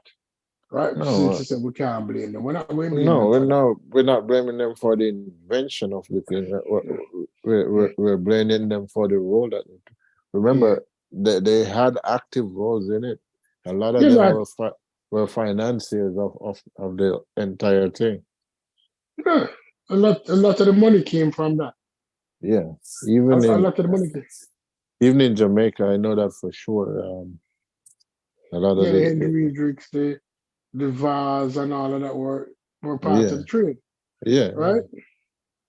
A lot of the Portuguese Jews were part of the trade. yeah. A lot of the Sephardic Jews, yeah. Yes, were part of the trade. And if you look back on the trade and look back on it, so when the cotton came, when the gin came now, it resulted in an explosion. But at that time, America had already banned the importation of slaves. Some were still coming through the back door, but they had primarily banned the importation of slaves. So most slaves in America are homegrown slaves. Bread. Are homebred slaves. Right? Some still came from the Jamaicas because a lot of these plantation owners not only own plantations in America and in the Caribbean, yeah. but they also own plantations in the Caribbean. And although the war for independence had happened, they didn't kick out the businessmen. No. Right? Benjamin Franklin went to Europe to beg money, but he didn't kick out the businessmen. Right? So whether these businessmen still were English gentlemen who lived in England and had plantations in America, some continues to still have the plantation in America. And even though on paper they were saying that, you know, there's no more importation, it was still going on. Yeah, it was still going on, but not really at a massive, not really as massive as in the Caribbean. Yeah, no, I agree. Because in the Caribbean, the Caribbean would have stopped first because remember, the British were the first to abolish slavery. Yeah. But what happened in the Caribbean? Most descendants of slaves in the Caribbean are not descendants from slaves who came in the 1700s. People need to understand this. Most descendants of slaves are the descendants of slaves who came later. Yeah. Because the average lifespan of a slave in Jamaica was how long? I don't really know how much. But what I do 3 years. What I do know is that a lot of the slaves that came, they didn't always stay in Jamaica. Like they would cycle them. They would take slaves that were in Jamaica Who didn't die to another another island, or they went all over. Or even they here, went even in the United States, yeah. And then they would take some from here and take back there. So there was a lot of mixing going on. Yeah, it was like transportation of breeding stock. Yeah, transportation stuff. It was an atrocity, and no apology can be had for that. It's just something that was wrong and cannot happen again. No, but those are the original capital in capitalism. Would you Mhm. agree with me on that? Yeah, African that's the slave is the original capital. yeah. It wasn't the goal, it was the slave that built capitalism. That Everybody when knows this. that the cotton that was produced in the south, that was transported to the north and turned to fabric, and that fabric was then transported to England, and that Mhm. fabric from England was turned into clothing that was transported back to the Caribbean. All over the world. And then at that time, England was on a colonialistic drive. The Mhm. flag didn't land on the Union Jack. So that same fabric that was transported to England found its way all over Africa, found its way in India, found its way in the Caribbean, found its way in Australia, and on the backbone of the cotton and the sugar that found its way all over was the slave. Mhm. Only way all the way to Hong Kong. Don't forget Hong Kong. Oh Lord. to Hong Kong. Well, Mhm. because how it worked is that at that time America didn't control the world. No, America They was just control on the America. yeah. They control America, but The England British controlled did. the world. The British did. Because the British were just I think they got a high off the whole exploitation of the sugar cane in the Caribbean. And they got a high off it. So they were just going all over the world trying to They got colonize it. rich. They got rich off it. It Mhm. was said that people were slave owners in Liverpool were driving around in golden carriages, in Mhm. gold-plated carriages. Yeah. Yeah, but I'm saying even when the slavery ended, they were still on that colonial push to colonize everywhere.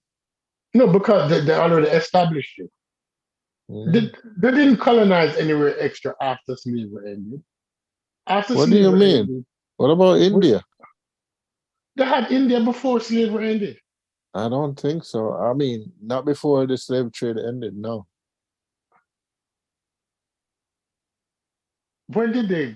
When did they Remember the capture slave trade England? ended 1834, I think. Yeah, they had 18, England. They had India before that.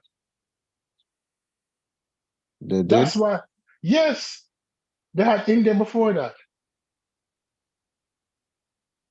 They had the Dutch West Indies and you had the Dutch West Indies, and you had the India Corporation. It had a funny name.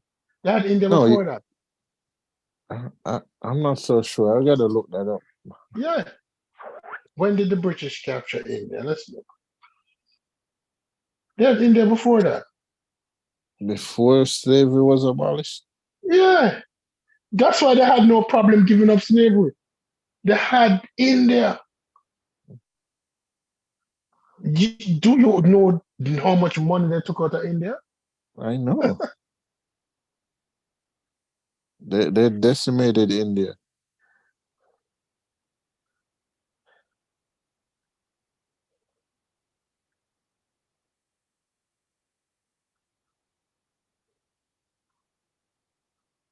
Oh yeah, it says 1858. So no, so 1858 1850. is after 1834, where it says they were in India from 1757, but they didn't really Yeah, take they it didn't over really until take it over. Yes, so 1858. they had a lot of control over India. India was paying taxes to them. India Mhm. was, yeah, But 1608, they, the they first India. officially took over in 1858 and they had Yeah, it until 1947. yeah. But they had in British conquest of India from 1753, right? Yeah, they 17, said that from 1757. I have here. right? So they had the British and the first landed in 1608. So from the land that they wanted the country, and they Mm. systematically had most of the country. So they had the resources of India. So when they had to give up the slave trade, it was no big deal because in today's term, it- India had everything. Mm. The Just amount of in diamonds, the amount of rubies, the amount of gold they took out of India. yeah.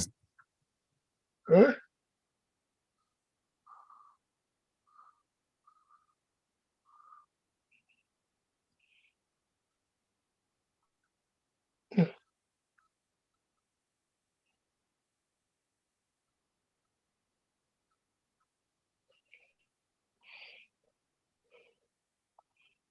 And it is estimated that it's $45 trillion in today's money. That's higher than the entire GDP. So $45 trillion. I'm What's the gonna look up, American Dead Sea no, sea right no. now? I'm gonna look up what the British GDP is.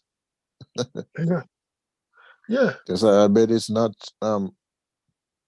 17 times more than the total annual gross domestic product of United Kingdom today. $45 trillion. yeah, Do you because understand?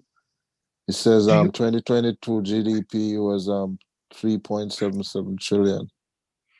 do you understand what a country can do if you can 45 rape another trillion. country $45 trillion?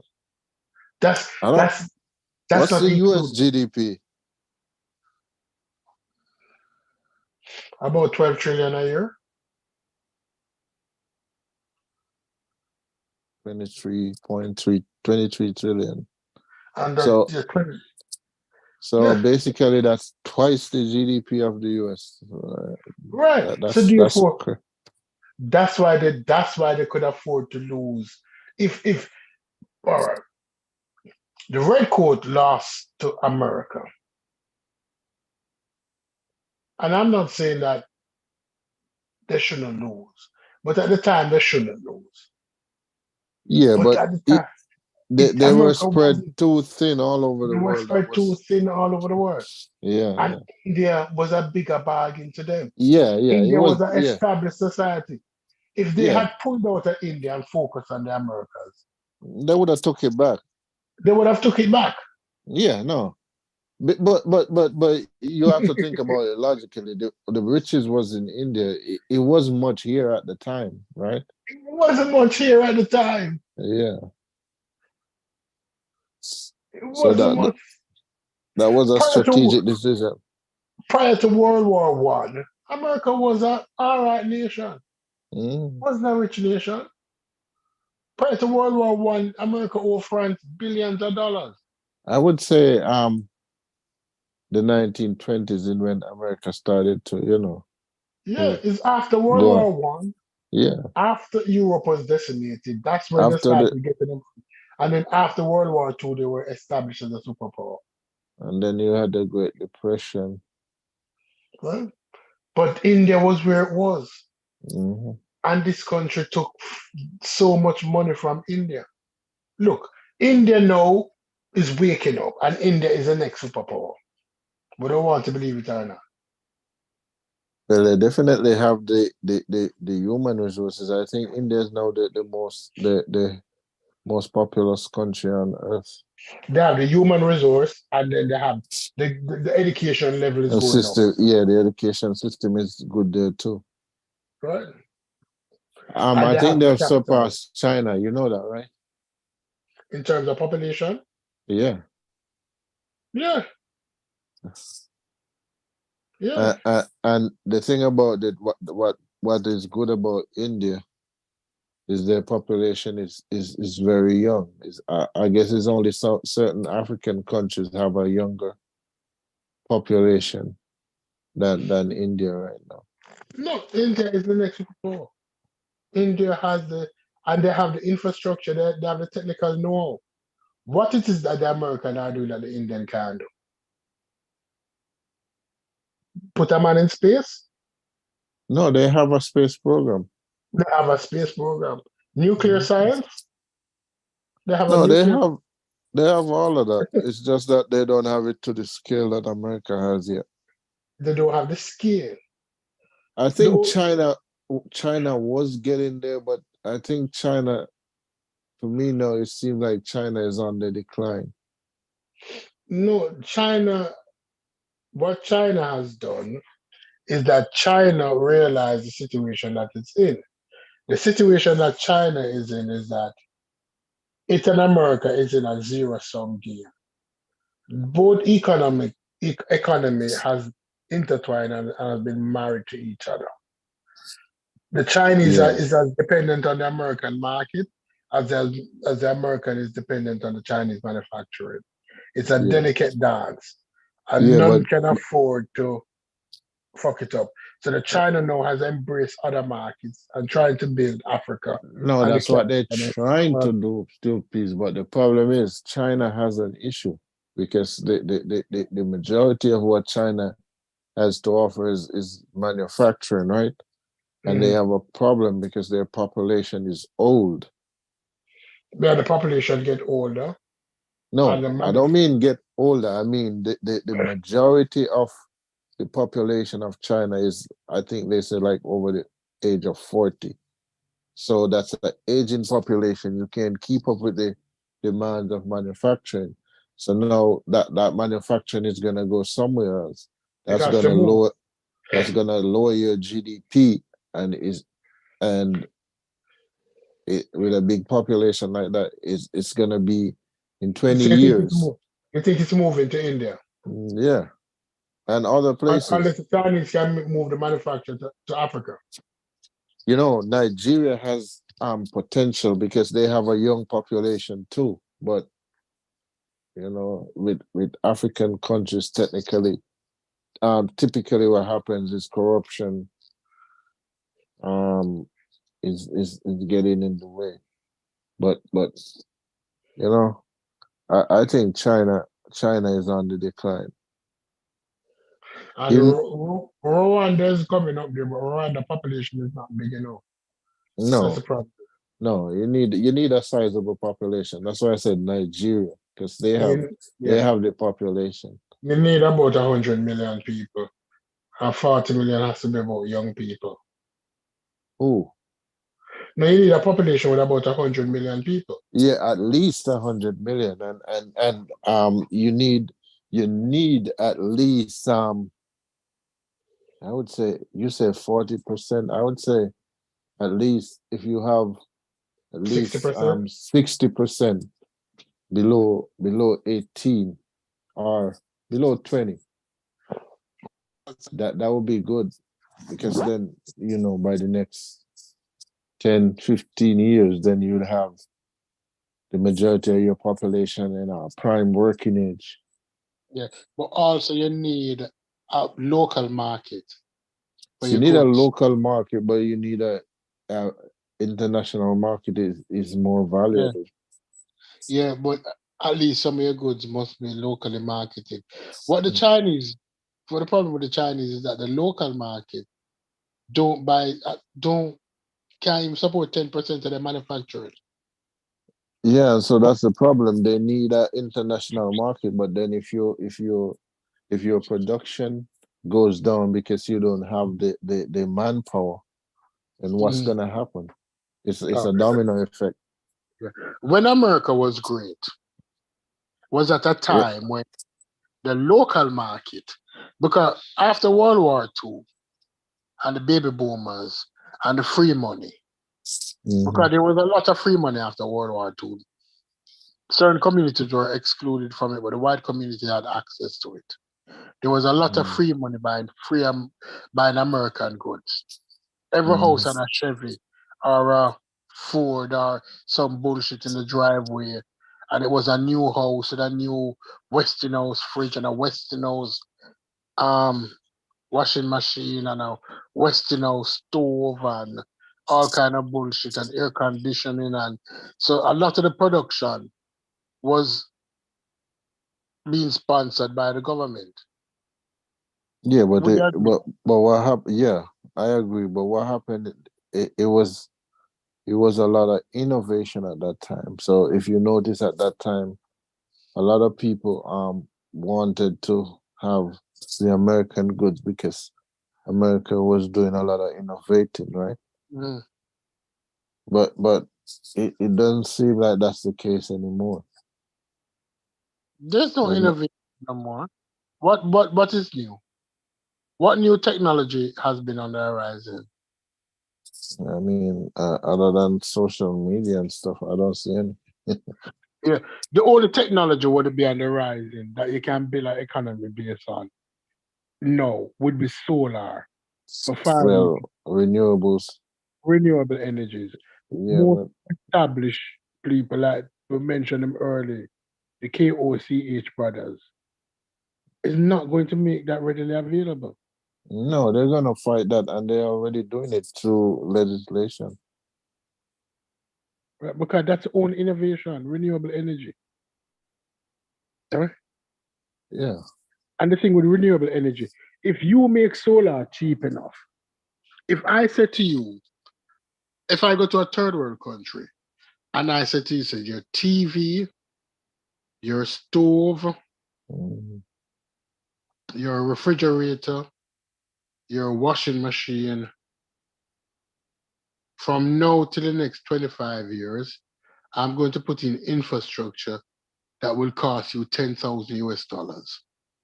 Upfront, it looks sizable. But when you do the cost over the years, it probably is half of what you'd say. It is less than a half. Far is 25% of what you're paying now. Mhm. If I give you 2,000 amp hours a battery, Mhm. hours a battery, which will work out to and enough solar to charge at every day. Mhm. Jamaica, it will work out to almost $100 a month. 100 US dollar a month. You have your AC running, you have your fridge, your stove, your gas. It It third world works out in the long run. work out beautiful in the long run. It But work out but far. but you see, you to get the infrastructure, people you're taking it to people who don't necessarily have that kind of buying power to put that money up front to. And that's where your governments come in play.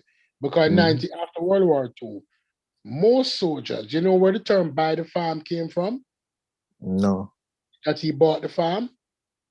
no, I don't know where it comes from. All right. When a soldier died in World War II, his family was given a check for $10,000. At that time, that $10,000 was enough to buy the farm. Okay, I didn't So know that. most of them got this money, they bought the farm that they lived on. Because most of these farms were leased or so they bought the farm. So they said, oh Lord, Johnny bought the farm. The insurance money bought the farm. Mhm. And then when those soldiers came back, the ones who didn't die, they gave them loans, they gave them GI bills, GI loans, Mhm. allowed them to move into new communities or suburbs that were built. Mhm. These soldiers without this money could not have lived there. They couldn't afford it. Yeah, no, I hear what you say. None of these soldiers coming back because most of these soldiers before World War II, World War II was from when? 1938 to 1945? Yeah, something like that. When was the Great Depression? I think that was in what early 30s, late 20s, early 1932 was the Great something Depression, like. 1933. I think something like that. Yeah. So imagine that. World War II happened 5 years after the Great Depression. Or Most persons, before. yeah, before the Great Depression, most persons were in poverty. They lost everything. They were struggling to come out of it. Yeah. But you see, stupid, it's not a trick. It's a time what you call it? Something that stood the test of time. The only way to grow your economy is to grow the middle class. Once you have a thriving middle class, It's your to throw money at the problem yeah, and it pay for itself. That's the only way. It's to throw yes, money at the problem.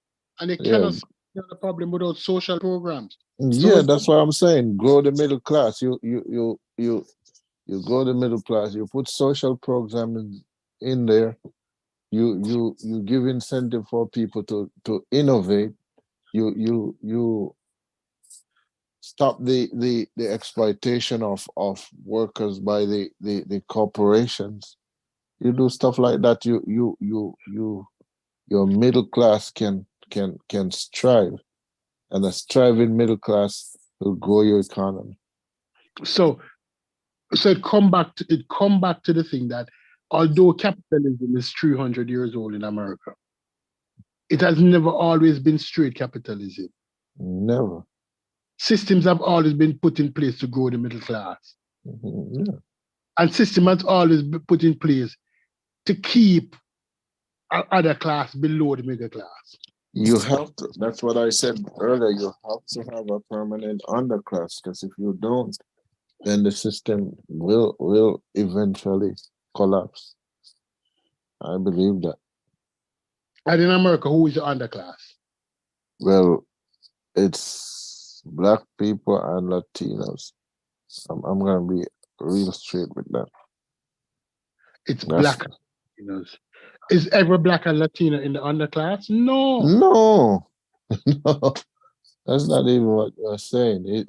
You can't look at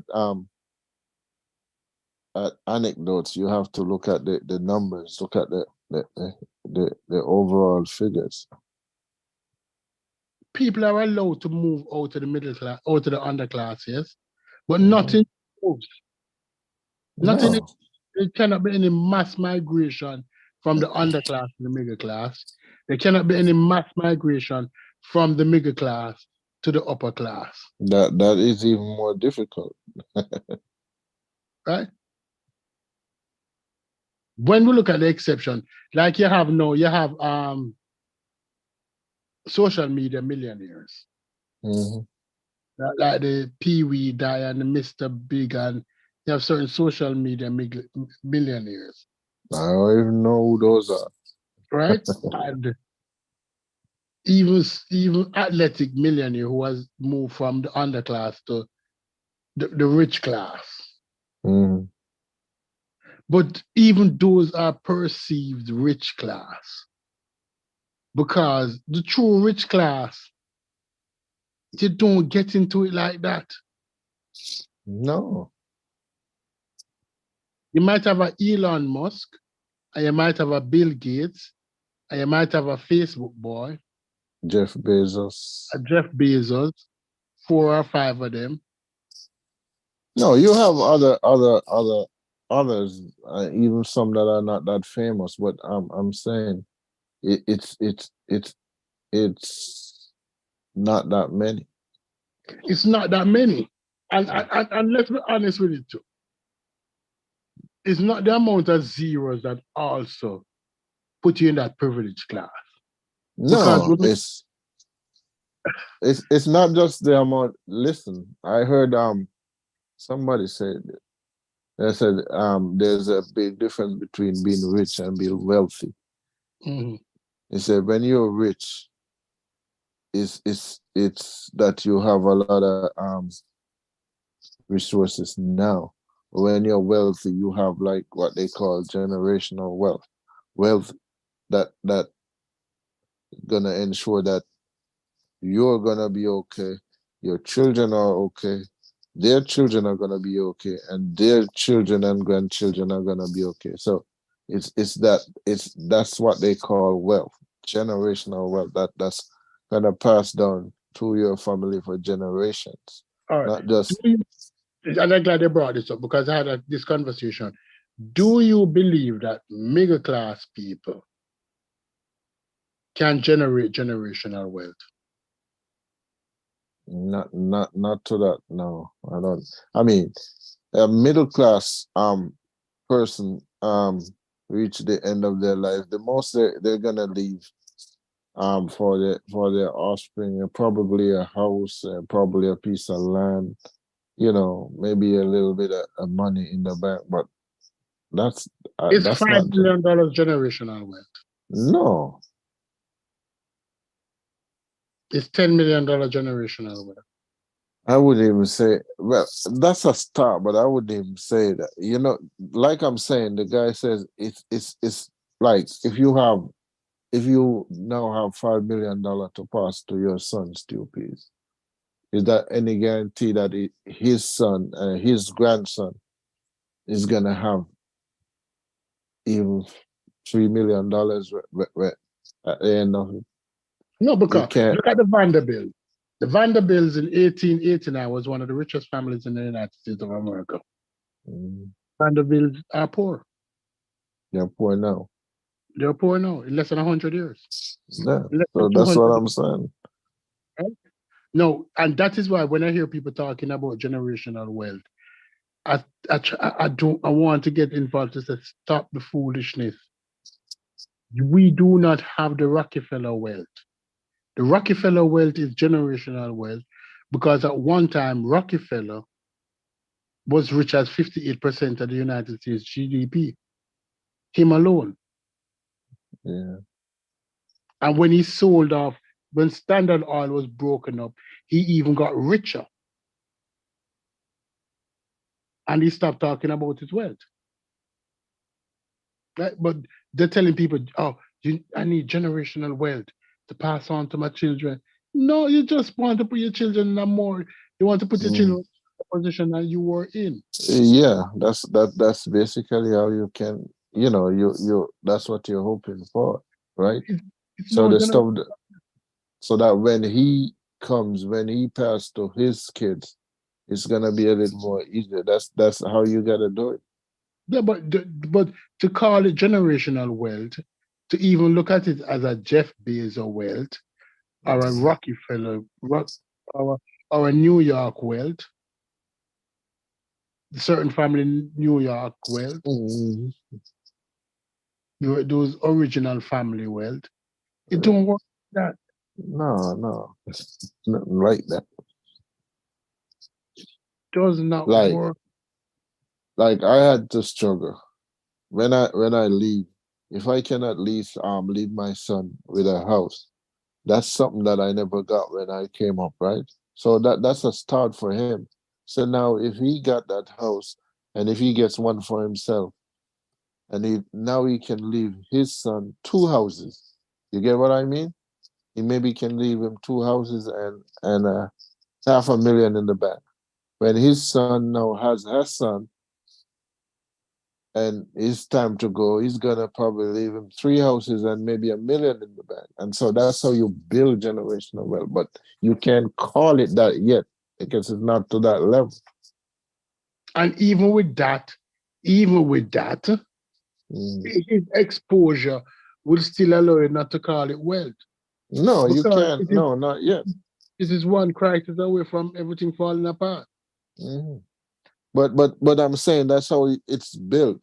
Not the house is just an example. I'm not saying Yeah, because I can live in one house and he can maybe he can do something and leave something far more significant than I was imagining. He had access to capital that you didn't have access to. Yeah, he can actually do something, and you never know. He can probably sometimes some people get a chance and they blow up. So he could blow up and have real money. Yeah, it would be easier for him to blow up than for you to blow up. Because you had to be worrying about shelter and he doesn't. Yeah. So the risk that he could take would be far more significant than the risk that you could take. Yeah. Right? But at the same At the same time, when you look at it, you say, listen, in our community, people looking at wealth, and all right, like Kevin Samuels, watched him and I used to laugh because he used to use the term high value man. And somebody who makes more than six figures, right? Somebody who, and you look at it and you say, okay. But then you realize that in our community, that six figures don't really mean shit most of the time. It is about capitalism. It is about consumerism. Because if we go back to 1945, 1948, 1950, most Black people who came out of Depression, who came out of World War II, who had jobs, weren't making what we would consider six figures jobs, the one who owned and bought houses. You understand? They were the hardworking, normal, blue collar workers. Yeah, but I get what you're saying, but it wouldn't be the same as today, right? Because what happened is that a recent study that I seen that came out is that since the 70s that wages are not kept up with productivity. Right, I understand what you're saying. But although it was blue collar, let's look at a blue collar guy today. According to Kevin Samuels, a guy who do HVAC. Let's say a guy who do HVAC. Yeah, blue collar. I am blue collar, so yeah. Yeah. Right? He would not be considered high value.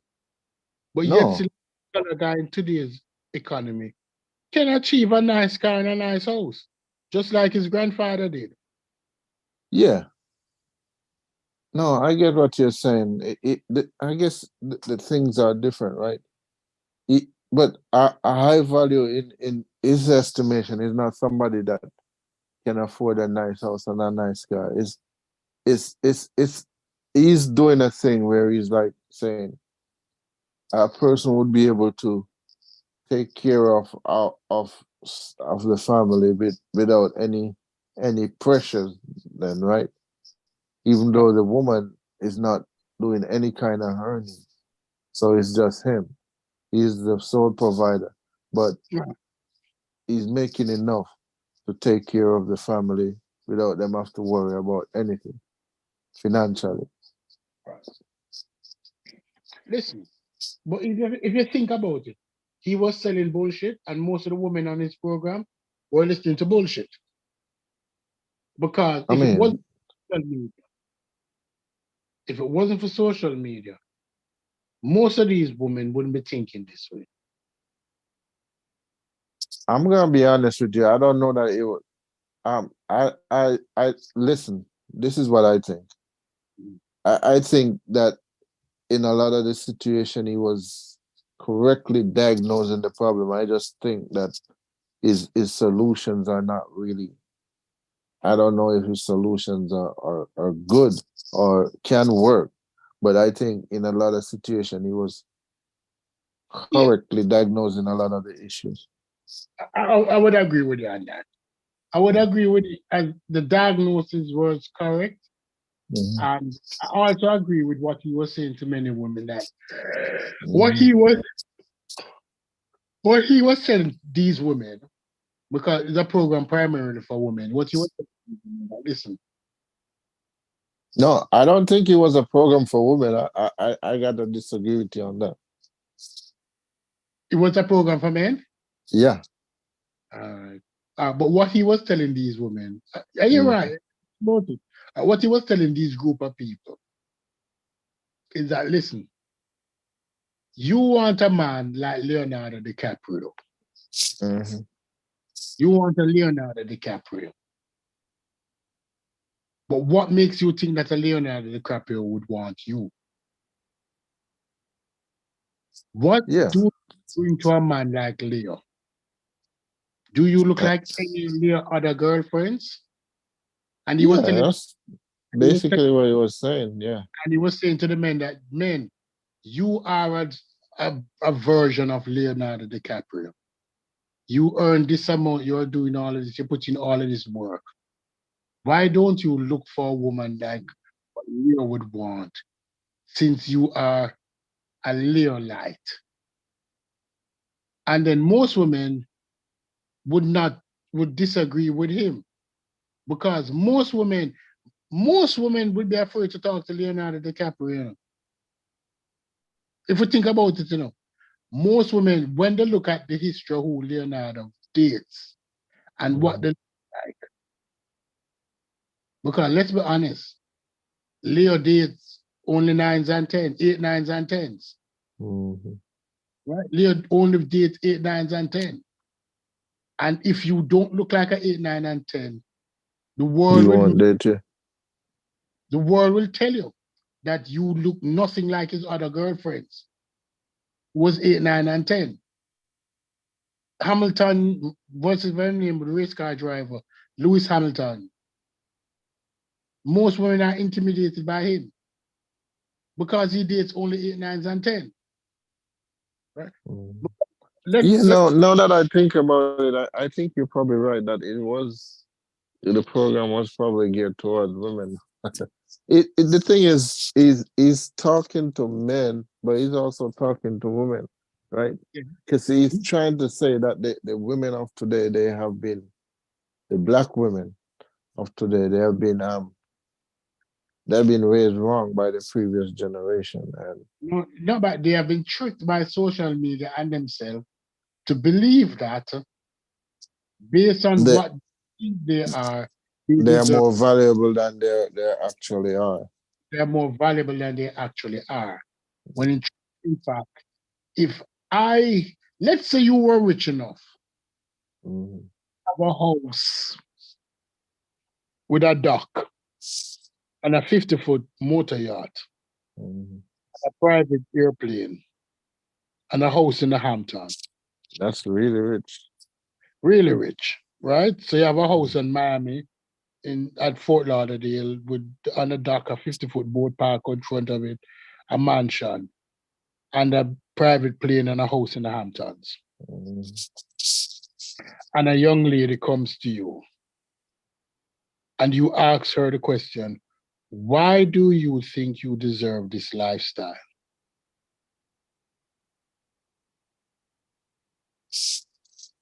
She could not answer. She cannot answer. Well, a lot of them would attempt to give an answer, but they wouldn't make it. They wouldn't make it. They wouldn't make it. Because yeah, they believe. You watch Pretty Woman with Richard Gere? Why Julia Roberts. Are you Julia Roberts? Do you look like Julia Roberts? But why do you think you deserve this lifestyle?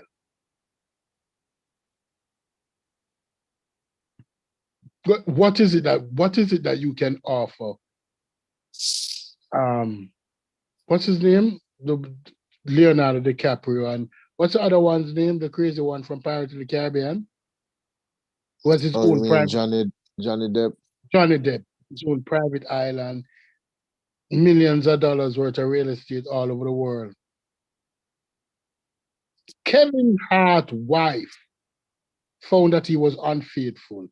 Did she leave? You know why she didn't leave?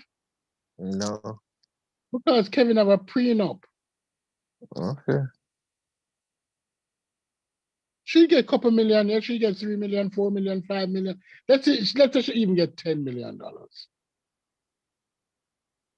So why would you take 10 million when you can stay and get more than that? Can $10 million compensate the lifestyle that she has now? No. Well, listen, but that was a part of his whole thing, though. That that the modern woman is too quick to leave to get the divorce because the man cheats or cheats and he's saying that that women of like the 50s, 60s, 70s, those women, they had to deal with that all the time and nobody knew about it because they were able to hold their own and they didn't file for divorce as much as women today. Modern women only divorce poor men. And what we call a poor man, we call anybody below $100 million a poor man in terms of the real thing. Anybody who put somebody in anybody who wants a prenup, them not getting divorced. Yeah, but Jeff Bezos' wife divorced him. Yeah, because Jeff Bezos' wife situation was different. She and Jeff Bezos built a company from her garage. So she knew that she was to half of it. So she was a millionaire also. And as soon as she married the teacher, it didn't take her 6 months to divorce him. She divorced the teacher in less than 6 months. So what was the point? What was the point? The point is that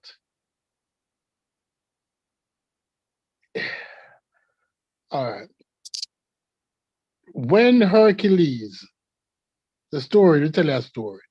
When Hercules completed all his trials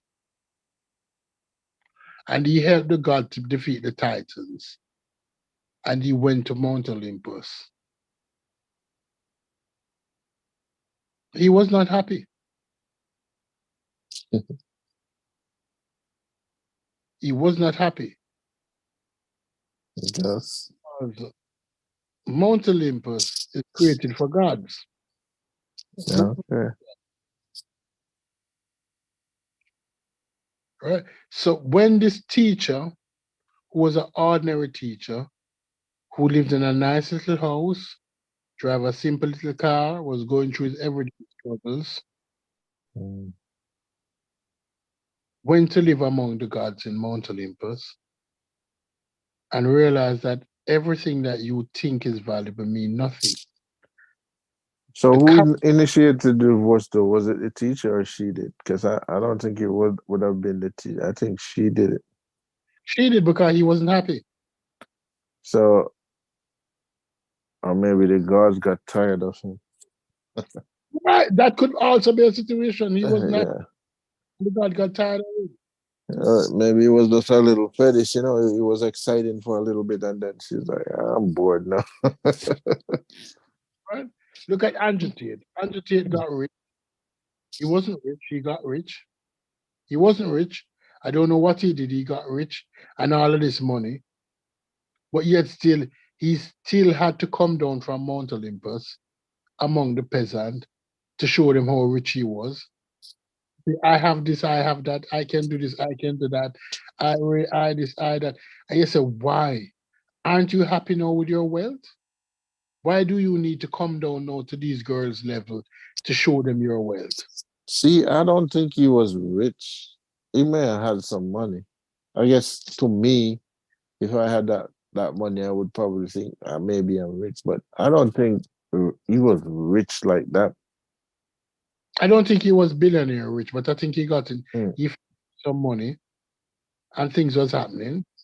Yeah. But that is it. But when you go up to Mount Olympus, so when you said to, when all of these girls want somebody who lives on Mount Olympus, say to them, say, why should I give you ambrosia to eat and make you a god? Make you not have to worry about having a closet full of Birkin bag. Make you not having to worry about anything. But I don't know why he do it. But what's the name of that one that flew too close to the sun? That's who he became. Yes. What's that one? I don't remember the name. One who made wings of feathers and ties. Yeah. And flew too close to the sun. What's his name again? What's his name again? Yeah, but that is it. That is it. That is it. It's like, so you said to these girls, okay,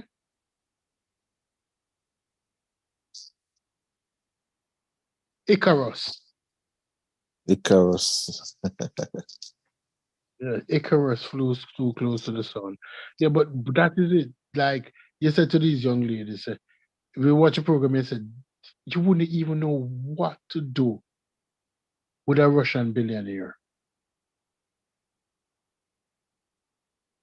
I want somebody who's rich, who's wealthy. You want somebody who owns a yacht that costs $500 million. What Five are you? hundred million, that's a half a billion. Yeah, look at some of the yachts. 500 million, 200 million, 100 million. You want somebody who owns a yacht that worth 200 million. That's It's a an different level. $20 million.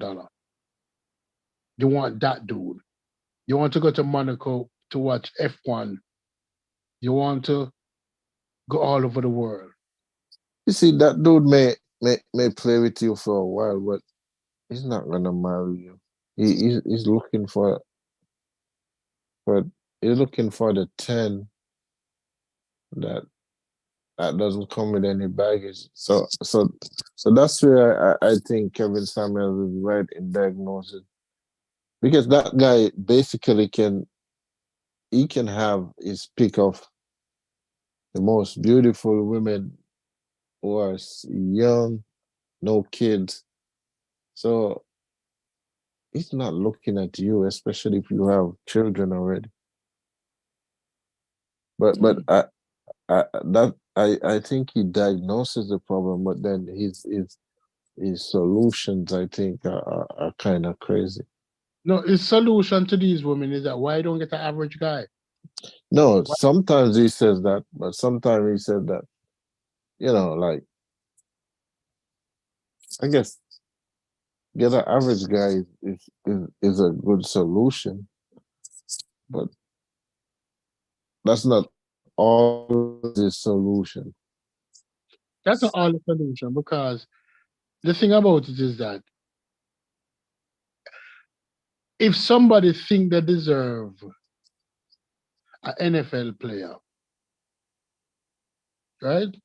They look at Patrick Mahomes. Patrick Mahomes signed a contract with Kansas City Chiefs for $500 million over the next 10 or 12 years. Mm. And depending on the situation, it might go back to them and it might get higher or it might get lower, or it doesn't matter. But so much money, right? Mm.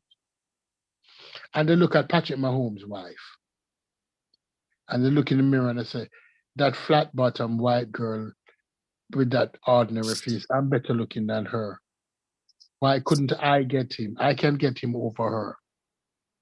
Not knowing that this girl and Patrick Mahomes have been dating since they were 14. Yeah. So irregardless, looks doesn't count for she. Because No. she was the best thing that happened to him from day one. Yeah, she's been holding him down since before nobody knew who he was. Right. No, you look at this dude now, and the choose athletes. You look at this athlete like Russell Wilson. And Russell Wilson was an insecure dude with an ugly white girl. And him and her didn't make a divorce. Right? And he went into the black community and he found a Sierra. Right? And they said, oh, it can't happen to me because Sarah Hero was with Future and she was with all these dudes and she got a Russell Westbrook. She got her baby by this by Future. Right. And she's But then they look at the dude who star Creed. What's his name? Creed. That one? Creed. He was with survey says he was with his daughter. Survey says, what's his name?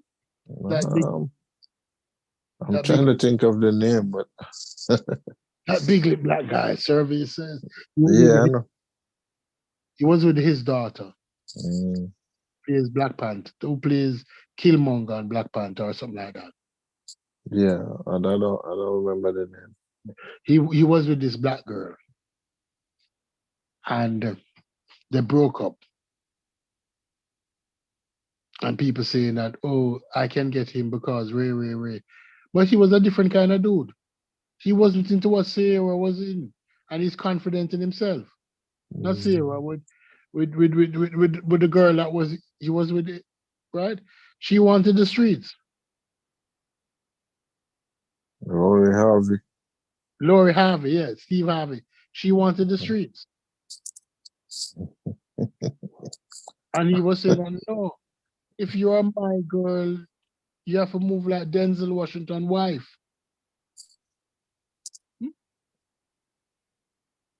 How many bad have you ever heard anything?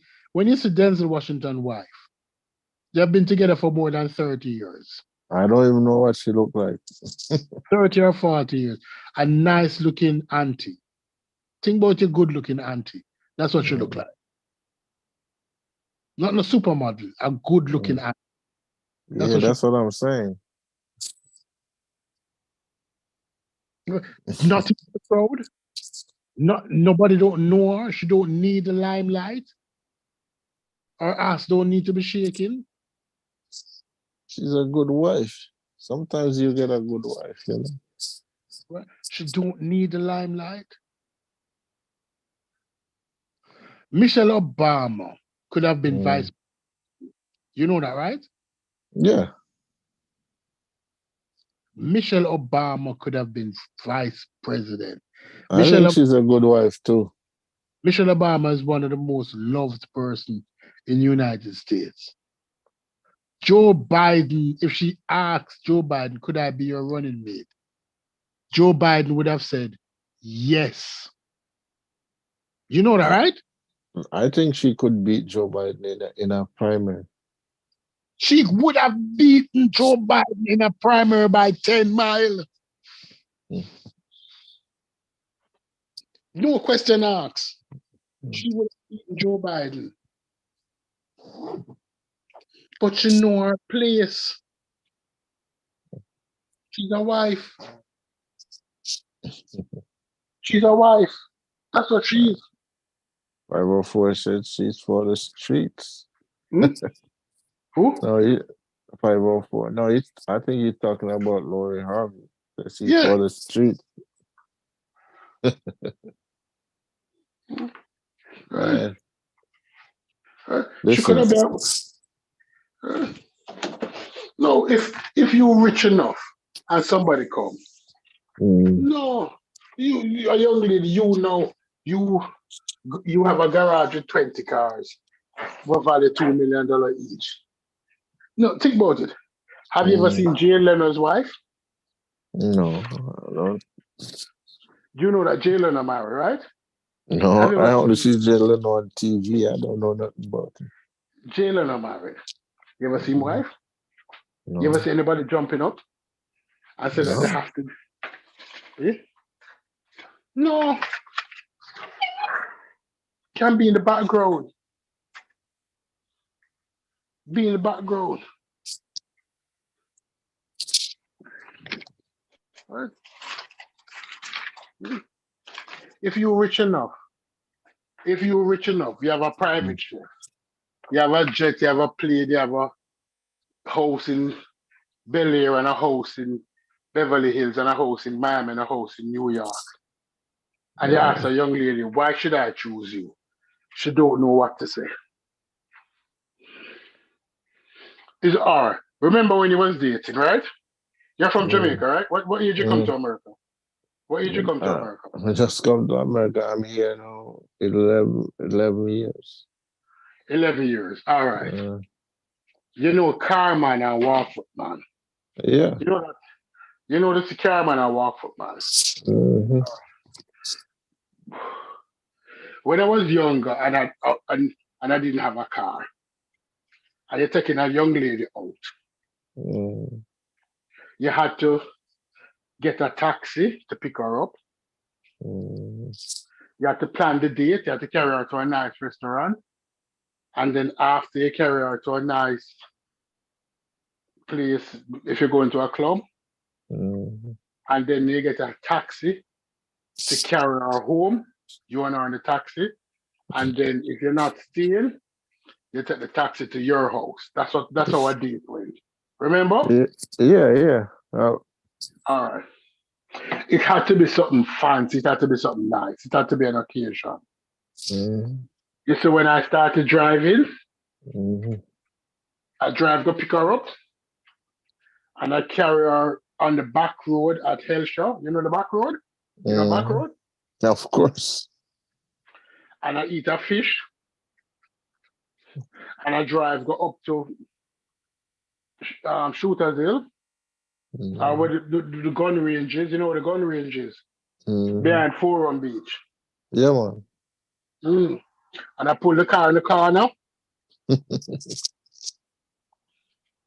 I will have sex. I will carry her home. Yeah. Yeah.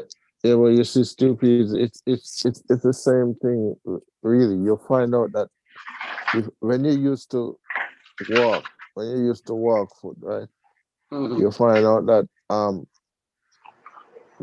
when you start driving, you have more options now, right?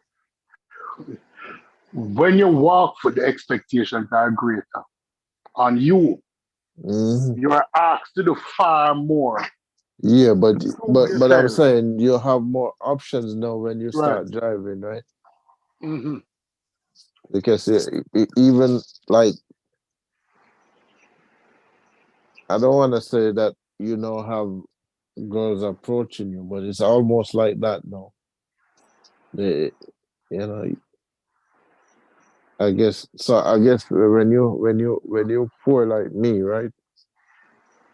And then if you start to say you start to become a millionaire, multimillionaire, you're gonna have more options, and that's what he's trying to say, right? Like, men with that kind of money have more options, so they're less likely to pick you, even if you think you're cute or whatever, you're hot. No, because that is the option. And then when that was when I was driving the Mitsubishi. And when I sold the Mitsubishi and bought the Rover, the Range Rover, there's a permanent footprint in the top of the Range Rover. The cleaner couldn't get it out. I don't know what kind of grease that girl had on her foot. But people would come in there and look, is that a footprint? I said, no, man, that's my son was playing and that happened. I tell pure lie. But it's like the rules that exist for somebody who they perceive of not having any resources is different than the rules that exist for somebody who have resources. Yeah, of course. Because you find out that when you used to walk, right? You find out that a girl would be unwilling to do certain things for you. And when you start to drive, especially when you're driving the Range Rover now, you find out that they're more willing to do stuff. Okay, I remember getting a blowjob in the middle of Hertfordshire with all the windows down. And the sunroof wide open. And a bus right beside me. And she didn't give a shit.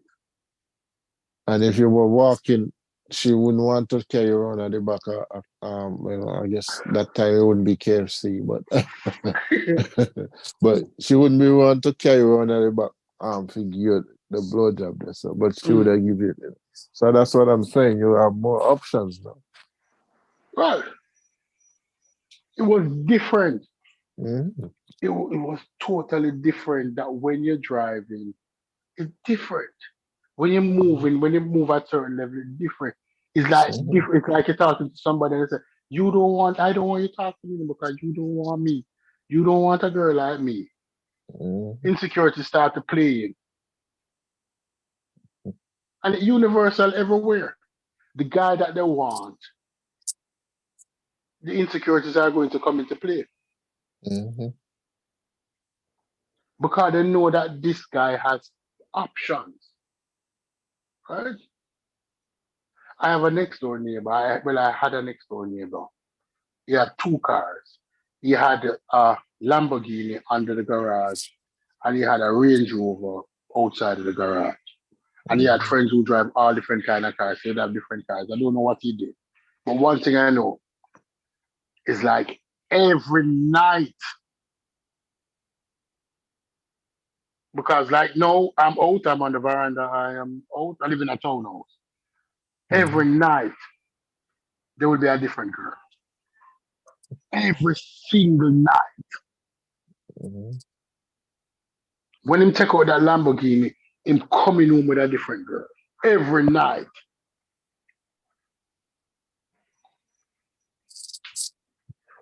Because that's what girls want, man. They want to, you know, They they want want to to feel. they want to feel good in a $200,000 car. Mm-hmm. But then they want to feel like, you know, you're gonna choose them. But they I don't ask get it. themselves the question, why would he choose her? Because they all think they're special. That's the point that Kevin Samuels was trying. They all think they're special, and some of them are just not.